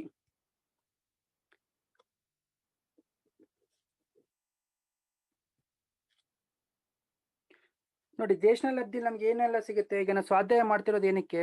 ದೇಶನಾ ಲಬ್ಧಿಯಲ್ಲಿ ಸ್ವಾಧ್ಯಾಯ ಮಾಡ್ತಿರೋದು ನಾವು ಏನೆಲ್ಲ ತಿಳ್ಕೊಂತ ಇದೀವಿ ಅಲ್ವಾ? ನಮ್ಗೆ ಭೇದ ವಿಜ್ಞಾನದ ಜ್ಞಾನ ಆಗ್ತಿದೆ, ಆತ್ಮ ಬೇರೆ ಶರೀರ ಬೇರೆ ಎಂಬ ಜ್ಞಾನ ನಾವು ಪಡ್ಕೊಂತ ಇದೀವಿ. ಇನ್ನು ಜೀವಾದಿ 7 ತತ್ವಗಳು, 9 ಪದಾರ್ಥಗಳು, 6 ದ್ರವ್ಯಗಳು ಅಲ್ವಾ, ಇವುಗಳ ಬಗ್ಗೆ ಎಲ್ಲ ನಾವು ಈ ದೇಶನಾ ಲಬ್ಧಿಯಿಂದ ನಾವು ಪ್ರಾಪ್ತ ಮಾಡ್ಕೊಂತ ಇದ್ದೇವೆ ಅಲ್ವಾ. ಸೊ ಈ ವಿಷಯಗಳನ್ನ ಗ್ರಹಣೆ ಮಾಡುವುದು, ಅವುಗಳ ಬಗ್ಗೆ ನಾವು ಏನ್ ಮಾಡೋದು, ಅನುಕರಣೆ ಮಾಡೋದು, ಅವುಗಳನ್ನ ಧಾರಣೆ ಮಾಡುವುದು, ಅದ್ರ ಬಗ್ಗೆ ನಾವು ಚಿಂತನೆ ಮಾಡೋದು, ವಿಚಾರಣೆ ಮಾಡುವಂತ ಏನೋ ಒಂದು ಶಕ್ತಿ ಇದೆ ನಮಗೆ. ಅದ್ರ ಸಮಾಗಮ, ದೇವಶಾಸ್ತ್ರ ಗುರುಗಳ ಉಪದೇಶದ ಏನೋ ಒಂದು ಸಮಾಗಮ ಇದೆ, ಅದಕ್ಕೆ ನಾವು ದೇಶನಾ ಲಬ್ಧಿ ಅಂತ ಹೇಳ್ತೇವೆ. ಓಕೆ, ಇನ್ನು ನಾಲ್ಕನೇದು ಪ್ರಾಯೋಗ್ಯ ಲಬ್ಧಿ. ಪ್ರಾಯೋಗ್ಯ ಲಬ್ಧಿ ಅಂತಂದ್ರೆ ಏನು ಅಂತಂದ್ರೆ ತಿಳ್ಕೊಳ್ಳೋಣ. ನೋಡಿ, ಪ್ರಾಯೋಗ್ಯ ಲಬ್ಧಿ ಒಂದ್ ಸ್ವಲ್ಪ ನಿಮ್ಗೆ ಗಮನ ಇಟ್ಕೊಳ್ಳಿ, ಯಾಕಂದ್ರೆ ಸ್ವಲ್ಪ ನಿಮ್ಗೆ ಕಷ್ಟ ಅನ್ಸ್ಬೋದು ಇದು. ನೋಡಿ, ಪರಿಣಾಮದ ವಿಶುದ್ಧಿಯಿಂದ ಈಗ ದೇಶನಾ ಲಬ್ಧಿ ಆಯ್ತು, ನೆಕ್ಸ್ಟ್ ಪ್ರಾಯೋಗ್ಯ ಲಬ್ಧಿಲಿ ಇನ್ನೂ ಪರಿಣಾಮದ ವಿಶುದ್ಧಿ ಇರುತ್ತೆ. ಸೊ ಈ ಪರಿಣಾಮದ ವಿಶುದ್ಧಿಯಿಂದ ಆತ್ಮನಲ್ಲಿ ಏನಾಗುತ್ತೆ ಅಂತಂದ್ರೆ, ಅವನು ಪೂರ್ವದಲ್ಲಿ ಸಂಚಿತ ಮಾಡಿದಂತಹ ಕರ್ಮದ ಸ್ಥಿತಿ, ಅಂದ್ರೆ ಅನಂತ ಕಾಲದಿಂದಲೂ ಏನು ಆತ್ಮನೊಂದಿಗೆ ಕರ್ಮಗಳು ಅಂಟ್ಕೊಂಡಿತ್ತು, ಆ ಸಂಚಿತವಾದಂತಹ ಕರ್ಮದ ಸ್ಥಿತಿ ಏನಾಗತ್ತೆ ಅಂದ್ರೆ, ಆ ಸ್ಥಿತಿ ಕಡಿಮೆ ಆಗಿ ಅಂತಹ ಕೋಡಿ ಮಾತ್ರ ಉಳ್ಕೊಳ್ಳುತ್ತೆ. ನೋಡಿ, ಉದಾಹರಣೆ ಈಗ ತಿಳ್ಕೊಳ್ಳಿ. ಮೌನ್ಯ ಕರ್ಮದ ಉತ್ಕೃಷ್ಟ ಸ್ಥಿತಿ ಎಷ್ಟು? 70 ಕೋಟಿ ಸಾಗರ ಅಂತ ಹೇಳ್ತೇವೆ. ಅರ್ಥ ಆಯ್ತಲ್ವಾ? 70 ಕೋಟಿ ಸಾಗರ ಮೌನ್ಯ ಕರ್ಮದ ಉತ್ಕೃಷ್ಟ ಸ್ಥಿತಿ. ಇದೇ ರೀತಿ ಎಲ್ಲಾ ಕರ್ಮದ ಉತ್ಕೃಷ್ಟ ಸ್ಥಿತಿ ಎಷ್ಟು ಅಂತ ನಾವು ತತ್ವಾರ್ಥ ಸೂತ್ರದಲ್ಲಿ ನಾವು ಕಲ್ತಿದ್ದೇವೆ. ಅರ್ಥ ಆಯ್ತಲ್ವಾ? ಏನಾಗುತ್ತೆ, ಈ ಸಾತಿಶಯ ಸಮ್ಯಕ್ ದೃಷ್ಟಿ ಅಂತ ನಾವೇನು ಓದಿದ್ವಲ್ಲ, ಇದು ಈಗ ಓಕೆ, ಒಂದು ಅಪೇಕ್ಷೆಯಿಂದ ಸಾತಿಶಯ ಮಿಥ್ಯಾ ದೃಷ್ಟಿ ಅಂತ ನಾವೇನು ಓದಿದ್ವಲ್ಲ, ಅವನ್ಗೆ ಏನಾಗುತ್ತೆ, ಸಾತಿಶಯ ಮಿಥ್ಯಾ ದೃಷ್ಟಿಗೆ ಈ 4 ಮೊದಲನೇದಾಗ ಕ್ಷೋಕ್ಷಮ ಲಬ್ಧಿ ಆಯ್ತು, ಆಮೇಲೆ ಅವನಿಗೆ ಕ್ಷೋಕ್ಷಮ ಲಬ್ಧಿ ಆಯ್ತು, ವಿಶುದ್ಧಿ ಲಬ್ಧಿ ಆಯ್ತು, ದೇಶನ ಲಬ್ಧಿ ಆಯ್ತು. ಈಗ ಪ್ರಾಯೋಗ ಲಬ್ಧಿಗೆ ಬಂದ. ಪ್ರಾಯೋಗ ಲಬ್ಧಿ ಬಂದಾಗ ಅವ್ನಿಗೆ ಏನಾಗುತ್ತೆ, ಪರಿಣಾಮದಲ್ಲಿ ಅವನೇನು ಆ ವಿಶುದ್ಧಿ ಇದೆ, ಆ ವಿಶುದ್ಧಿ ಕಾರಣದಿಂದ ಅವನಿಗೆ ಹಿಂದೆ ಏನೋ ಅವನು ಸಂಚಿತ ಮಾಡಿದ್ನಲ್ಲ ಕರ್ಮಗಳು ಸ್ಥಿತಿ ಎಷ್ಟು ಕೋಟಿ ಇರುತ್ತೆ. ಈಗ ಮೌನ್ಯ ಕರ್ಮದ 70 ಕೋಟಿ ಸಾಗರ, 70 ಕೋಟಿ ಸಾಗರ ಉಪಮ ಕಾಲದಷ್ಟು. ಹೀಗೆ ಹಲವಾರು ಕರ್ಮಗಳದು ಇದೇ ರೀತಿ ಕೋಟಿ ಸಾಗರದಷ್ಟು ಇದೆ. ಆ ಪರಿಣಾಮದ ಆದರೆ ಈ ಪ್ರಾಯೋಗಿಕ ಲಬ್ಧಿ ಇರುವಂತ ಆ ಜೀವಕ್ಕೆ ಏನ್ ತನ್ನ ಪರಿಣಾಮದ ವಿಶುದ್ಧಿ ಇದೆ, ಆ ವಿಶುದ್ಧಿಯಿಂದ ಆ ಪೂರ್ವದಲ್ಲಿ ಏನು ಜ್ಞಾನ ವರ್ಣಾದಿ ಆ 7 ಕರ್ಮಗಳಿದೆ, ಆಯು ಕರ್ಮವನ್ನು ಬಿಟ್ಟು ಉಳಿದೆಲ್ಲ ಏನೆಲ್ಲ ಕರ್ಮಗಳಿದೆ 7 ಕರ್ಮಗಳು, ಆ ಕರ್ಮಗಳ ಸ್ಥಿತಿ ಏನಾಗತ್ತೆ, ಕಡಿಮೆಯಾಗಿ ಅಂತಹ ಕೋಟಿ ಮಾತ್ರ ಉಳ್ಕೊಳ್ಳುತ್ತೆ. ಏನು ಅಂತಹ ಕೋಟಿ ಅಂತಂದ್ರೆ 1 ಕೋಟಿ ಸಾಗರ, 1 ಕೋಟಿ ಸಾಗರ ನೋಡಿ. 1 ಕೋಟಿ ಇಂಟು 1 ಕೋಟಿ ಎಷ್ಟಾಗುತ್ತೆ, 1 ಕೋಟಿ ಸಾಗರದಷ್ಟು ಉಳ್ಕೊಳ್ಳುತ್ತೆ. ಅರ್ಥ ಆಯ್ತಲ್ವಾ? ಅದ್ರ ಮಧ್ಯದಲ್ಲಿ ಎಷ್ಟಾನ ಇರ್ಬೋದು. ಈಗ 70 ಕೋಟಿ ಸಾಗರ ಅಂದ್ರೆ ಎಷ್ಟೊಂದಾಯ್ತು, 30 ಕೋಟಿ ಸಾಗರ ಅಂದ್ರೆ ಎಷ್ಟೊಂದಾಯ್ತು. ಸೊ ಅಷ್ಟು ಸ್ಥಿತಿ ಉಳ್ಳಂತಹ ಕರ್ಮಗಳು, ಜ್ಞಾನವರ್ಣಾದಿ ಏನು ಆಯು ಕರ್ಮ ಬಿಟ್ಟು ಜ್ಞಾನವರ್ಣಾದಿ 7 ಕರ್ಮಗಳು ಸ್ಥಿತಿ ಏನಿತ್ತು, ಆ ಸ್ಥಿತಿ ಏನಾಯ್ತು, ಆ ಜೀವಕ್ಕೆ ಈ ಪ್ರಯೋಗ್ಯ ಲಬ್ಧಿ ಏನೋ ಒಂದು ಪರಿಣಾಮದಲ್ಲಿ ವಿಶುದ್ಧಿ ಬಂತು ಅವನ ಆತ್ಮನಲ್ಲಿ. ಆ ವಿಶುದ್ಧಿ ಕಾರಣದಿಂದ ಕೇವಲ 1 ಕೋಟಿ ಇಂಟು 1 ಕೋಟಿ ಸಾಗರದಷ್ಟು ಮಾತ್ರ ಸ್ಥಿತಿ ಅಷ್ಟೇ ಉಳ್ಕೊಂತ. ಎಲ್ಲ ಸ್ಥಿತಿ ಖಂಡನ ಆಯ್ತು.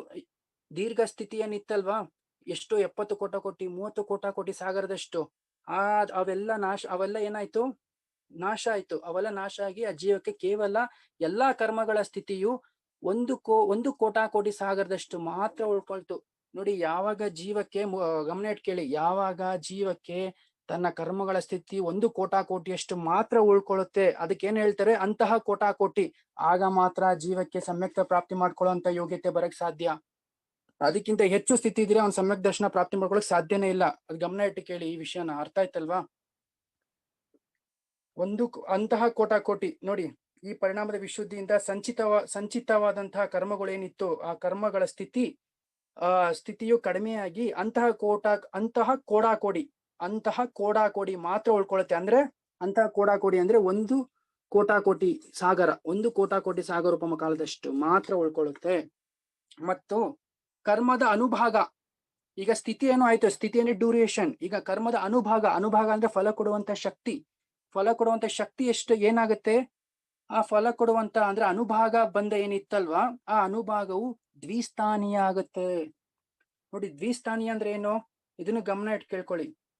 ದ್ವಿಸ್ಥಾನೀಯ, ಈಗ ಅನುಭಾಗ ಅಂದ್ರೆ ಏನು, ಶಕ್ತಿ, ಫಲ ಕೊಡುವಂತ ಶಕ್ತಿಗೆ ನಾವು ಅನುಭಾಗ ಅಂತ ಹೇಳ್ತೀವಿ.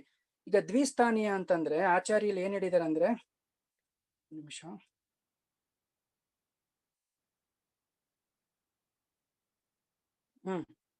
ಈಗ ಕರ್ಮಗಳು ಫಲಗಳು ಕೊಡ್ತಾವಲ್ಲ, ಅದನ್ನ 4 ರೂಪದಲ್ಲಿ ವಿಂಗಡಿಸಿದ್ದಾರೆ. ಆ 4 ರೂಪ ಯಾವ್ದು ಅಂತ ಬೇಕಾದ್ರೆ ಬರ್ಕೊಳಂಗಿದ್ರೆ ಬರ್ಕೊಳ್ಳಿ.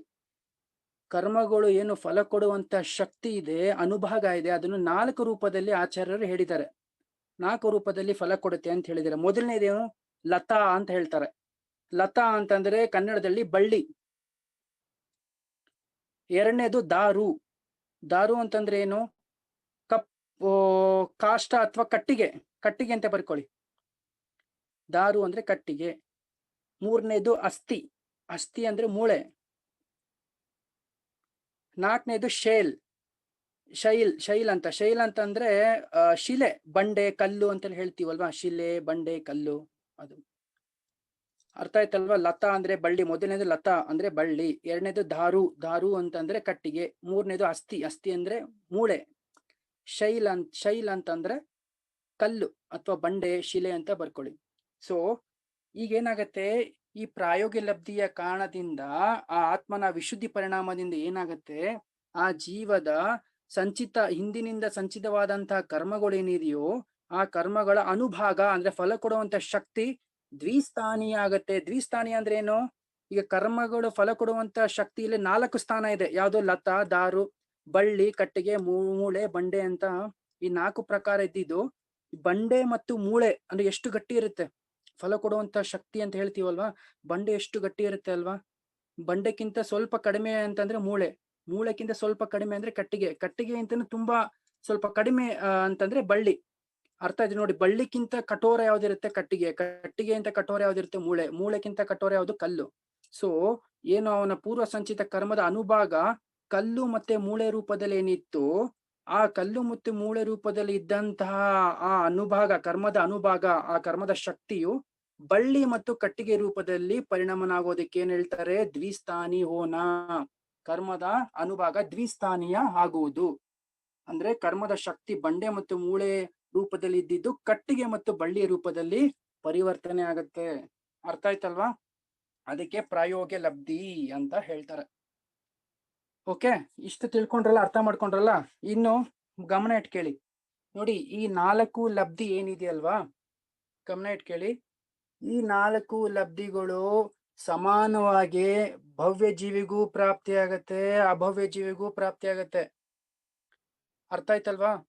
ಈ 4 ಲಬ್ಧಿಗಳು ಭವ್ಯ ಜೀವಿಗೂ ಪ್ರಾಪ್ತಿ ಆಗತ್ತೆ, ಅಭವ್ಯ ಜೀವಿಗೂ ಪ್ರಾಪ್ತಿ ಆಗತ್ತೆ. ಈ 4 ಲಬ್ಧಿಗಳು ಪ್ರಾಪ್ತಿ ಆಗಿದೆ ಅಂದಿದ ತಕ್ಷಣ ನಿಮ್ಗೆ ಸಮ್ಯಕ್ತ ಪ್ರಾಪ್ತಿ ಆಗತ್ತೆ ಅಂತ ಅನ್ಕೊಂಬೇಡಿ. ಯಾವುದೊಂದು 5ನೇ ಲಬ್ಧಿ ಇದೆ ಅದಕ್ಕೆ ಕರ್ಣ ಲಬ್ಧಿ ಅಂತ ಹೇಳ್ತಾರೆ. 5ನೇ ಲಬ್ಧಿಗೆ ನಾವು ಏನ್ ಹೇಳ್ತೇವೆ, ಕರ್ಣ ಲಬ್ಧಿ ಅಂತ ಹೇಳ್ತೇವೆ. ಆ ಕರ್ಣ ಲಬ್ಧಿ ಯಾವ ಜೀವಕ್ಕೆ ಪ್ರಾಪ್ತಿ ಆಗತ್ತೆ, ಆ ಜೀವಕ್ಕೆ ಮಾತ್ರ ನಿಯಮದಿಂದ ಪ್ರಥಮೋಪಶಮ ಸಮ್ಯಕ್ತವು ಪ್ರಾಪ್ತಿ ಆಗತ್ತೆ, ಅಂದ್ರೆ ಸಮ್ಯಕ್ ದರ್ಶನ ಪ್ರಾಪ್ತಿ ಆಗತ್ತೆ. ಆ ಕರ್ಣ ಲಬ್ಧಿ ಕೇವಲ ಭವ್ಯ ಜೀವಿಗೆ ಮಾತ್ರನೇ ಪ್ರಾಪ್ತಿ ಆಗತ್ತೆ. ಅರ್ಥ ಆಯ್ತಲ್ವಾ?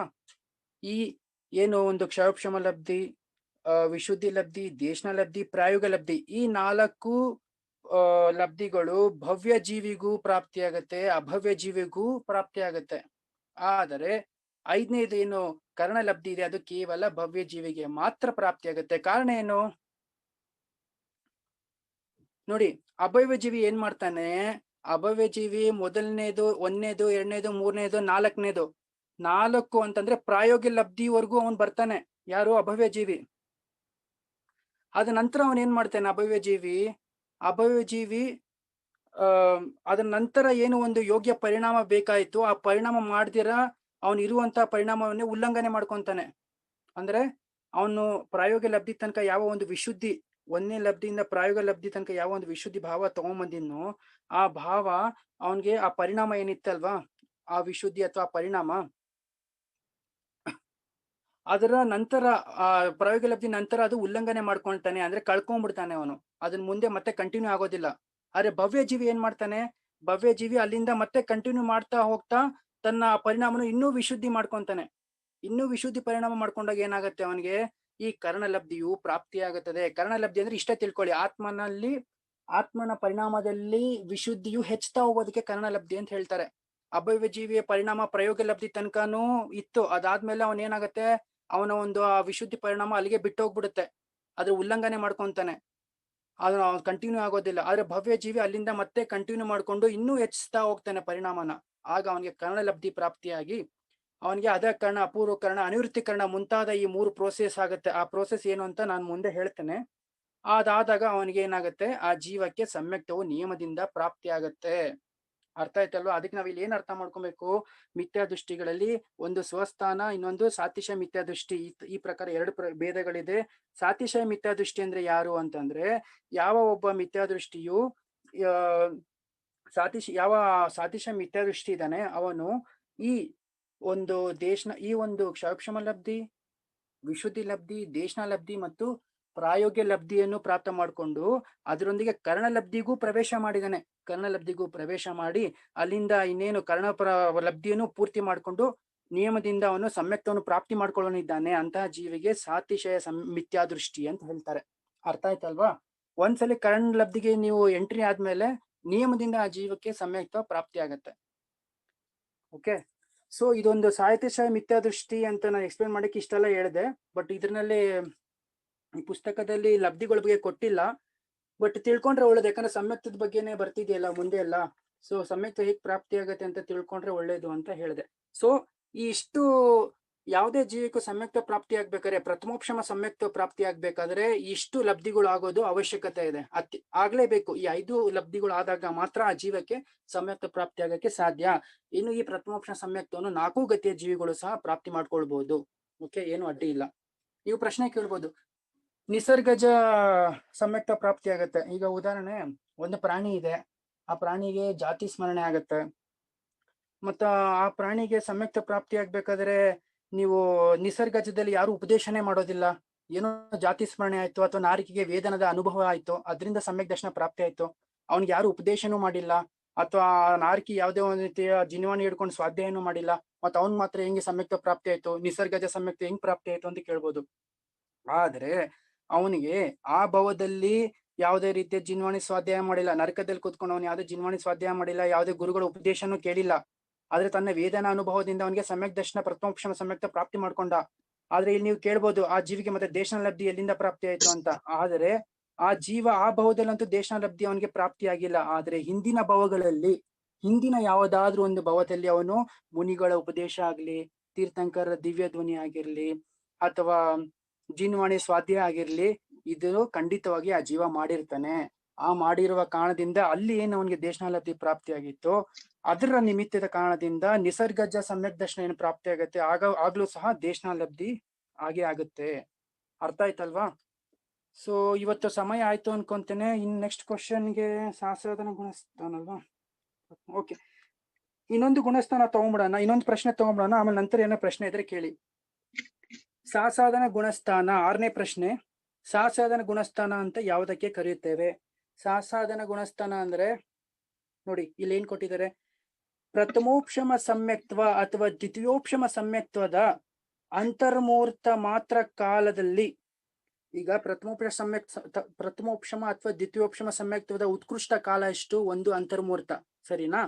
ಈ ಪ್ರಥಮೋಪಶಮ ಸಮ್ಯಕ್ತ್ವ ಹಾಗೂ ದ್ವಿತೀಯೋಪಶಮ ಸಮ್ಯಕ್ತ್ವದ ಯಾವ ಒಂದು ಉತ್ಕೃಷ್ಟ ಕಾಲ, ಅಂತರ್ಮೂರ್ತ ಕಾಲ ಇದೆ. ಉತ್ಕೃಷ್ಟ ಕಾಲ ಎಷ್ಟು? ಅಂತರ್ಮೂರ್ತ. ಆ ಅಂತರ್ಮೂರ್ತ ಕಾಲದಲ್ಲಿ ಜಗನ್ಯ ಅಂತಂದ್ರೆ ಒಂದು ಸಮಯ. ಈ ಎರಡು ಸಮ್ಯಕ್ತ್ವದ ಜಗನ್ಯ ಕಾಲ ಅಂದ್ರೆ ಒಂದು ಸಮಯ. ಓಕೆ, ಉತ್ಕೃಷ್ಟ ಸಮಯ ಅಂತಂದ್ರೆ 6 ಆವಲಿ. ಆವಲಿ ಅಂದ್ರೆ ಏನು? ಒಂದು ಆವಲಿ ಅಂತಂದ್ರೆ ಅಸಂಖ್ಯಾತ ಸಮಯಗಳಿಗೆ ಒಂದು ಆವಲಿ ಅಂತ ಹೇಳ್ತಾರೆ. 6 ಆವಲಿ ಅಂತಂದ್ರೆ ಇದೇ ರೀತಿ ಮಲ್ಟಿಪಲ್. ಒಂದು ಆವಲಿ ಅಂದ್ರೆ ಅಸಂಖ್ಯಾತ ಸಮಯ, ಇನ್ನು 6 ಆವಲಿ ಅಂತಂದ್ರೆ ಈ ರೀತಿ 6 ಬಾರಿ ಅಸಂಖ್ಯಾತ ಅಂತ ತಿಳ್ಕೊಳ್ಳಿ ಅಷ್ಟೇ. 6 ಆವಲಿಯಷ್ಟು ಶೇಷ. ಜಗನ್ಯ ಅಂದ್ರೆ ಒಂದು ಸಮಯ, ಉತ್ಕೃಷ್ಟ ಅಂದ್ರೆ 6 ಆವಲಿಗಳಷ್ಟು ಕಾಲ ಏನಿರುತ್ತೆ, ಆ ಕಾಲಗಳಲ್ಲಿ, ಆ ಮಧ್ಯದ ಕಾಲದಲ್ಲಿ ಅನಂತಾನುಬಂಧಿಯ ಕ್ರೋಧ ಮಾನ ಮಾಯ ಲೋಭ ಅಂದ್ರೆ ಅನಂತಾನುಬಂಧಿಯ ಯಾವ ಒಂದು ಈ ಕ್ರೋಧ ಮಾನ ಮಾಯ ಲೋಭ ಈ 4 ಕಷಾಯಗಳಲ್ಲಿ ಯಾವ್ದಾದ್ರೂ ಒಂದು ಕಷಾಯ ಉದಯಕ್ಕೆ ಬಂದಾಗ ಆ ಜೀವಕ್ಕೆ ಏನಾಗತ್ತೆ,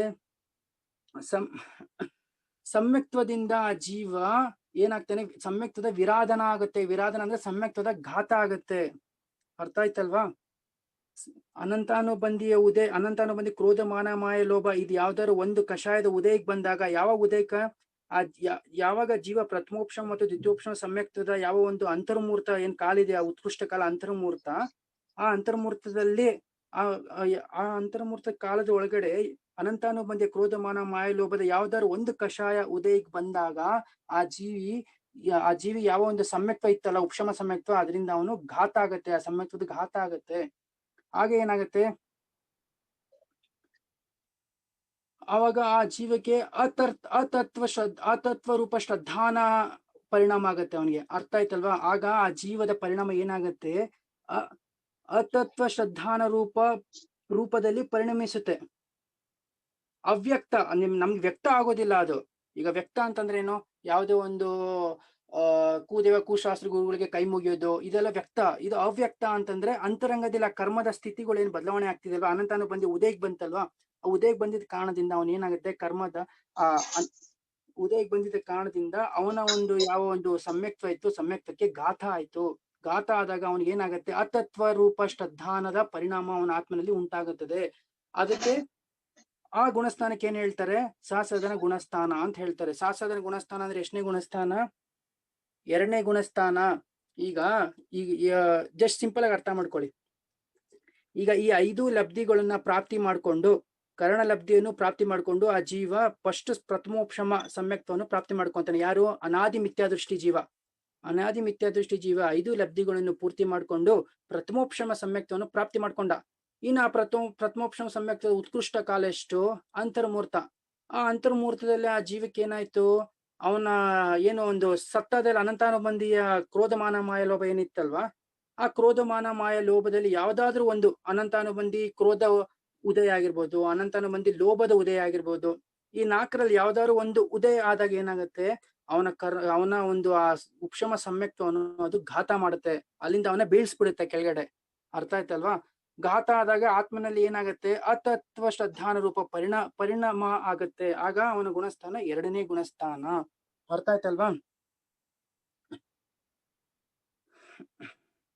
ಹಾ ನೋಡಿ, ತಿಳ್ಕೊಳ್ಳಿ. ಇದನ್ನ ಇನ್ನೂ ಮುಗ್ದಿಲ್ಲ, ಕ್ಲೀನಾಗಿ ತಿಳ್ಕೊಳ್ಳಿ. ಇಲ್ಲಿ ಏನ್ ಹೇಳಿದ್ದಾರೆ, ಅಥವಾ ಇನ್ನೊಂದು ಡೆಫಿನೇಷನ್ ಕೊಟ್ಟಿದ್ದಾರೆ. ಅನಂತಾನುಬಂಧಿ ಕಷಾಯದ ಯಾವುದಾದ್ರೂ ಒಂದು ಕಷಾಯದ ಉದಯ ಆದ ಬಳಿಕ ಸಮ್ಯಕ್ತ ಪರಿಣಾಮದಿಂದ ಅವನು ಸಮ್ಯಕ್ತ ಪರಿಣಾಮವು ಬಿಟ್ಟು ಹೋಗುತ್ತೆ. ಅರ್ಥ ಆಯ್ತಲ್ವಾ? ಸಮ್ಯಕ್ತ ಪರಿಣಾಮವು ಬಿಟ್ಟು ಹೋಗಿ ಅಥವಾ ಸಮ್ಯಕ್ತ ಪರಿಣಾಮವು ಘಾತ ಆಗಿ ಮಿಥ್ಯಾತ್ವ ಪ್ರಕೃತಿಯ ಉದಯಿ ಇನ್ನೂ ಆಗಿಲ್ಲ. ನೋಡಿ, ಸಮ್ಯಕ್ತದಿಂದ ಬಿದ್ದಿದ್ದಾನೆ, ಆದ್ರೆ ಮಿಥ್ಯಾ ಪ್ರಕೃತಿ ಇನ್ನೂ ಉದಯ ಆಗಿಲ್ಲ. ಆ ಮಧ್ಯದ ಅವಸ್ಥೆ ಏನಿದೆ ಅಲ್ವಾ, ಅದಕ್ಕೆ ಏನಂತ ಹೇಳ್ತಾರೆ, ಆ ಮಧ್ಯದ ಕಾಲವನ್ನು, ಆ ಮಧ್ಯ ಕಾಲದಲ್ಲಿ ಯಾವ ಒಂದು ಪರಿಣಾಮ ಇರುತ್ತೆ ಅದಕ್ಕೆ ಸಾಸಾಧಾರಣ ಗುಣಸ್ಥಾನ ಅಂತ ಹೇಳಿದ್ದಾರೆ. ನೋಡಿ, ಇನ್ನೊಂದ್ಸರಿ ಹೇಳ್ತೀನಿ.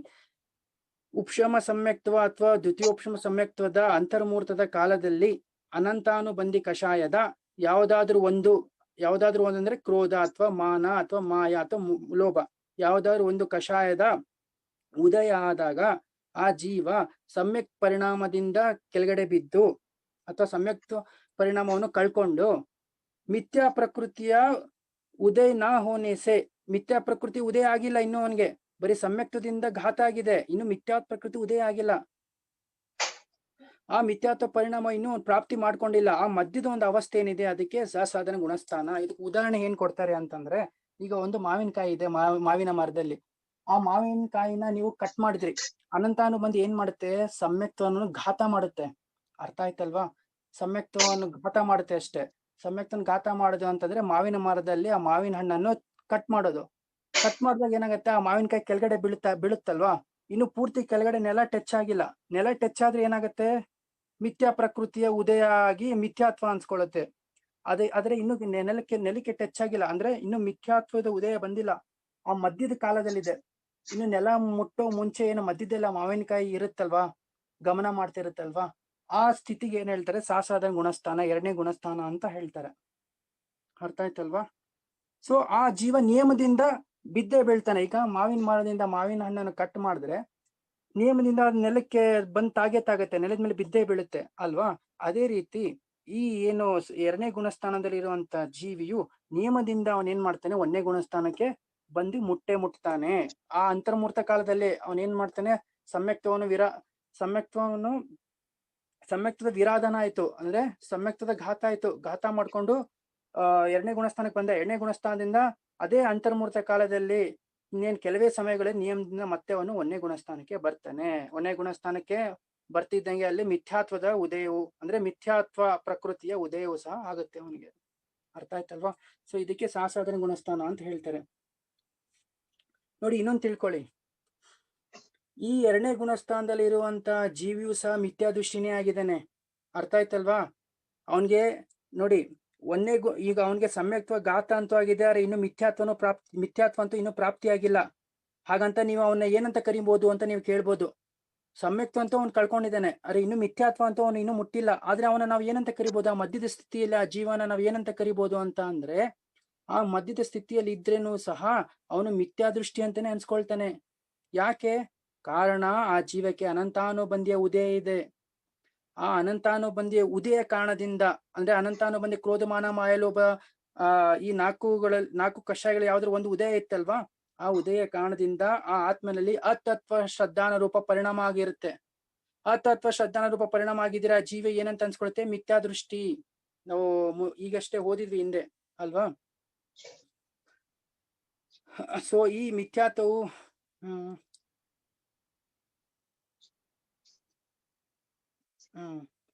ನೋಡಿ, ಮತ್ತೊಂದು, ಈಗ ಮಿಥ್ಯಾತ್ವ ಉದಯದಿಂದ ಯಾವ ಒಂದು ಆತತ್ವ ಶ್ರದ್ಧಾನ ರೂಪ ಪರಿಣಾಮ ಆಗುತ್ತೆ, ಅದಕ್ಕೂ ಇದಕ್ಕೂ ಬಹಳ ಡಿಫ್ರೆನ್ಸ್ ಇದೆ. ಈಗ ನಾವು ಮಿಥ್ಯಾತ್ವ ಗುಣಸ್ಥಾನದ ಡೆಫಿನೇಷನ್ ಏನಂತ ಓದಿದ್ವಿ, ಮಿಥ್ಯಾ ಪ್ರಕೃತಿಯ ಉದಯದಿಂದ ಆಗುವಂತಹ ತತ್ವಾರ್ಥದ ಅಶ್ರದ್ಧಾನ ರೂಪ ಪರಿಣಾಮವನ್ನು ಮಿಥ್ಯಾತ್ವ ಅಂತ ಹೇಳಿದ್ವಿ. ಆದ್ರೆ ಇಲ್ಲಿ ಏನ್ ಹೇಳ್ತಾ ಇದ್ದೀವಿ, ಇಲ್ಲಿ ಅವನಿಗೆ ಸಮ್ಯಕ್ತ್ವ ಅಂತೂ ಘಾತ ಆಗಿದೆ, ಇನ್ನು ಮಿಥ್ಯಾತ್ವವನ್ನು ಅವನು ಟಚ್ ಮಾಡಿಲ್ಲ. ಆ ಮಧ್ಯದ ಅವಸ್ಥೆಯನ್ನು ನೀವು ಯಾಕೆ ಮಿಥ್ಯಾತ್ವ ಅಂತ ಕರಿತಿದ್ದೀರಾ ಅಂತ ಕೇಳ್ಬೋದು. ಯಾಕೆ ಕರಿತೀವಿ ಅಂತಂದ್ರೆ ಕಾರಣ ಅನಂತಾನುಬಂಧೀಯ ಕಷಾಯದ ಉದಯ ಇದೆ. ಆ ಕಷಾಯದ ಉದಯದಿಂದ ಅವನಿಗೆ ನಿಯಮದಿಂದ ಅತತ್ವ ಶ್ರದ್ಧಾನ ರೂಪ ಪರಿಣಾಮ ಆಗುತ್ತೆ. ಆದರೆ ಆ ಪರಿಣಾಮಕ್ಕೂ ಮಿಥ್ಯಾತ್ವದ ಉದಯದಿಂದ ಉಂಟಾಗುವಂತಹ ಯಾವ ಒಂದು ಅತತ್ವ ಶ್ರದ್ಧಾನ ರೂಪ ಪರಿಣಾಮಕ್ಕೂ ಬಹಳ ವ್ಯತ್ಯಾಸ ಇದೆ. ಅರ್ಥ ಆಯ್ತಲ್ವಾ?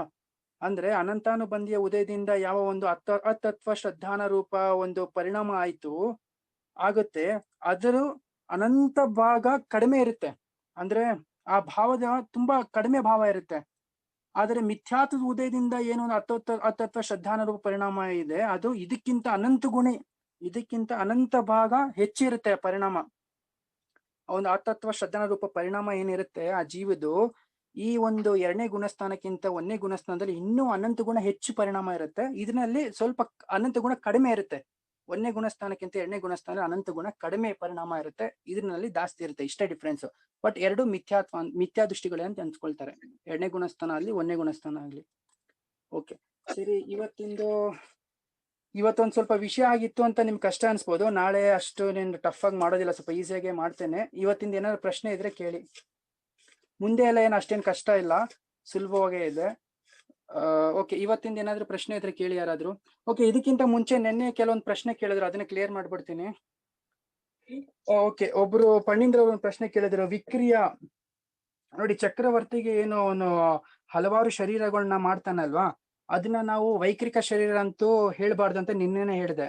ಅದನ್ನ ವಿಕ್ರಿಯ ರಿದ್ಧಿ ಅಂತಾನು ಹೇಳ್ಬಾರ್ದು. ಯಾಕೆ ರಿದ್ಧಿಗಳು ಯಾರಿಗೆ ಪ್ರಾಪ್ತಿ ಆಗುತ್ತೆ? ಮುನಿಗಳಿಗೆ ರಿದ್ಧಿ ಪ್ರಾಪ್ತಿ ಆಗುತ್ತೆ. ಇದನ್ನು ಬರೀ ವಿಕ್ರಿಯ ಅಂತ ಹೇಳ್ಬೋದು ಅಷ್ಟೇ. ಚಕ್ರವರ್ತಿಗಳು ಕೇವಲ ವಿಕ್ರಿಯ ಶರೀರಗಳನ್ನ ಮಾಡ್ತಾರೆ. ಈ ವಿಕ್ರಿಯ ಶರೀರ ಅವ್ರಿಗೆ ಜನ್ಮತಃ ಇರೋದಿಲ್ಲ. ಯಾವಾಗ ಅವ್ರಿಗೊಂದು ಚಕ್ರರತ್ನ ಪ್ರಾಪ್ತಿ ಆಗುತ್ತಲ್ವಾ, ಚಕ್ರರತ್ನ ಪ್ರಾಪ್ತಿಯಾಗಿ ದಿಗ್ವಿಜಯಕ ಹೊರಡ್ತಾನಲ್ವಾ, ಆಗ ಅವನು ತನ್ನ ಪುಣ್ಯದಿಂದಲೇ ಅವ್ನು ಪಡ್ಕೊಂತಾನೆ ಅಷ್ಟೇ. ಯಾವುದೇ ಒಂದು ಬಾಹ್ಯ ಒಂದು ವಸ್ತುವಿನಿಂದ ಅದೇನು ಪ್ರಾಪ್ತಿ ಆಗೋದಿಲ್ಲ. ಅಥವಾ ಯಾವ್ದೊಂದು ರತ್ನ ಸಿಕ್ತು, ಆ ರತ್ನದಿಂದ ತನ್ನ ಶರೀರವನ್ನು ಅವನು ಹಲವಾರು ಶರೀರವನ್ನಾಗಿ ಮಾಡ್ತಾನೆ ಅಂತೇನಿಲ್ಲ. ಏನೋ ತನ್ನ ಪುಣ್ಯದಿಂದ ತನ್ನ ಆ ಶರೀರವನ್ನು ಆ ವಿಕ್ರಿಯದಿಂದ ಅವನು ಹಲವಾರು ಶರೀರವನ್ನಾಗಿ ಮಾಡ್ತಾನೆ. ಪಣ್ಣೀಂದ್ರ ಅವ್ರ ಅರ್ಥ ಆಯ್ತು ಅನ್ಕೊಂತೇನೆ. ಓಕೆ, ಇನ್ನು ನೋಡಿ ಇನ್ನೊಬ್ರು ಕೇಳಿದ್ರು, ಒಬ್ರು ಮೇಡಮ್,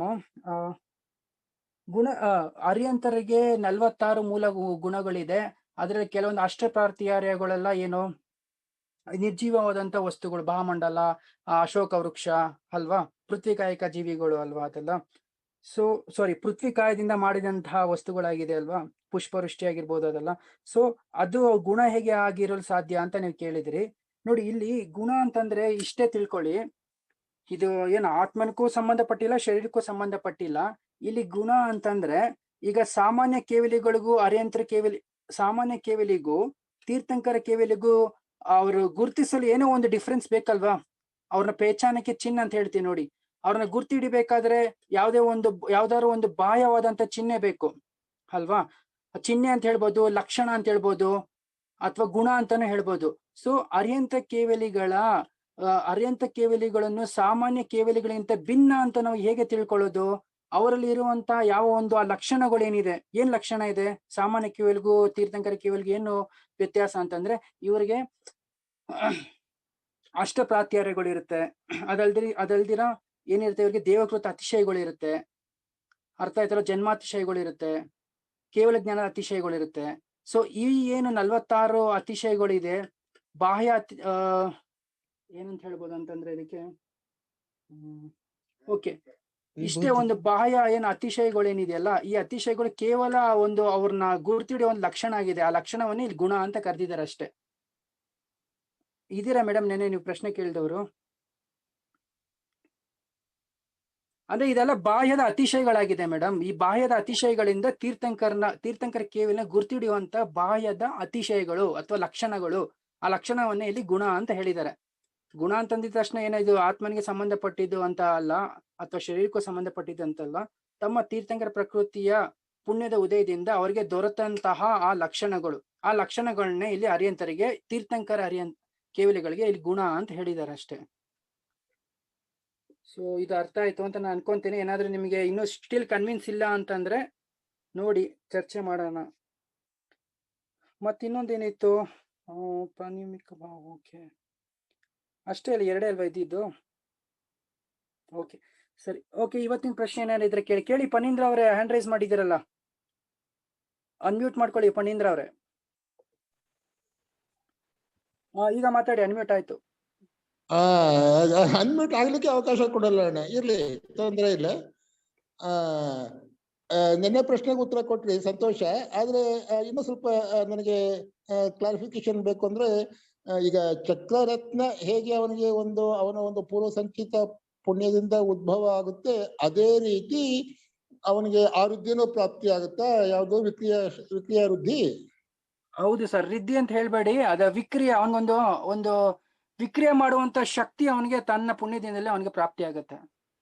ಯಾವಾಗ ಪ್ರಾಪ್ತಿ ಆಗುತ್ತೆ? ಯಾವಾಗ ಈ ಒಂದು ಚಕ್ರರತ್ನ ಪ್ರಾಪ್ತಿ ಆಗುತ್ತೆ, ಆಗ ನಿಧಾನಕ್ಕೆ ಅವ್ನಿಗೆ, ಈಗ ಚಕ್ರರತ್ನ ಪ್ರಾಪ್ತಿ ಆದ್ಮೇಲೆ ಉಳಿದ ರತ್ನಗಳು ಅವನಿಗೆ ಹೀಗೆ ದಿಗ್ವಿಜಯಕ್ಕೆ ಹೊರಟಾಗ ಒಂದೊಂದೇ ಸಿಗ್ತಾ ಹೋಗುತ್ತಲ್ವಾ, ಹಂಗೆ ಅವನಿಗೂ ಅವನ ಪುಣ್ಯದಿಂದ ಆ ಸಮಯದಲ್ಲಿ ಚಕ್ರರತ್ನ ಪ್ರಾಪ್ತಿ ಆಗೋ ಸಮಯದಲ್ಲಿ ಅವನಿಗೆ ನಂತರ ವಿಕ್ರಿಯನು ಅವನಿಗೆ ಪ್ರಾಪ್ತಿ ಆಗುತ್ತೆ ಅವನ ಪುಣ್ಯದಿಂದ. ಸೊ ಅವನಿಗೆ ಚಕ್ರವರ್ತಿ ಅನ್ಬೇಕಾದ್ರೆ ನಾವು ಮೊದ್ಲೇ ಹೇಳಿಕ್ ಬರೋದಿಲ್ಲ. ಇವೆಲ್ಲ ಪ್ರಾಪ್ತಿ ಆದ್ಮೇಲೆ ಅಖಂಡ ಏನು 6 ಖಂಡ ಚಕ್ರವರ್ತಿ ಅಂತ ಅವನ್ ಜನ್ಮ ಪಡೆದು ಅವನು 6 ಖಂಡಗಳು ಗೆದ್ದು ಬರೋ ತನಕನು ಅವ್ನಿಗೆ ಗೊತ್ತಿರಲ್ಲ ಅವನ್ ಚಕ್ರವರ್ತಿ ಅಂತ. ಯಾವಾಗ ಚಕ್ರರತ್ನ ನೋಡಿ, ಚಕ್ರವರ್ತಿಗೂ ನಾನ್ ಚಕ್ರವರ್ತಿ ಆಗ್ತೀನಿ ಅಂತ ಗೊತ್ತಿರೋದಿಲ್ಲ ಅವನಿಗೆ. ಯಾವಾಗ ಚಕ್ರರತ್ನ ಪ್ರಾಪ್ತಿ ಆಗುತ್ತಲ್ವಾ, ಆಗ ಅವನ ಚಕ್ರವರ್ತಿ ಅಂತ ಗೊತ್ತಾಗತ್ತೆ. ಅದಾದ್ಮೇಲೆ ಯಾವಾಗ ಅವ್ನ 6 ಖಂಡವನ್ನ ಗೆದ್ಕೊಂಡ್ ಬರ್ತಾನೆ, ಆಗ ಅವ್ನ್ ಪೂರ್ಣವಾಗಿ ಚಕ್ರವರ್ತಿ ಅಂತ ಅನ್ಸ್ಕೊಳ್ತಾನೆ. ಅಲ್ಲಿವರೆಗೆ ಯಾರಿಗೂ ಗೊತ್ತಿರಲ್ಲ ಅವ್ನ್ ಚಕ್ರವರ್ತಿ ಆಗ್ತಾನೆ ಅಂತ. ಅವಧಿ ಜ್ಞಾನಿ ಮುನಿಗಳು ತಿಳ್ಕೊಂಡಿರ್ತಾರೆ ಅಷ್ಟೇ, ಬಟ್ ಸಾಮಾನ್ಯವಾಗಿ ಯಾರಿಗೂ ಪ್ರಜೆಗಳಿಗಾಗ್ಲಿ ಅವ್ರ ತಂದೆ ತಾಯಿಗಳಿಗಾಗ್ಲಿ ಗೊತ್ತಿರೋದಿಲ್ಲ. ಸರಿ. ಆಮೇಲೆ ಈ ಲಬ್ಧಿಗಳ ಬಗ್ಗೆ, ಈ 2ನೇ ಗುಣಸ್ಥಾನದ ಬಗ್ಗೆ ಹೇಳ್ತಾ ಇದ್ರಲ್ಲ, ಸಾಸಾತನದ್ದು, ಅದು ಅಸ್ತಿತ್ವದಲ್ಲಿ ಇರೋದಿಲ್ಲ ಅಂದ್ಮೇಲೆ ಅದರ ಒಂದು ವ್ಯಾಖ್ಯಾನ ಅಥವಾ ಒಂದು 2ನೇ ಗುಣಸ್ಥಾನ ಅಂತ ಹೇಳೋ ಒಂದು ಅವಶ್ಯಕತೆ ಏನಿತ್ತು? ಯಾಕೆ ಅಸ್ತಿತ್ವದಲ್ಲಿ ಯಾಕೆ ಇಲ್ಲ ಅಂತಂದ್ರೆ, ಈಗ ನೋಡಿ, ಉಪಶಮ ಸಮ್ಯಕ್ತದ ಮ್ಯಾಕ್ಸಿಮಮ್ ಕಾಲ 48 ನಿಮಿಷ ಅಂತ ಒಂದು ಅಂತರ್ಮುಹೂರ್ತ ಅಂತ ಹೇಳಿದ್ದಾರೆ ಅಲ್ವಾ. ಆ ಅಂತರ್ಮುಹೂರ್ತದಲ್ಲಿ ಅವನು ಇಲ್ಲ ನೋಡಿ, ಆ ಅಂತರ್ಮುಹೂರ್ತದಲ್ಲಿ ಕೇಳಿ ಸರ್, ಕೇಳಿಸ್ತಿದ್ಯಾ?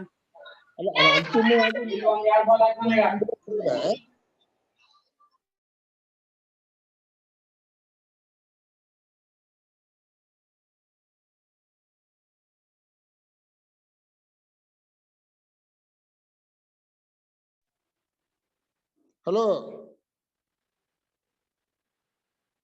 ಏನ್ ಕಟ್ ಆಯ್ತಣ್ಣ?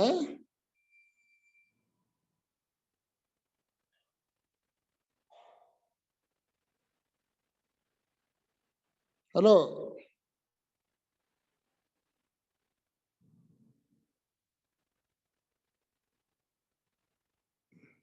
ಹಲೋ ಫಣೀಂದ್ರ ಸರ್, ನೋಡಿ ಈಗ ಕೇಳಿಸ್ತಾ ಇದೆ ನೋಡಿ. ನೀವ್ ಹೇಳಿದ್ದು ಪ್ರಶ್ನೆ ಹಂಗ ಅರ್ಥ ಆಯ್ತು. ಈಗ ಕರ್ಮ ಪ್ರಕೃತಿಗಳು ಯಾವಾಗ ಏನು ಉದಯಕ್ಕೆ ಬರುತ್ತೆ ಅಂತ ನಾವ್ ಹೇಳಕ್ ಆಗತ್ತಾ ಅಲ್ವಾ? ಈಗ ಪ್ರಥಮೋಪಶಮ ಸಮ್ಯಕ್ತದ ಉತ್ಕೃಷ್ಟ ಸಮಯ ಎಷ್ಟಿದೆ? ಒಂದು ಅಂತರ್ಮುಹೂರ್ತ ಅಂತ ಕೊಟ್ಟಿದ್ದಾರೆ ಅಲ್ವಾ. ಆ ಅಂತರ್ಮುಹೂರ್ತದಲ್ಲಿ ಡೈರೆಕ್ಟ್ ಆಗಿ ಮಿಥ್ಯಾತ್ವನು ಉದಯಕ್ಕೆ ಬರ್ಬೋದು, ಅನಂತಾನುಬಂಧಿನೂ ಉದಯಕ್ಕೆ ಬರ್ಬೋದು. ಸೊ ಅನಂತಾನುಬಂಧಿ ಉದಯಕ್ಕೆ ಬಂದಾಗ ಅದೇನಾಗತ್ತೆ, ಅನಂತಾನುಬಂಧಿ ಪೂರ್ತಿ ಏನು ಸಮ್ಯಕ್ತದ ಘಾತ ಮಾಡುತ್ತೆ. ಅರ್ಥ ಆಗ್ತಿದೆಯಲ್ವಾ? ಸಮ್ಯಕ್ತವನ್ನು ಏನ್ ಘಾತ ಅಂತಂದ್ರೆ, ಸಮ್ಯಕ್ತದಿಂದ ನಮ್ಮನ್ನ ಬೀಳ್ಸುತ್ತೆ ಅಷ್ಟೇ, ಆದ್ರೆ ಮಿಥ್ಯಾತ್ವನ ಪ್ರಾಪ್ತಿ ಮಾಡಿಸ್ಕೊಳ್ಳೋದಿಲ್ಲ. ಅದು ಸಮ್ಯಕ್ತದಿಂದ ನಮ್ಮನ್ನ ಬೀಳ್ಸುತ್ತೆ. ಆದ್ರೆ ಅನಂತಾನುಬಂಧಿಯ ಕಷಾಯದ ಸತ್ವ ಇರುವ ಕಾರಣದಿಂದ ನಮ್ಗೆ ಏನಾಗುತ್ತೆ, ಆತ್ಮನಲ್ಲಿ ಮಿಥ್ಯಾತ್ವ ರೂಪಿ ಅಷ್ಟೋಜ್ಞಾನ ರೂಪಿ ಪರಿಣಾಮ ಇರುತ್ತೆ. ಆ ಪರಿಣಾಮದ ಕಾರಣದಿಂದ ಅವನು ಮಿಥ್ಯಾ ದೃಷ್ಟಿನೇ ಅನ್ಸ್ಕೊಳ್ತಾನೆ. ಸರಿ, ಅದ್ ಗೊತ್ತಾಯ್ತು. ಈಗ 2ನೇ ಗುಣಸ್ಥಾನ ಏನು ಸಾಸಾಧನ ಇದೆ, ಅದು ಏನು ನೀವೇ ವ್ಯಾಖ್ಯಾನ ಕೊಟ್ಟಂಗೆ ಅದು ಮಿಥ್ಯಾತ್ವಕ್ಕೆ ಬರೋ ಮಧ್ಯದಲ್ಲಿ ಒಂದು ಅವಧಿ ಮಾತ್ರ. ಅದು ತಿರ್ಗಾ ಅಂತಿಮವಾಗಿ ಅವ್ನು ಕೆಳಗೆ ಬಿದ್ದೇ ಬೀಳ್ತಾನೆ, ಮಿಥ್ಯಾತ್ವಕ್ಕೆ ಬಂದೇ ಬರ್ತಾನೆ. ಹೌದಲ್ವೇ? ಹೌದು ಹೌದು.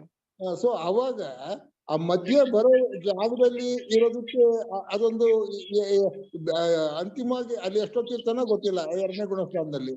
ಅಂತರ್ಮೂರ್ತ ಅಂತರ್ಮೂರ್ತ ಅಷ್ಟೇ, ಅದೇ ಅಂತರ್ಮೂರ್ತ ಅಂದ್ರೆ ಎಷ್ಟೋ ಕೆಲವು ಸಮಯಗಳು ಇರ್ತಾನೆ ಅಷ್ಟೇ. ಸಮಯ ಅಂದ್ರೆ ಕಾಲದ ಅತ್ಯಂತ ಚಿಕ್ಕ ಒಂದು ಅದ್ರದ್ದು ವ್ಯಾಖ್ಯಾನ ಅಥವಾ ಅದ್ರದ್ದೊಂದು ಸ್ಥಾನ ಅಂತ ಹೇಳಕ್ ಅವಶ್ಯಕತೆ ಯಾಕೆ ಬೇಕಾಗಿತ್ತು ಅಂತ ಒಂದು ಏನು ವಿಚಿತ್ರವಾದ ಯಾಕೆ ಬೇಕಾಯ್ತು ಅಂತ ನಾನು ಇದಕ್ಕೆ ಏನ್ ಸರ್ ಉತ್ತರ ಕೊಡೋಣ? ನಾನು ಯಾಕೆಂತಂದ್ರೆ 14 ಗುಣಸ್ಥಾನದಲ್ಲಿ 13 ಗುಣಸ್ಥಾನ ಇಡ್ಬೋದಾಗಿತ್ತಲ್ಲ.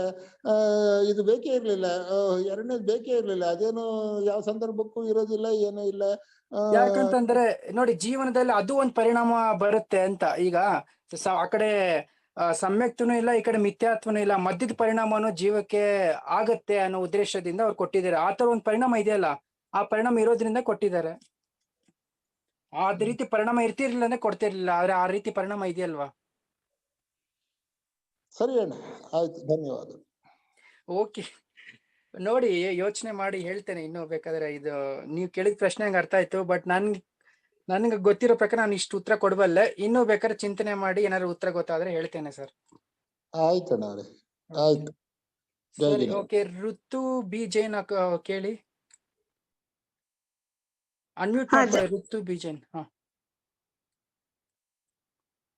ಅಮ್ಮ ಮ್ಯೂಟ್ ಆಯ್ತು ನಿಮ್ದು. ಋತುರೇ ಅನ್ಮ್ಯೂಟ್ ಮಾಡ್ಕೊಳ್ಳಿ. ಈಗ ಅನ್ಮ್ಯೂಟ್ ಆಯ್ತಲ್ಲ? ಈಗ ಕೇಳಿ. ಸರ್, ಜೈ ಜಿನೇಂದ್ರ ಸರ್. ಇದು ಇವಾಗ ನೀವು ಹೇಳಿದ ಪ್ರಕಾರ ಇವಾಗ 4 ಲಬ್ಧಿಗಳು ಸಮಾನವಾಗಿ ಭವ್ಯ ಜೀವಿಗಳು ಅಭವ್ಯ ಜೀವಿಗಳಿಗೂ ಪ್ರಾಪ್ತಿ ಆಗುತ್ತೆ. ಆದ್ರೆ 5ನೇ ಕರಣ ಲಬ್ಧಿ ಭವ್ಯ ಜೀವಿಗೆ ಮಾತ್ರ ಪ್ರಾಪ್ತಿ ಆಗುತ್ತೆ. ಅವಾಗ ಇನ್ನು ವಿಶುದ್ಧಿ ಆಗಿ ಅಧಕರಣ, ಅಂತಃಕರಣ, ಅನುವೃತ್ತೀಕರಣ ಆಗಿ ಪ್ರಥಮೋಪಶಮ ಸಮ್ಯಕ್ತ್ವ ಆಗುತ್ತೆ. ಆಮೇಲೆ ಸಾಸಾಧನ ಗುಣಸ್ಥಾನ ಆಗಿ ಪ್ರಥಮೋಪಶಮ ಅದರಲ್ಲಿ ವ್ಯತ್ಯಾಸ ಆದಾಗ ಒಂದು ಮುಹೂರ್ತ ಕಾಲದಲ್ಲಿ ಅವಾಗ ಅನಂತಾನುಮತಿ 4 ಕಷಾಯದಲ್ಲಿ ಯಾವ್ದಾದ್ರು ಒಂದು ಕಷಾಯ ಉದಯಕ್ಕೆ ಬಂದಾಗ ಆ ಜೀವಿ ಸಾಸಾಧನ ಗುಣಸ್ಥಾನಕ್ಕೆ ಬರ್ತಾರೆ. ಕರೆಕ್ಟ್. ಅಲ್ಲ, ಬಟ್ ಇವಾಗ ನೀವು ಹೇಳೋ ಪ್ರಕಾರ ಇವಾಗ 4 ಆಗಿ 5ನೇದು ಆದ್ರೂ ಆಗ್ಬೋದು, ಆಗದೆ ಇರ್ಬೋದು. 5ನೇದು ಭವ್ಯ ಜೀವಿಗೆ ಮಾತ್ರ ಆಗುತ್ತೆ. ಅದಾಗಿ ಮತ್ತೆ ಪ್ರಥಮೋಪಶಮ ಆದ್ರೂನು ಮತ್ತೆ ಈ ಒಂದು ಕಷಾಯ ಬಂದಾಗ ಮತ್ತೆ ಸಾಸಾಧನ ಗುಣಸ್ಥಾನಕ್ಕೆ ಬರ್ತಾರೆ, ಕೆಳಗಡೆ ಇಳಿತಾರೆ ಅಂತ ಹೇಳ್ತೀರಾ? ಹೇಳಿ ಅಮ್ಮ. ಅದನ್ನ ಇನ್ನು ಹೇಳಿ. ಆಮೇಲೆ ಅಲ್ಲ, ನಂದು ಇದು ಕ್ವಶನ್ ಏನಂದ್ರೆ, ಇವಾಗ ಮಿಥ್ಯಾ ದೃಷ್ಟಿಗಿಂತ ಸಾಸಾಧನ ಮಿಥ್ಯಾ ದೃಷ್ಟಿಗೆ ಅನಂತ ಗುಣ ಪರಿಣಾಮ ಕಡಿಮೆ ಇರುತ್ತದೆ. ಬಟ್ ಇದು ಸದ್ಗತಿಗಳಿಗೆ ವ್ಯತ್ಯಾಸ ಆಗುತ್ತಾ? ಗತಿಯಿಂದ ವ್ಯತ್ಯಾಸ ಆಗುತ್ತೆ. ಇವಾಗ ಒಂದು ಜೀವಿ ಒಂದು ಪರ್ಯಾಯದಲ್ಲಿ ಅವನು ಸಾಸಾಧನ ಆಗಿದ್ರುನು ಅಥವಾ ಅನಾದಿ ಮಿಥ್ಯಾ ದೃಷ್ಟಿ ಆಗಿದ್ರುನು ಅದ್ರಲ್ಲಿ ವ್ಯತ್ಯಾಸ ಗತಿಗಳಲ್ಲಿ ಪರಿಣಾಮಕ್ಕೆ ಆಗುತ್ತಾ? ಅದು ಗತಿಗಳಲ್ಲಿ ಪರಿಣಾಮಕ್ಕೆ ಅಂತಂದ್ರೆ ನನಗೆ ಅರ್ಥ ಆಗಿಲ್ಲ. ಇವಾಗ ನಂಗೆ ಪರ್ಯಾಯದಲ್ಲಿ ಇವಾಗ ಮುಂದಿನ ಗತಿ ಸಿಗ್ಬೇಕಾದಾಗ ಇವನು ಮಿಥ್ಯಾ ದೃಷ್ಟಿನೇ, ಅವನು ಮಿಥ್ಯಾ ದೃಷ್ಟಿನೇ. ಇವನ್ ಸಾಸಾಧನ ಮಿಥ್ಯಾ ದೃಷ್ಟಿ ಆಗಿರ್ತಾನೆ. ಅವನ ಇವಾಗ ಮಧ್ಯದಲ್ಲಿ ಇವಾಗ 4 ಆಗಿ 5ನೇದ ಆ ಕರಣ ಲಬ್ಧಿ. ಓಕೆ, ಅರ್ಥ ಆಯ್ತು. ಈಗ ಮೊದಲನೇ ಗುಣಸ್ಥಾನದಲ್ಲಿ ಇರೋ ಮಿಥ್ಯಾ ದೃಷ್ಟಿ ಆಗಿರ್ಲಿ, 2ನೇ ಗುಣಸ್ಥಾನದಲ್ಲಿ ಮಿಥ್ಯಾ ದೃಷ್ಟಿ ಆಗಿರ್ಲಿ, ಎರಡು ಮಿಥ್ಯಾತ್ವ ಅಂತಾನೆ ಕನ್ಸಿಡರ್ ಆಗತ್ತಮ್ಮ. ಎರಡು ಮಿಥ್ಯಾತ್ವ. ಈ 1ನೇ ಗುಣಸ್ಥಾನದಲ್ಲೂ ಆಯು ಬಂದಾಗತ್ತೆ, 2ನೇ ಗುಣಸ್ಥಾನದಲ್ಲೂ ಆಯು ಬಂದಾಗತ್ತೆ. 3ನೇ ಗುಣಸ್ಥಾನದಲ್ಲಿ ಮಾತ್ರ ಆಯು ಬಂದಾಗೋದಿಲ್ಲ. ಈ 2ನೇ ಗುಣಸ್ಥಾನದಲ್ಲಿ ಆಯು ಬಂದಾದಾಗ ಅದು ಮಿಥ್ಯಾತ್ವ ಅಂತಾನೆ, ಅಂದ್ರೆ ಮಿಥ್ಯಾತ್ವದಲ್ಲೇ ಆಯು ಬಂದಾಗತ್ತೆ. ಆಗ ಆ ಜೀವ ತನ್ನ ಕರ್ಮಾನುಸಾರ ಅದೇ ಅವನು ಎಲ್ಲಿ ಬಂದಾಗಿರ್ತೋ ಆಯು ಅಲ್ಲಿಗೆ ಹೋಗ್ತಾನೆ. ಏನ್ ಡಿಫ್ರೆನ್ಸ್ ಇಲ್ಲ, ಸಮಾನ ಅಂತ ತಿಳ್ಕೊಳ್ಳಿ. ಆಯು ಬಂದಾಗ 2 ಸಮಾನ ಅಂತ ಅಲ್ಲ. ಬಟ್ ನೀವು ಹೇಳುವಾಗ ಇವಾಗ ಮಿಥ್ಯಾ ದೃಷ್ಟಿಗಿಂತ ಸಾಸಾಧನ ಮಿಥ್ಯಾ ದೃಷ್ಟಿಗೆ ಅನಂತ ಗುಣ ಪರಿಣಾಮ ಕಡಿಮೆ ಇರುತ್ತದೆ. ಇದರಿಂದ ಏನಾದ್ರೂ ವ್ಯತ್ಯಾಸ ಆಗುತ್ತಾ ಅಂತ ನಾನು ಕೇಳ್ತಾ ಇರೋದು. ಏನು ವ್ಯತ್ಯಾಸ ಇಲ್ಲ, ಗತಿ ಬಂಧದಲ್ಲಿ ಏನು ವ್ಯತ್ಯಾಸ ಆಗಲ್ಲ ಮೇಡಮ್. ಬಟ್ ಬೇರೆ ಪುಣ್ಯ ಪಾಪದ ಇದ್ರಲ್ಲಿ ಅವ್ರಿಗೆ ಕರ್ಮದಲ್ಲಿ ವ್ಯತ್ಯಾಸ ಆಗ್ಬೋದು. ಕರ್ಮದಲ್ಲಿ ಅವ್ರೇನು ಸತ್ತಾದಿಲ್ಲಿರೋದು ಇವಾಗ ಕಡಿಮೆ ಮಾಡ್ಕೊಂಡಿರ್ತಾರೆ. ಮತ್ತೆ ಅದು ಅಂದ್ರೆ ಪರಿಣಾಮದಲ್ಲಿ ಅನಾದಿ ಮಿಥ್ಯಾ ದೃಷ್ಟಿಗಿಂತ ಸಾಸಾಧನಕ್ಕೆ ಸ್ವಲ್ಪ ಕಡಿಮೆ ಇದಿರ್ಬೋದು ಅಷ್ಟೇ. ಸ್ಥಿತಿ ಬಂದ ಮತ್ತೆ ಅನುಭಾಗ ಕಡಿಮೆ ಇರ್ಬೋದು ಅಂತನಾ ಕಂಪ್ಯಾರಿಟಿವ್ಲಿ ಅಂತಲ್ಲ ಮೇಡಮ್. ಈಗ ನೋಡಿ, ಮಿಥ್ಯಾತ್ವದೊಂದಿಗೆ ನೋಡಿ ಸಮ್ಯಕ್ ದರ್ಶನ ಒಂದು ನೋಡಿ, ಆಯು ಬಂದಾಗ್ಬೇಕಾದ್ರೆ ಒಂದು ಮಿಥ್ಯಾತ್ವ ಸಮ್ಯಕ್ತ, ಈ 2 ಬಹಳ ಮುಖ್ಯ ಇರುತ್ತೆ ಅಲ್ಲ ಮೇಡಮ್. ಅದ್ ಬಿಟ್ರೆ ಅವನ ಆತ್ಮನಲ್ಲಿ ಆ ಸಮಯದಲ್ಲಿ ಆಗುವಂತ ಪರಿಣಾಮ, ಅವನ್ ಶುಭ ಪರಿಣಾಮದಲ್ಲಿದ್ದನೋ ಅಶುಭ ಪರಿಣಾಮದಲ್ಲಿದ್ದನೋ ಅದು ಡಿಪೆಂಡ್ ಆಗುತ್ತೆ. ಸರಿನಾ? ಅವ್ನ್ ಮಂದ ಕಷಾಯ ಆಗಿದನೋ ಆ ಸಮಯದಲ್ಲಿ ತೀವ್ರ ಕಷಾಯ ಆಗಿದನೋ ಅದು ಡಿಪೆಂಡ್ ಆಗುತ್ತೆ. ಸರಿನಾ? ಅದ್ರ ಮೇಲೆ ಅವನ ಆಯು ಬಂಧ ಮಾಡ್ಕೊಂತಾನೆ. ಆದ್ರೆ ಇಲ್ಲಿ ಇಲ್ಲಿ 2ನೇ ಗುಣಸ್ಥಾನ ಇರ್ಲಿ 1ನೇ ಗುಣಸ್ಥಾನ ಇರ್ಲಿ ಅದು ಮಿಥ್ಯಾತ್ವದೊಂದಿಗೆ ಆಯು ಬಂದ ಆಗುತ್ತೆ ಮೇಡಮ್. ಇಷ್ಟ ಆಯು ಬಂದ ಆಗ್ಬೇಕಾದ್ರೆ ಇದ್ರ ಮೇಲೆ ಆಯು ಬಂದ ಆಗ್ಬೇಕಾದ್ರೆ ಆಯು ಬಂದದ ವಿಷಯ ಗೊತ್ತಾಯ್ತು ನನಗೆ. ಆಯು ಬಂದ ಅವನ್ ಮಿಥ್ಯಾ ದೃಷ್ಟಿನೇ ಆಗತ್ತೆ. ಬಟ್ ಅವನು ಜೀವನ ಪರ್ಯಂತ ಇದನ್ನೆಲ್ಲ ಫಾಲೋ ಮಾಡಿರ್ತಾನೆ. ಅವನ್ ಸಾಸಾಧನದಲ್ಲಿರ್ತಾನೆ. ಅವನ ಇದು ಅನಾದಿ ಮಿಥ್ಯಾ ದೃಷ್ಟಿಗಿಂತ ಫಾರ್ ಬೆಟರ್ ಅಂತ ತಾನೇ ನೀವ್ ಹೇಳೋ ಪ್ರಕಾರ. ಅನಂತ ಗುಣ ಪರಿಣಾಮ ಕಡಿಮೆ ಇರುತ್ತದೆ ಇವನಿಗೆ ಸಾಸಾಧನ ಮಿಥ್ಯಾ ದೃಷ್ಟಿಗೆ. ಇಲ್ಲ ಮೇಡಮ್ ನೋಡಿ, ಈಗ ಅನಾದಿ ಮಿಥ್ಯಾ ದೃಷ್ಟಿ ಇರ್ಲಿ ಸಾದಿ ಮಿಥ್ಯಾ ದೃಷ್ಟಿ ಇರ್ಲಿ, ತಿಳ್ಕೊಳ್ಳಿಮ್ಮ. ಅನಾದಿ ಮಿಥ್ಯಾ ದೃಷ್ಟಿ ಇರ್ಲಿ ಸಾದಿ ಮಿಥ್ಯಾ ದೃಷ್ಟಿ ಇರ್ಲಿ, ಮಿಥ್ಯಾತ್ವ ಅಂದ್ಮೇಲೆ ಇಬ್ಬರಿಗೂ ಪರಿಣಾಮ ಒಂದೇ ಇರುತ್ತೆ ಮೇಡಮ್. ಸರಿನಾ? ಮಿಥ್ಯಾತ್ವ ಪರಿಣಾಮ ಅಂದ್ರೆ ಇಬ್ಬರಿಗೂ ಒಂದೇ ಪರಿಣಾಮ ಇರುತ್ತೆ. ಬಟ್ ಆಯು ಬಂದಾಗೋದು ಆ ಸಮಯದಲ್ಲಿ ಅವನಲ್ಲಿ ಯಾವ ರೀತಿ ಪರಿಣಾಮ ಇರುತ್ತೆ ಆ ಪರಿಣಾಮ ಮೇಲೆ ಡಿಪೆಂಡ್ ಆಗುತ್ತೆ. ಹೌದು ಸರ್. ಬಟ್ ಕರ್ಮದಲ್ಲಿ ಇವಾಗ ಕರ್ಮದಲ್ಲಿ ಬರೀ ಮಿಥ್ಯಾತ್ವ ಅಂತ ಮಾತ್ರನೇ ಕನ್ಸಿಡರ್ ಆಗುತ್ತೆ. ಅದರಲ್ಲಿ ಅಶ್ರದ್ಧಾನ ರೂಪ ಪರಿಣಾಮದಲ್ಲಿ ಹೆಚ್ಚು ಕಡಿಮೆ ಏನಿದೆ ಅಲ್ವಾ, ಅದು ಡಿಪೆಂಡ್ ಆಗೋದಿಲ್ಲ. ಸೊ ಹಾಗಾಗಿ ಅನಾದಿ ಮಿಥ್ಯಾ ದೃಷ್ಟಿಗೂ ಸಾಸಾಧನ ಮಿಥ್ಯಾ ದೃಷ್ಟಿಗೂ ಯಾವುದೇ ಇದರಲ್ಲಿ ವ್ಯತ್ಯಾಸ ಆಗೋದಿಲ್ಲ ಅಂತ ನೀವ್ ಹೇಳೋದು. ಆಯು ಬಂದ ಸಮಯದಲ್ಲಿ ಕರ್ಮಾನುಸಾರ ಯಾವುದೇ ವ್ಯತ್ಯಾಸ ಆಗೋದಿಲ್ಲ, ತನ್ನ ಜೀವದ ಪರಿಣಾಮದ ಅನುಸಾರ ವ್ಯತ್ಯಾಸ ಆಗುತ್ತೆ. ಹಾ ಅದು ಗೊತ್ತಾಯ್ತು. ಈ ಕರ್ಮದ ಬಂಧದಲ್ಲಿ ಏನಾದ್ರೂ ವ್ಯತ್ಯಾಸ ಆಗುತ್ತಾ? ಇನ್ನು 7 ಕರ್ಮ ಕರ್ಮ ಇರ್ತಲ್ಲ, ಜ್ಞಾನಾವರಣ, ದರ್ಶನಾವರಣ, ಆತರ ಕರ್ಮದ ಬಂಧ ಆಗ್ತಾ ಕರ್ಮ ಇರುತ್ತಲ್ಲ ಸರ್. ಬಂಧದಲ್ಲಿ ವ್ಯತ್ಯಾಸ ಆಗುತ್ತೆ ಮೇಡಮ್, ಕರ್ಮ ಬಂಧದಲ್ಲಿ ವ್ಯತ್ಯಾಸ ಆಗೇ ಆಗುತ್ತೆ, ಖಂಡಿತ ಆಗೇ ಆಗುತ್ತೆ. ಅಷ್ಟೇ, ಅದೇ ಬೇಕಾಗಿತ್ತು. ಸೊ ಅದ್ರ ಉಪಯೋಗ ಆಗುತ್ತೆ ನಮ್ಗೆ ಸಾಸಾಧನ ಆದ್ರೆ, ಅನಾದಿ ಮಿಥ್ಯಾ ದೃಷ್ಟಿಗಿಂತ.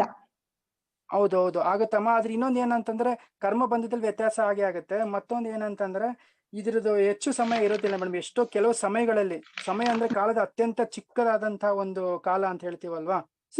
ಸೊ ಕೆಲವೇ ಎಷ್ಟೋ ತುಂಬಾ ಒಂದ್ ಕಣ್ಣು ಮಿಡಿಸಿ ಒಂದ್ಸಲಿ ನಾವು ರೆಪ್ಪೆ ಬಡಿದು ತೆಗೆಯುವಷ್ಟರಲ್ಲಿ ಎಷ್ಟೋ ಅನಂತ ಸಮಯಗಳಾಗ್ಬಿಟ್ಟಿರುತ್ತಂತೆ. ಸೊ ಅಷ್ಟು ಸೂಕ್ಷ್ಮವಾಗಿರುತ್ತೆ 2ನೇ ಗುಣಸ್ಥಾನ. ಓಕೆ ಸರ್, ಗೊತ್ತಾಯ್ತು ಬಿಡಿ ಸರ್. ನಂಗೆ ಕರ್ಮದ ಬಂಧದಲ್ಲಿ ವ್ಯತ್ಯಾಸ ಆಗುತ್ತೆ ಅಂತ ಅದೊಂದು ಬೇಕು. ಕರ್ಮ ಬಂಧದಲ್ಲಿ ವ್ಯತ್ಯಾಸ ಆಗುತ್ತೆ ಮೇಡಮ್, ಹೌದು. ಓಕೆ, ಅದೇ ಅಥವಾ ಆಯು ಬಂಧಕ್ಕೆ ಆಗದೆ ಇದ್ರು ಬೇರೆ ಇದಕ್ಕೆ ಉಪಯೋಗ ಆಗುತ್ತೆ, ಬೇರೆ ಬೇರೆ ಕರ್ಮಗಳ ಬಂಧದಲ್ಲಿ ಉಪಯೋಗ ಆಗುತ್ತೆ. ನಾವು ಅಟ್ಲೀಸ್ಟ್ ಇವಾಗ ಇದನ್ನ ಮಾಡಕ್ ಆಗದೆ ಇದ್ರು ನಾವು ಪುಣ್ಯ ಇವಾಗ ಇಷ್ಟು ಕರ್ಣ ಲಬ್ಧಿಗಳಲ್ಲಿ 1, 2 ಅಥವಾ ಮಾಡ್ಕೊಂಡ್ರು ಸೊ ಅದ್ರ ಪರಿಣಾಮ ಅನಾದಿ ಮಿಥ್ಯಾ ದೃಷ್ಟಿಗಿಂತ ಗುಣ ಕಡಿಮೆ ಆಗ್ತಾ ಇರುತ್ತೆ. ಅನಂತ ಗುಣ ಪರಿಣಾಮ ಕಡಿಮೆ ಆಗ್ತಾ ಇರುತ್ತೆ. ಮತ್ತೆ ಕರ್ಮ ಬಂಧನೂ ಕಡಿಮೆ ಆಗ್ತಾ ಇರುತ್ತೆ. ಮತ್ತೆ ಇನ್ನೊಂದು ವಿಶೇಷತೆ ಒಂದ್ ಹೇಳ್ತೀನಿ ಕೇಳಿಮ್ಮ. ನೀವ್ ಹೇಳಿದ್ ನನ್ಗೆ ಅರ್ಥ ಆಯ್ತು, ಬಟ್ ಒಂದ್ ವಿಶೇಷತೆ ಇದೆ. ಏನ್ ಗೊತ್ತಾ? ನೀವು ಕೇಳಿದ ಒಳ್ಳೆ ಪ್ರಶ್ನೆ. 2ನೇ ಗುಣಸ್ಥಾನದಲ್ಲಿ ಮರಣವಾದಂತ ಜೀವ ನರಕಕ್ಕೆ ಹೋಗೋದಿಲ್ಲ ಅಂತ ಒಂದು ವಿಶೇಷತೆ ಇದೆ ಮೇಡಮ್. Okay sir. ಅಂದ್ರೆ ಅನಾದಿ ಮಿಥ್ಯಾ ದೃಷ್ಟಿಗಿಂತ ಈಗ ಇದ್ರಲ್ಲಿ ನೀವು ಅರ್ಥ ಮಾಡ್ಕೊಂಬೋದ್ರ 1ನೇ ಗುಣಸ್ಥಾನಕ್ಕಿಂತ 2ನೇ ಗುಣಸ್ಥಾನ ಸ್ಟಿಲ್ ಓಕೆ ಬೆಟರ್. ಯಾಕಂದ್ರೆ ಆ 2ನೇ ಗುಣಸ್ಥಾನ ಒಂದಂತ ಜೀವ ನರಕಾಯು ಬಂಧ ಮಾಡ್ಕೊಳ್ಳೋ, ನರಕಕ್ಕೆ ಹೋಗೋದಿಲ್ಲ. ಓಕೆ ಸರ್, ಕಂಪ್ಯಾರಿಟಿವ್ಲಿ ಬೆಟರ್ ಅಂತ ಅರ್ಥ ಆಗುತ್ತೆ. ಹಂಗ ಬೆಟರ್ ಅಂತಂದ್ರೆ ಮಿಥ್ಯಾತ್ವನೇ ಇದೆ, ಅದನ್ನ ಬೆಟರ್ ಅಂತ ಅನ್ಕೊಂಡ್ಬಿಡ್ಬೇಡಿ. ಅಂದ್ರೆ ಕಂಪ್ಯಾರಿಟಿವ್ ಹೇಳ್ತಾ ಇದೀನಿ, ಆಯ್ತಾ? ಅನೇಕಾಂತದಿಂದ ಯೋಚನೆ ಮಾಡಿ, ಸರಿನಾ? Okay sir. 2ನೇ ಗುಣಸ್ಥಾನ ಬೆಟರ್ ಅಂತ 2ನೇ ಗುಣಸ್ಥಾನಕ್ಕೆ ಹೋಗುವಂತ ಪ್ರಯತ್ನ ಮಾಡ್ಬೇಡಿ ಆಮೇಲೆ. ಗೊತ್ತಾಯ್ತು ಸರ್, ಗೊತ್ತಾಯ್ತು. Thank you. ಓಕೆ, ಮತ್ತೆ ಯಾರ್ದಾದ್ರು ಪ್ರಶ್ನೆ ಇದೆಯಾ?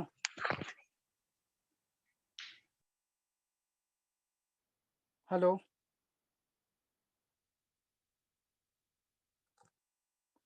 ಯಾರಿಗಾದ್ರು ಮತ್ತೆ ಪ್ರಶ್ನೆ ಇದೆ? ಸುಗುಣ ಶೆಟ್ಟಿ, ಸುಗುಣಕ್ಕ ಅವ್ರ ಹೇಳಿ. ಸುಗುಣಕ್ಕ ಅವ್ರ ಪ್ರಶ್ನೆ ಕೇಳಕ್ಕೆ ನಂಗೆ ಭಯ ಆಗ್ತಿದೆ ಈಗ. ಇಲ್ಲ ಹಾಗೇನಿಲ್ಲ, ಅವ್ರು ಮೇಡಮ್ ಹೇಳಿದ್ರಲ್ಲ, ಅದಕ್ಕೆ ನಾನು ಹೇಳ್ಬೇಕು ಅಂತಿದ್ದೆ. 2ನೇ ಗುಣಸ್ಥಾನ ಉಳ್ಳ ಜೀವ 1ನೇ ಗುಣಸ್ಥಾನಕ್ಕೆ ನಿಯಮದಿಂದ ಬಂದ್ರೂ ಕೂಡ ಆ ಜೀವ ನರಕಕ್ಕೆ ಹೋಗುದಿಲ್ಲ, ಅದೇ ವ್ಯತ್ಯಾಸ ಅಂತ ಹೇಳಲಿಕ್ಕೆ ನಾನು ಮಾಡಿದ್ದೆ. ಅದೇ ಅದೊಂದು ವಿಶೇಷತೆ, ನರಕಕ್ಕೆ ಹೋಗೋದಿಲ್ಲ. ಕರೆಕ್ಟ್. ಅದೇ. ಮತ್ತೆ ಸಾಧಿ ಮಿಥ್ಯಾ ದೃಷ್ಟಿ ಮತ್ತು ಸಾತಿಶಯ ಮಿಥ್ಯಾ ದೃಷ್ಟಿ ಎರಡು ಒಂದೇನಾ ಅಥವಾ ಅದು ಬೇರೆ ಬೇರೆನಾ?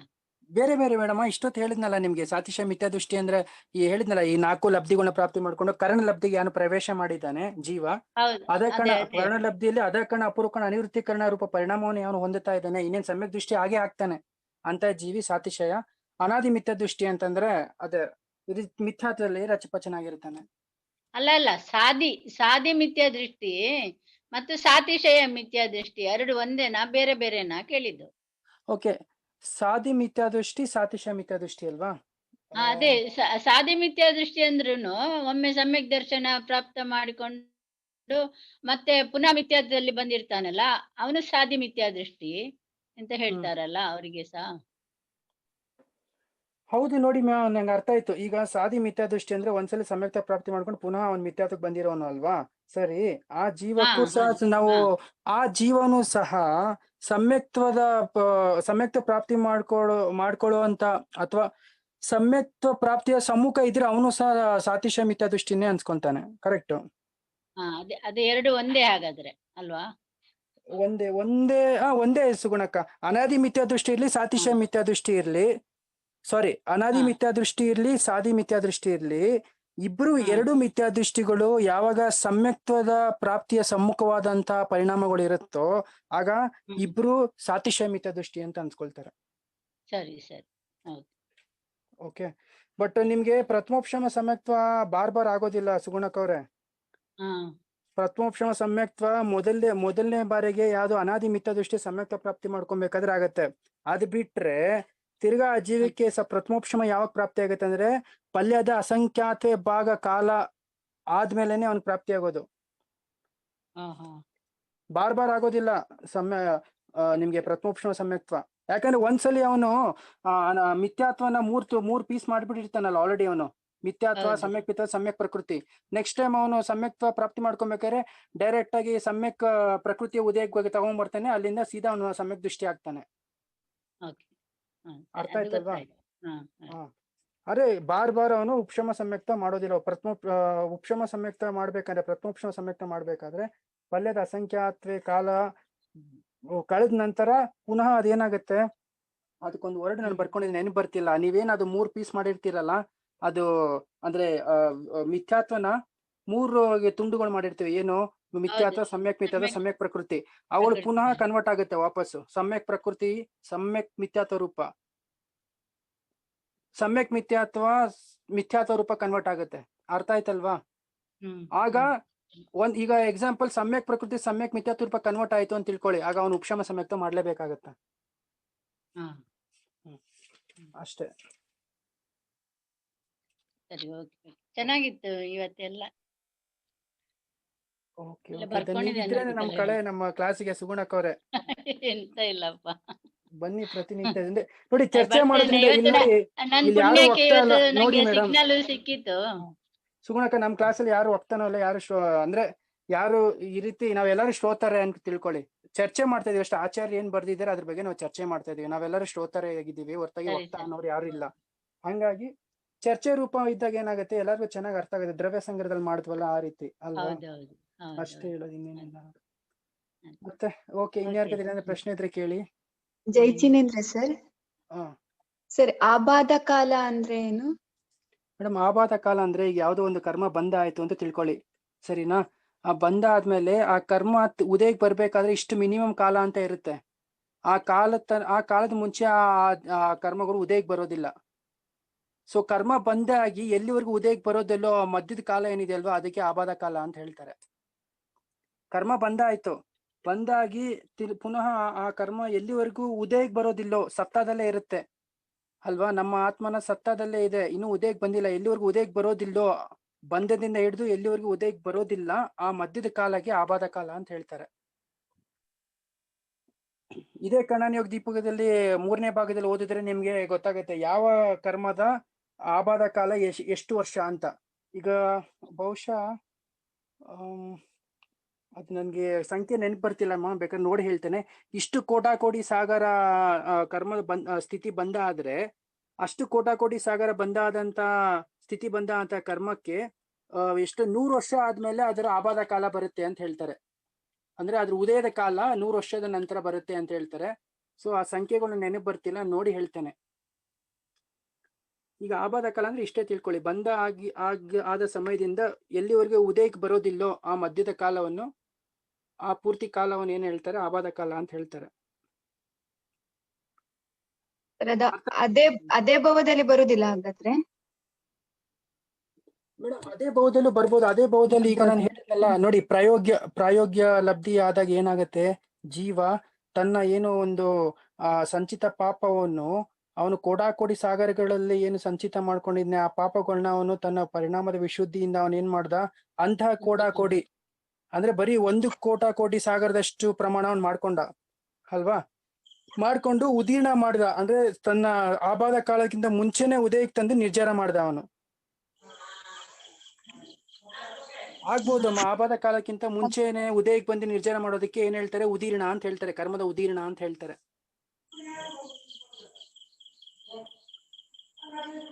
ಮಿನಿಮಮ್ ಎಷ್ಟು ಸಮಯ ಅಂತ ಇರ್ತದೆ ಸರ್ ಅದಕ್ಕೆ? ಮೇಡಮ್, ಕೆಲವೊಂದು ಕರ್ಮಕ್ಕೆ ಮಿನಿಮಮ್ ಸಮಯ ಇರುತ್ತೆ. ಆ ಮಿನಿಮಮ್ ಸಮಯ ಆಗೋ ತನಕ ಉದೀರ್ಣ ಮಾಡೋಕ್ಕೂ ಆಗೋದಿಲ್ಲ ಮೇಡಮ್.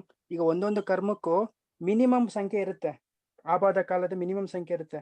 ಆ ಮಿನಿಮಮ್ ಸಂಖ್ಯೆ ಇದ್ದಾಗ ಅದಕ್ಕಿಂತ ಮುಂಚೆನೆ ನಾವು ಉದೀರ್ಣ ಮಾಡಕ್ ಆಗೋದಿಲ್ಲ, ಅದಾದ್ಮೇಲೆ ಉದೀರ್ಣ ಮಾಡ್ಬೋದು ಅಂತ ನಾನು ಓದಿದ್ದೇನೆ. ಅದ್ ನೋಡಿ ಹೇಳ್ತೇನೆ ಮೇಡಮ್ ನಿಮ್ಗೆ ಇನ್ನೊಂದ್ಸಲಿ. ಭೂಷಣ್, 70 ಕೋಟಿಗೆ 100 ವರ್ಷ ಆಬಾಧ ಕಾಲ. ಓಕೆ, 70 ಕೋಟಿಗೆ ಎಷ್ಟು ಸರ್? 100 ಆಬಾಧ ಕಾಲ ಅಲ್ವಾ? ಮೋಹಿನಿಯ ಕರ್ಮದ್ದು ಆ ಪರ್ಸೆಂಟೇಜ್ ತಗೊಂಡು ಮಾಡ್ಬೇಕು. ಈಗ ಒಬ್ಬನಿಗೆ 70 ಕೋಟಿ ಅಂತ ತಿಳ್ಕೊಳ್ಳಿ, ಅದು 4ನೇ ಸೆಕೆಂಡ್ಗೆ ಬರುದಿಲ್ಲ, ಸಾಧ್ಯ ಇಲ್ಲ. ಶುರು ಆಗ್ತದೆ. ಅಲ್ಲಿವರೆಗೆ ಅದು ಬಂಧ ಅಥವಾ ಸತ್ತದಲ್ಲೇ ಇರ್ತದೆ. ಸೊ ಆ 100 ವರ್ಷ ನೀವೇನ್ ಹೇಳಿದ್ದೀರಾ ಆಬಾಧ ಕಾಲ, ಅದಕ್ ಮುಂಚೆ ನಾವು ಉದೀರ್ಣ ಮಾಡಕ್ಕೂ ಆಗೋದಿಲ್ಲ ಅಲ್ಲ? ಇಲ್ಲ ಇಲ್ಲ ಇಲ್ಲ ಅದು ಆಗುದಿಲ್ಲ. 100 ವರ್ಷ ಮಿನಿಮಮ್. ಓಕೆ ಆಮೇಲೆ 100 ವರ್ಷ ಆದ್ಮೇಲೆ ಏನ್ ನಿಮ್ಗೆ ಉದಯಕ್ಕೆ ಬರ್ತದೆ ಅದನ್ನು ಉದೀರ್ಣ ಮಾಡ್ಕೋಬಹುದು. ಓಕೆ ಓಕೆ ಅರ್ಥ ಆಯ್ತು. ಅಂದ್ರೆ 100 ವರ್ಷದ ನಂತರ ಉದಯಕ್ಕೆ ಬಂತು, ಅದಾದ್ಮೇಲೆ ಉಳಿದ ಇನ್ನೇನು ಕರ್ಮಗಳು ಇತ್ತಲ್ಲ ಸತ್ತದಲ್ಲಿ, ಅವುಗಳನ್ನ ಮುಂಚೆನೆ ನಾವು ಬೇಗ ಉದಯಕ್ಕೆ ತಂದು ನಿರ್ಧಾರ ಮಾಡ್ಬೋದು, ಉದೀರ್ಣ ಮಾಡಿ ನಿರ್ಧಾರ ಮಾಡ್ಬೋದು ಅಂತ ಅಲ್ವಾ? ಮುನಿಯ ಕರ್ಮದ್ದು 70 ಕೋಟಿ ಅಂತ ತಿಳ್ಕೊಳ್ಳಿ. ಸರಿ. ಅದ್ರದ್ದು ಅಬಾಧ ಕಾಲ 100 ವರ್ಷ. ಕರೆಕ್ಟ್.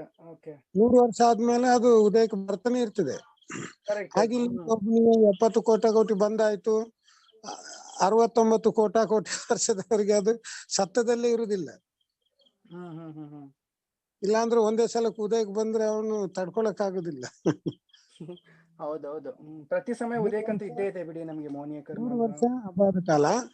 ಆ ರೇಷೆ ತಗೋಬೇಕು. ಈಗ 70 ಕೋಟಿ ಒಬ್ಬನಿಗೆ ಕರ್ಮ ಬಂದಾಗಿದೆ ಅಂದ್ರೆ ಅವನಿಗೆ ಅಬಾಧ ಕಾಲ 100 ವರ್ಷ. ಆ ರೇಷಿಯೋ ಮೂಲಕನೇ ಉಳಿದ ಕರ್ಮಗಳ ಸಂಖ್ಯೆಗೆ ನಾವು ತಗೊಬೇಕಲ್ವಾ? ಅದು ತಗೋಬೇಕು, ಆ ರೇಷದಲ್ಲಿ ತಗೋಬೇಕು. ಸರಿ ಸರಿ. ಈಗ ಒಬ್ಬನಿಗೆ 100 ವರ್ಷ ಒಂದು ಕರ್ಮ ಬಂದಾಗಿದೆ ಅಂತ ತಿಳ್ಕೊಳ್ಳಿ. ಅದ್ರದ್ದು ಅಬಾಧ ಕಾಲ ಎಷ್ಟಿರ್ಬೋದು? 70 ಕೋಟಿಗೆ 100 ವರ್ಷ ಆದ್ರೆ 100 ವರ್ಷದ ಕರ್ಮ ಬಂದ್ಬಿಡುತ್ತೆ. ಅದು ಕೆಲವೇ ಸಮಯಗಳಲ್ಲಿ ಬಂದ್ಬಿಡುತ್ತೆ ಅಂದ್ರೆ. ಇದೊಂದು ಸ್ವಲ್ಪ ಮ್ಯಾಥಮೆಟಿಕ್ ಕ್ಯಾಲ್ಕುಲೇಷನ್, ತುಂಬಾ ಡೀಪ್ ಮ್ಯಾಥಮೆಟಿಕ್ಸ್ ಮಾಡ್ಬೇಕು. ಹೌದು ಸರ್, ಅರ್ಥ ಆಯ್ತು. ಒಳ್ಳೆ ವಿಷಯ ಹೇಳಿದ್ರಿ ಜಿನೇಂದ್ರಣ್ಣ. ಒಂದು ಸಿಸ್ಟಮ್ ಆರ್ಡರ್ ಅಲ್ಲಿ ತಿಳ್ಕೊಬೇಕು ಅಷ್ಟೇ. ಕರೆಕ್ಟ್. ಅದಕ್ಕೆ ಹೇಳಿ ಜಿನೇಂದ್ರಣ್ಣ. ಕೆಲವರಿಗೆ ಏನಾಗ್ತದೆ, ಈಗ ಕರ್ಮ ಬಂದಾಯ್ತು ಈಗಲೇ ಉದಯಕ್ಕೆ ಬರ್ತದೆ ಹೆಚ್ಚಿನವ್ರಿಗೆ. ಯಾಕೆ? ಆ ಬಂಧ ಮಾಡ್ಕೊಳ್ಳೋ ಸಮಯ ಕಮ್ಮಿ ಇದ್ದಾಗ ಇದೇ ಭಾವದಲ್ಲಿ ಉದಯಕ್ಕೆ ಬರೋಕೆ ಚಾನ್ಸ್ ಇದೆ. Okay okay okay okay fine. 100 ವರ್ಷ ಅಂತ ತಿಳ್ಕೊಳ್ಳಿ. 100 ವರ್ಷ ಆದ್ರೆ ಎಷ್ಟಾಗ್ತದೆ? ನನ್ಗೆ ಅನ್ಸುತ್ತೆ ಒಂದು 2 ದಿವಸ 3 ದಿವಸ ಅಥವಾ ಈ ರೇಷ್ಯದಲ್ಲಿ ಬರ್ಬೋದು. Correct sir. ಆಮೇಲೆ ಇನ್ನೊಂದು ಮಹತ್ವವಾದ ವಿಷಯ ಕೇಳಿ ಜಿನೇಂದ್ರಣ್ಣ. ಲಬ್ಧಿ ಸಾರದಲ್ಲಿ ಕೊಟ್ಟಿದ್ದಾರೆ. ಏನ್ ಕೊಟ್ಟಿದ್ದಾರೆ ಅಂದ್ರೆ, ಈಗ ನಾವು ಹೇಳ್ತೀವಲ್ವಾ, ಎಲ್ಲ ಕಾಲ ಲಬ್ಧಿ ಬಂದಾಗ ಎಲ್ಲ ಆಗತ್ತೆ ಬಿಡಪ್ಪ, ಕಾಲ ಲಬ್ಧಿ ಬಂದಾಗ ಎಲ್ಲ ಸಮ್ಯಕ್ತ ಪ್ರಾಪ್ತಿ, ಅದು ಏನೋ ಒಂದು ವಸ್ತು ಸಿಗ್ಬೇಕಾದ್ರೆ ಕಾಲ ಬರ್ಬೇಕು, ಕಾಲ ಲಬ್ಧಿ ಅಂತ ಹೇಳ್ತಾರಲ್ವಾ. ಸೊ ಈ ಕಾಲ ಲಬ್ಧಿ ಅಂದ್ರೆ ಏನು ಅಂತ ಅವ್ರು ಕೊಟ್ಟಿದ್ದಾರೆ ಅಂತಂದ್ರೆ, ಇಲ್ಲಿ ನೋಡಿ, ಯಾವ ಒಂದು ಆತ್ಮನ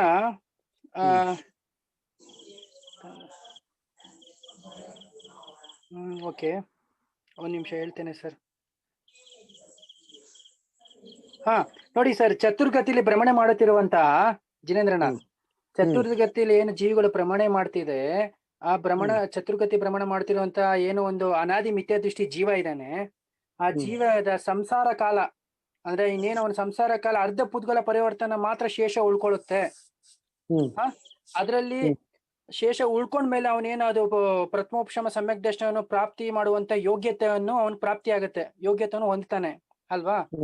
ಅದನ್ನು ಈ ಒಂದು ಪ್ರಥಮ ಕಾಲ ಲಬ್ಧಿ ಇರೋದ್ರಿಂದ ಜೀವ ದೇವನಾರ್ಕಿ ಅಥವಾ ದೇವನಾರ್ಕಿ ಪರ್ಯಾಯದಲ್ಲಿ ಅಥವಾ ತಿರಂಚ ಪರ್ಯಾಯ ಅಥವಾ ಮನುಷ್ಯ ಪರ್ಯಾಯದಲ್ಲಿ ಏನಾಗುತ್ತೆ, ಆ ಜೀವಕ್ಕೆ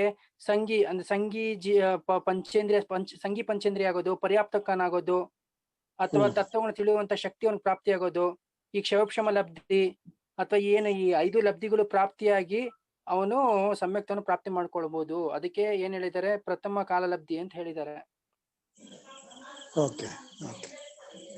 ಅಂದ್ರೆ ಅವನ ಸಂಸಾರ ಇನ್ನೇನು ಅರ್ಧ ಪುದ್ಗಲ ಪರಿವರ್ತನಷ್ಟು ಶೇಷ ಉಳಿದಾಗ ಅವನಿಗೆ ಪ್ರಥಮೋಪಶಮ ಸಮ್ಯಕ್ತ ಪ್ರಾಪ್ತಿ ಆಗುತ್ತೆ, ಇದಕ್ಕೆ ಕಾಲ ಲಬ್ಧಿ ಅಂತ ಹೇಳ್ತಾರೆ ಅಂತ ಹೇಳಿದ್ದಾರೆ. ಇದು ಪ್ರಥಮ ಕಾಲ ಲಬ್ಧಿ. ಎರಡನೇ ಕಾಲ ಲಬ್ಧಿ ಅಂದ್ರೆ, ಯಾರ ಒಬ್ಬ ಜೀವಿಯ ಕರ್ಮಗಳ ಸ್ಥಿತಿ ಅಂತಹ ಕೋಡಾಕೋಡಿ ಸಾಗರದಷ್ಟು ಮಾತ್ರ ಕರ್ಮಗಳ ಸ್ಥಿತಿ ಉಳ್ಕೊಂಡಿದ್ಯೋ ಅದು 2ನೇ ಕಾಲ ಲಬ್ಧಿ ಅಂತ ಹೇಳಿದ್ದಾರೆ. ಯಾಕಂತಂದ್ರೆ ಸಮ್ಯಕ್ತ ಪ್ರಾಪ್ತಿ ಮಾಡ್ಕೊಬೇಕಾದ್ರೆ ಆ ಜೀವ ಪ್ರಾಯೋಗ್ಯ ಲಬ್ಧಿಯಲ್ಲಿ ತನ್ನ ಕರ್ಮವನ್ನ ಎಷ್ಟೋ ಕೋಡಾಕೋಡಿ ಸಾಗರಗಳನ್ನ ಅಂತಹ ಕೋಡಾಕೋಡಿ ಸಾಗರದಷ್ಟು ಮಾಡ್ಕೊಳ್ತಾನೆ ನಿಯಮದಿಂದ, ಆಗ್ಲೇ ಆ ಜೀವಕ್ಕೆ ಸಮ್ಯಕ್ತ ಪ್ರಾಪ್ತಿ ಆಗೋದಂತೆ ನೋಡಿ. ಅದಕ್ಕೆ ಹೇಳೋದು ಅತಿ ದುರ್ಲಭ ಯಾವುದು? ಸಮ್ಯಕ್ತ. ಪದವಿ ಬೇಕಾದ್ರೆ ಸಿಗ್ತದೆ, ಚಕ್ರವರ್ತಿ ಪದವಿ ಬೇಕಾದ್ರೆ ಸುಲಭದಲ್ಲಿ ಸಿಗ್ತದೆ.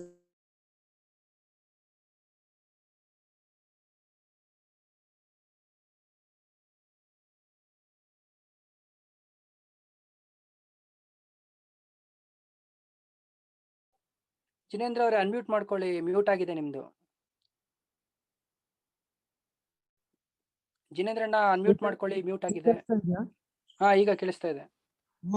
ಏನಿಲ್ಲ ಅಂದ್ರೂ ಈ ಭಾವದಲ್ಲಿ ದೊಡ್ಡ ವ್ರತಿ ಆಗಿಲ್ಲ ಅಂದ್ರೂ ಪರವಾಗಿಲ್ಲ, ಸಮ್ಯಕ್ ದರ್ಶನ ಪಕ್ಕ ಮಾಡ್ಕೋಬೇಕು.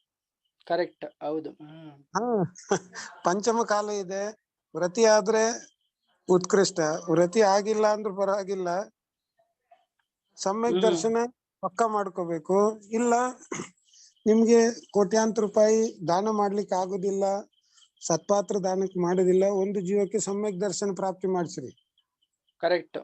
ಬಹಳ ಒಂದು ಉತ್ಕೃಷ್ಟವಾದಂತ ಕಾರ್ಯ ಸರ್ ಅದು. ಅದ್ರಷ್ಟು ಒಳ್ಳೆ ಕೆಲಸ ನಿಮ್ ಯಾವ್ದು ಇಲ್ಲ. ಒಂದು ಜೀವಕ್ಕೆ ಸಮ್ಯಕ್ ದರ್ಶನ ಆಗಿ ಏನಾದ್ರೂ ಪ್ರತಿಯಾಗಿ ಕೇವಲ ಜ್ಞಾನ ಆದ್ರೆ ಆ ಜೀವದಿಂದಾಗಿ ಸಾವಿರಾರು ಕೋಟ್ಯಾಂತರ ಜನ ಕಲ್ಯಾಣ ಆಗ್ತದೆ. ಹೌದು ಸರ್, ಹೌದು. ಅಲ್ವಾ? ಅದಕ್ಕೆ ದೊಡ್ಡ ದೊಡ್ಡ ಶಾಸ್ತ್ರ ಓದಕ್ ಆಗುದಿಲ್ಲ, ಪರವಾಗಿಲ್ಲ, ಸಮ್ಯಕ್ ದರ್ಶನ ಪಕ್ಕ ಮಾಡ್ಕೋಬೇಕು. ಕರೆಕ್ಟ್. ನಿದ್ದೆಯಲ್ಲಿ ಎದ್ದು ಕೇಳಿದ್ರು ಸಮ್ಯಕ್ ದರ್ಶನ ಪಕ್ಕ ಇರ್ಬೇಕು ಅಲ್ವಾ? ಪಣೀಂದ್ರ ಅವರೇ ಕೇಳಿಸ್ತಾ ಇದೆಯಾ? ಪಣೀಂದ್ರ ಅವರಿಗೆ ಪಣೀಂದ್ರ ಅನ್ಮ್ಯೂಟ್ ಮಾಡ್ಕೊಳ್ಳಿ. ಇಲ್ಲ ಆಗಲ್ಲ, ಈಗ ಆಯ್ತು.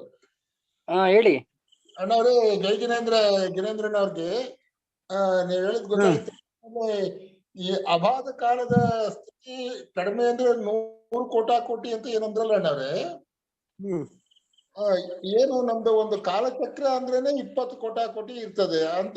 ಎಷ್ಟು ಕಾಲಗಳು, ಕಲ್ಪಕಾಲ ಹೋಗ್ಬೇಕು ಒಂದು ಕಾಲಚಕ್ರದಲ್ಲಿ, ಎಷ್ಟು ಅಂತ ಕಾಲಚಕ್ರಗಳು ತಿರುಗಬೇಕು ನಾವು ಅಭಾದ ಕಾಲ ಕಳ್ಕೊಳ್ಬೇಕು ಅಂತಂದ್ರೆ.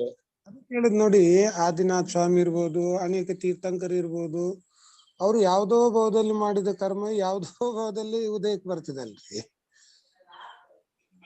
ಅಲ್ವಾ? ಅಂದ್ರೆ ಇಷ್ಟೊಂದು ಕಾಲಚಕ್ರಗಳು ಮುಗ್ದೋಗಿರೋ ಸಾಧ್ಯತೆ ಇರ್ತದೆ. ಅನಂತ ಅದಕ್ಕೆ ಅನಂತ ಅಂತೀವಿ. ಮತ್ತೆ 100 ಕೋಟಿ ಅಂದ್ರೆ ಒಂದು ಲೆಕ್ಕ ಇರ್ತದೆ, ಅನಂತ ಅಂದ್ರೆ ಲೆಕ್ಕನೇ ಇಲ್ವಲ್ಲ. ಇದು ಕೋಟಿನೂ ಅನಂತಕ್ಕೆ ಸಮಾನ ಅಲ್ಲ, ಅದು ಒಂದು ಸಂಖ್ಯೆ ಅಲ್ಲ. 1 ಕೋಟಿಯಿಂದ ಇನ್ನೊಂದು ಕೋಟಿ ಮಲ್ಟಿಪ್ಲೈ ಮಾಡಿದ್ರೆ 1 ಕೋಟಿ. 1 ಕೋಟಿ ಅಷ್ಟೇ ಅನ್ಕೋಬಿಡಿ. 1 ಕೋಟಿ ಏನು ಸಾಗರೋಪಮಕ ಅಲ್ಲ, ಅದು ಅನಂತ ಕಾಲ ಸಮಾನ ಅಲ್ಲ. ಹೌದು. ಇದು ಅನಂತ ಕಾಲಕ್ಕೆ ಸಮಾನ. ಆದ್ರೆ ನಮ್ಮಂತ ಅನಂತ ಕಾಲನೇ ಆಗಿದೆ, ಅನಂತ ಕಾಲ ಸಮಾನನ ಅಲ್ಲ, ಅನಂತ ಕಾಲ ಅಂತ ತಿಳ್ಕೊಳ್ಳಿ. ಅಂದ್ರೆ ಅಷ್ಟು ಕೋಟಿ ಸಾಗರಪ್ಪ. ನಿಮ್ಗೊಂದು ಮಂದ ಜೀವಿಗಳಿಗೆ ಬಿಡಿಸಿ ಹೇಳೋ ಅಪೇಕ್ಷೆಯಿಂದ ಹೇಳಿದ್ದಾರೆ ಅಷ್ಟೇ. ಬಟ್ ಅದನ್ನೇನು ನಿಮ್ಗೇನು ವರ್ಣನೆ ಮಾಡಕ್ ಆಗುದಿಲ್ಲ. ಅವರೇ ಗೊತ್ತಾಯ್ತು? ಸರಿ ಅಣ್ಣ, ಗೊತ್ತಾಯ್ತಣ್ಣ. ಅದಕ್ಕೆ ಹೇಳೋದಲ್ವಾ, ಕರ್ಮ ಉದಯಕ್ಕೆ ಬಂದಾಗ ಸಮತಾ ಭಾವನ ಧಾರಣೆ ಮಾಡಿ. ಈಗ ಕರ್ಮಗಳು ಕರ್ಮದ ಹಿತ ಬಯಸ್ತವೆ, ನಮ್ಮನ್ನು ಪ್ರೇರೇಪಿಸುತ್ತೆ ನಮ್ಗೆ ಪಾಪ ಮಾಡಕ್ಕೆ. ಇನ್ನು ಅದೇ ಮನಸ್ಸಿನಲ್ಲಿ ರಾಗ ದ್ವೇಷಾದಿ ಭಾವನೆಗಳು ಉತ್ಪನ್ನ ಮಾಡುತ್ತೆ ಯಾವ್ದು ಕರ್ಮಗಳು. ಆದಷ್ಟು ನಾವು ತಿಳ್ಕೊಂಡು ಏನ್ ಮಾಡ್ಬೇಕು, ಅದನ್ನ ಮಂದ ಮಾಡ್ಕೊಂಡು ಹೋಗ್ಬೇಕು, ಕಡಿಮೆ ಮಾಡ್ಬೇಕು ರಾಗದ್ವೇಷಗಳನ್ನ, ಅಲ್ವಾ? ಸಮತಾ ಭಾವನ ಧಾರಣೆ ಮಾಡೋದಾಗ್ಲಿ, ಕರ್ಮಗಳ ಫಲಗಳಲ್ಲಿ ನಾವು ಏನು ಜಾಗೃತವಾಗಿ ಇರ್ಬೇಕು, ಅಲ್ವಾ? ಸೊ ಕರ್ಮಗಳ ಫಲಗಳು ಕೊಡ್ಬೇಕಾದ್ರೆ ನಾವು ಅಪಾಯ ವಿಚಯ ವಿಪಾಕ್ ವಿಚಯಗಳ ಧರ್ಮ ಧ್ಯಾನ ಮಾಡ್ಬೇಕು, ಅಲ್ವಾ? ಇದೆಲ್ಲ ಅದಕ್ಕೆ ಹೇಳಿರೋದು ಅಲ್ವಾ ಜಿನೇಂದ್ರಣ್ಣ? ಯಾಕಂದ್ರೆ ಯಾವ ಸಮಯದಲ್ಲಿ ಯಾವ ಕರ್ಮಗಳು, ಯಾವ್ದು ಎಷ್ಟೋ ಭಾವಗಳು ಹಿಂದಿನ ಕರ್ಮಗಳು ಉದಯಕ್ಕೆ ಬರ್ಬೋದು. ನಮ್ಗೆ ಅನ್ಸುತ್ತೆ ನನ್ನಲ್ಲಿ ಯಾಕೆ ಇಂಥ ಪರಿಣಾಮ, ನನ್ನಲ್ಲಿ ಯಾಕೆ ಇಂಥ ಭಾವನೆ ಬರ್ತಿದೆ, ಕಾರಣ ಹಿಂದಿನ ಭಾವದ ಯಾವ್ದೋ ಕರ್ಮ ಉದಯಕ್ಕೆ ಬರ್ತಿದೆ, ಅದಕ್ಕೆ ನನ್ನ ಆತ್ಮನ ಅಂತ ಪರಿಣಾಮ ಬರ್ತಿದೆ. ಅದನ್ನ ನಾವು ಆದಷ್ಟು ಬಿಡೋ ಪ್ರಯತ್ನ ಮಾಡ್ಬೇಕು, ಪುರುಷಾರ್ಥ ಮಾಡ್ಬೇಕು.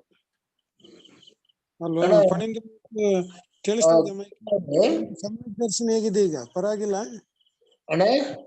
ಮಜಬೂತಿ ಇದೆ ಸಮ್ಯಕ್ ದರ್ಶನ. ಅದೇನೇ ಮೆಜರ್ ಮಾಡೋದು ಹೆಂಗಣ್ಣ? ಯಾರಿಗೂ ಗೊತ್ತಿರ್ತದೆ ಮೆಜರ್ ಮಾಡ್ಲಿಕ್ಕೆ ಯೂನಿಟ್ ನೀವು. ಯೂನಿಟ್ ಮೆಜರ್ಮೆಂಟ್ ಅಂದ್ರೆ ಹಂಗಲ್ಲ, ನಿಮ್ದು ಗೊತ್ತಾಗ್ತದಲ್ರಿ. ನಿಮ್ಗೆ ಗೊತ್ತಾಗ್ತದಲ್ಲ, ನಮ್ದು ನಿಮ್ಗೆ ಗೊತ್ತಾಗೋದು ಬೇಡ, ಅಂತರಂಗದ ಪರಿಣಾಮ. ಅದ್ ಸರಿ. ಆ ಒಂದ್ ದೃಷ್ಟಿನಲ್ಲಿ ನಾವು ಮುಂದುವರಿತಾ ಇದ್ದೀವಿ, ಗೊತ್ತಾಯ್ತಾ? ಕ್ಷೇಮ ಶಮನದಲ್ಲಿ ಇದ್ದೀವಿ ಅನ್ನೋ ಒಂದು ಅರ್ಥದಲ್ಲಿ ಮುಂದುವರಿತಾ ಇದ್ದೀವಿ, ಗೊತ್ತಾಯ್ತಾ? ಆದ್ರೆ ಅದು ಎಷ್ಟರ ಮಟ್ಟಿಗೆ ದೃಢ ಅನ್ನೋದು ನಾನೇ ಸ್ವಯಂ ಜಡ್ಜ್ ಮಾಡ್ಲಿಕ್ಕೆ ಕಷ್ಟ ಆಗುತ್ತೆ ಅಂತ ನಾನ್ ತಿಳ್ಕೊಂಡಿದ್ದೇನೆ. ಯಾರಾದ್ರೂ ಅಲ್ಲಿ ಹೋದಾಗ ಅಲ್ಲಿ ಬರ್ರಿ ಅಲ್ಲಿ ಅಯ್ಯಪ್ಪನ ಗುಡಿಗೆ ಹೋಗ ಅಲ್ಲಿ ಕುಂಕುಮ ತಗೊಳ್ಳ ಅಂದ್ರೆ ಇಲ್ಲಪ್ಪ ನಾ ಬರೋದಿಲ್ಲ ಅಂತ ಆ ರೀತಿ ಹೇಳುವಷ್ಟು ಇರ್ಬೇಕು ನೀವು. ಅವನಿಗೆ ಬೇಜಾರಾಗ್ತದೆ, ಅವನೊಟ್ಟಿಗೆ ಹೋಗ ಅಲ್ಲಿಗೆ ಒಂದ್ಸಲ ಹೋದ್ರೆ ಡಗ್ ಸಲ ಮಾಡಿದ್ರೆ ಏನಾಗ್ತದೆ ಅಂತ ನಿಮ್ ಮನ್ಸಲ್ಲಿ ಬಂದ್ರೆ ಇಲ್ಲ ಇಲ್ಲ, ನಾಟ್ ಅಟ್ ಆಲ್. ಸಮ್ಯಕ್ ದರ್ಶನ ಹೋಯ್ತು. ಖಂಡಿತ ಆ ಒಂದು ದೃಢತೆ ಈಗ ನೋಡ್ರಿ, ಗಣೇಶ್ ಚತುರ್ಥಿ ಬಂದಿದೆ, ಅಲ್ಲಿ ನಮ್ಮ ಊರಿನಲ್ಲಿ ಒಂದು ಕಮಿಟಿ ಇದೆ, ಆ ಕಮಿಟಿಗೆ ನಾನು ಅಧ್ಯಕ್ಷ ಪೋಸ್ಟ್ ಸಿಗ್ತದೆ, ಅಲ್ಲಿ ಹೋಗಿ ಕೂತ್ಕೊಳ್ಳೋದು. ಪ್ರಶ್ನೆ ಇಲ್ವೇ ಇಲ್ಲ ಬಿಡ್ರಿ. ಅಲ್ಲಿ ನಿಮ್ಗಿಲ್ಲ, ಅದಕ್ಕೆ ಕೇಳಿದ್ ಹೆಂಗಿದೆ ಅಂತ ನಿಮ್ ಸಮ್ಯಕ್ ದರ್ಶನ ಮಜಬೂತ್ ಇರ್ಬೇಕು. ಈಗ ಆ ರೀತಿ ಇದ್ದಿದ್ರೆ ಏನಾದ್ರು ಒಂದು ನನ್ನ ಡಿಪಾರ್ಟ್ಮೆಂಟ್ ನಲ್ಲಿ ನಾನ್ ಕರಪ್ಟಿವ್ ಆಗಿ ಬರ್ಲಿಕ್ಕೆ ಸಾಧ್ಯನೇ ಆಗ್ತಿರ್ಲಿಲ್ಲ, ಗೊತ್ತಾಯ್ತರ. ಅಷ್ಟೊಂದು PWD ಇದ್ಕೊಂಡು ಆಲ್ಮೋಸ್ಟ್ ಏನು ನಾನ್ ಕರಪ್ಟಿವ್ ಇದ್ರಲ್ಲಿ ಬಂದಿದ್ದೇನೆ ನಾನು. ಹಾಗೆ ಈಗ ಇಟ್ಕೊಳ್ರಿ, ಬಹಳ ಸಂತೋಷ. ನಮ್ಗೂ ಒಂದು ನೀವು ಮಾದರಿ ತರ ಅಲ್ವಾ. ಆಮೇಲೆ ಈಗ್ಲೂ ಅಷ್ಟೇ 3 ಅಂತಸ್ತಿನ ಮನೆ ಕಟ್ಟು ನಾನು ಎಲ್ರು ತಿಂಗಳಿಗೆ ಒಂದು 15-20 ಸಾವಿರ ಬಾಡಿಗೆ ಬರಂಗ್ ಮಾಡ್ಕೋಬೋದಾಗಿತ್ತು ಅಂತಾರೆ. ನೆವರ್. ನಾನು ಆ ಒಂದು ತಿರ್ಗಾ ಒಂದು ಏನು ಪರಿಗ್ರಹ ಇದ್ ಮಾಡ್ಕೊಳಕ್ ಹೋಗ್ಲೇ ಇಲ್ಲ. ಬೇಡ, ನಮ್ಗೆ ಇರೋದೇ ಸಾಕು, ಇರೋದ್ರಲ್ಲಿ ಉಳಿಸ್ಕೊಂಡು ಜಾಣತನದಿಂದ ಹೋಗೋಣ, ಹೆಚ್ಚಿನ ಇದ್ ಬೇಡ ಅಂತ ಹೇಳಿ ಕೆಳಗಡೆ ನೀವು ಮನಸ್ಸು ಮಾಡಿದಂಗೆ ಉಳಿಸೋದು ಕೊಡುದು ಬಿಡುದು ಆಗುದಿಲ್ಲ. ನಿಮ್ಮ ಕರ್ಮದ ಉದಯ ಎಷ್ಟಿದೆ, ಎಷ್ಟು ಪುಣ್ಯದ ಉದಯ ಇದೆ, ಎಷ್ಟು ಅಂತರಾಯ ಕರ್ಮದ ತೀವ್ರ ಮಂದ ಇದೆ, ಅದ್ರ ಮೇಲೆ ನಿಮ್ಮ ಹತ್ರ ಸಂಪತ್ತು, ವೈಭವ, ದುಡ್ಡು ಉಳಿತದೆ. ನೀವು ಹೇಳ್ದಂಗೆ ಕೇಳ್ದಂಗೆ ದುಡ್ಡು ಉಳಿದಿಲ್ಲ ನಿಮ್ಮ ಹತ್ರ. ಅಲ್ಲ, ಉಳಿಯೋದ್ ಬೇಕಿಲ್ಲ, ಉಳಿಯೋದ್ ಬೇಕು ಇಲ್ಲ ಅಂತ ನಾವು ಇನ್ನೂ ಇರೋದನ್ನೇ ಎಲ್ಲೆಲ್ಲಿ ಒಂದು ಶ್ಲೋಕ ಹೇಳ್ತಾರೆ ನೋಡಿದ್ರ, ಶ್ರಾವಕಾಚಾರದಲ್ಲಿ ಪರಿಗ್ರಹ ಪ್ರಮಾಣದ ವರ್ಣನೆ ಬರುವಾಗ ಒಂದು ಚೆನ್ನಾಗಿರೋ ಶ್ಲೋಕ ಬರ್ತದೆ. ಯದಿ ಪಾಪ ನಿರೋಧೋನ್ಯೋ ಸಂಪದ ಕಿಂ ಪ್ರಯೋಜನ, ಯದಿ ಪಾಪಾಶ್ರವಸ್ತನ್ಯ ಸಂಪದ ಕಿಂ ಪ್ರಯೋಜನ ಅಂತ ಹೇಳ್ತಾರೆ ಅಲ್ವಾ. ಈಗ ಇದ್ರ ಅರ್ಥ ಏನಂದ್ರೆ, ನೀವು ಪ್ರತಿ ಸಮಯಕ್ಕೂ ಪಾಪದ ಬಂಧ ಮಾಡ್ಕೊಳ್ತಿದ್ರಿ ಅಂತ ಹೇಳಿದ್ರೆ ನಿಮ್ಗೆ ಸಂಪತ್ತಿನ ಏನ್ ಪ್ರಯೋಜನ? ಪ್ರತಿ ಸಮಯ ನೀವು ದುಃಖನ್ನೇ ಅನುಭವಿಸ್ತಾ ಇದ್ದೀರಿ. ಹೌದು ಅಲ್ವಾ. ಯಾವಾಗ ನಿಮ್ಮ ಹತ್ರ ಪಾಪದ ಆಶ್ರವ ನಿಂತೋಗಿದೆ, ನಿಂತೋದ್ಮೇಲೆ ನಿಮ್ಗೆ ಸಂಪತ್ತಿನ ಅವಶ್ಯಕತೆ ಏನಿದೆ? ಬೇಕಿಲ್ಲ. ನಿಮ್ಗೆ ಸಂಪತ್ತು ಅವಾಗ ಯಾವುದು? ಪಾಪ ಕರ್ಮದ ಆಶ್ರಯ ಆಗುದು ನಿಂತೋಗಿದೆ, ಅವಾಗ ನಿಮ್ಮ ಸಂಪತ್ತು ಯಾವುದು? ಅದೇ ಆಶ್ರವ ನಿಂತೋಗಿ ನಿರ್ಜರ ಏನಾಗ್ತದೆ, ಅದೇ ಸಂಪತ್ತಾಗ್ತದೆ. ನಿಮ್ ಸಂಪತ್ತು ಯಾವ್ದಿದೆ ಅವಾಗ? ರತ್ನತ್ರಯ ಇದೆ. ಸಮ್ಯಕ್ ದರ್ಶನ, ಸಮ್ಯಕ್ ಜ್ಞಾನ, ಸಮ್ಯಕ್ ಚಾರಿತ್ರ. ರತ್ನತ್ರಯಗಳೇ ನಿಮ್ದು ರತ್ನ ಇದೆ ಈಗ.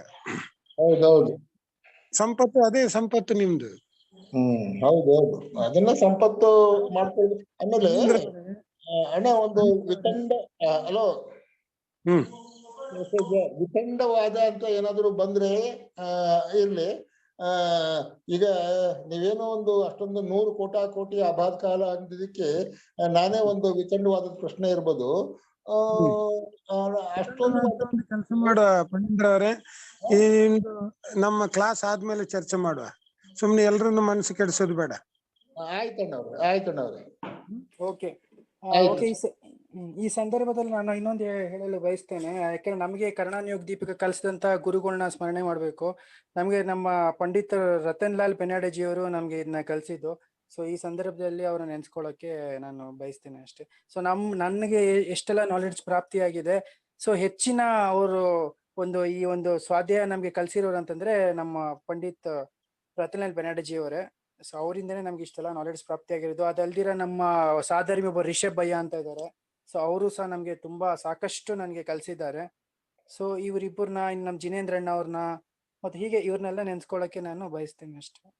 ಧನ್ಯವಾದಗಳು ಇವರಿಗೆಲ್ಲರಿಗೂ. ದಾರಿಗಳಾಗ್ಲಿಕ್ಕೆ ಮೂಲ ಪ್ರೇರಣೆ ನಮ್ಗೂನು ರತನ್ ಲಾಲ್ ಬೆನಾಡೆಜಿ ಅವರೇ ಅಣ್ಣ. ಹೌದು ಸರ್. ಓಕೆ, ಮತ್ತೆ ಇನ್ಯಾರ್ಗಾರು ಏನು ಪ್ರಶ್ನೆ ಇಲ್ಲ ಅಲ್ಲ? ಸಮಯ ಆಯ್ತು. ಹೇಳಿ ಜಿನೇಂದ್ರಣ್ಣ ಅವರೇ. ಮುಕ್ತಾಯ ಮಾಡೋ ಸಮಯ ಆಯ್ತು. ಜಿನವಾಣಿ ಸ್ತುತಿ ಹೇಳಿ ಮುಕ್ತಾಯ ಮಾಡೋ. ನಾಳೆ ನೋಡು ಕ್ಲಾಸ್ ಅಲ್ಲಿ. ಓಕೆ, ಜಿನವಾಣಿ ಸ್ತುತಿ ಹೇಳಿ ಬೇಗ. ಯಾರು ಹೇಳ್ತೀರಾ? ನಮ್ಮ ಜಯಮಾಲ ಮೇಡಮ್ ಇದ್ದಾರಲ್ಲ, ಅವ್ರು ಹೇಳ್ತಾರೆ.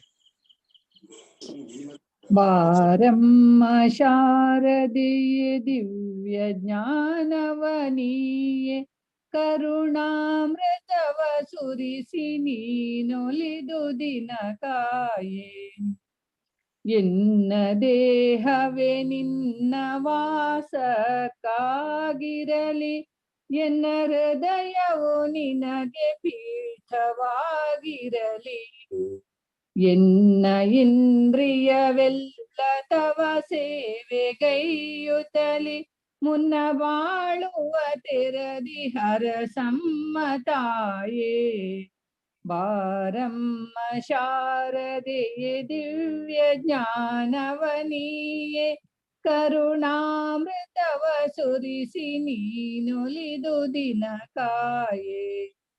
ಜೈ ಬಲೋ ಜಿನವಾಣಿ ಮಾತಾ ಕೀ ಜೈ. ಕಾಯೋತ್ಸರ್ಗ ಮಾಡಿ ಮುಕ್ತಾಯ ಮಾಡೋಣ. ಕಾಯೋತ್ಸರ್ಗ ಮಾಡಿ.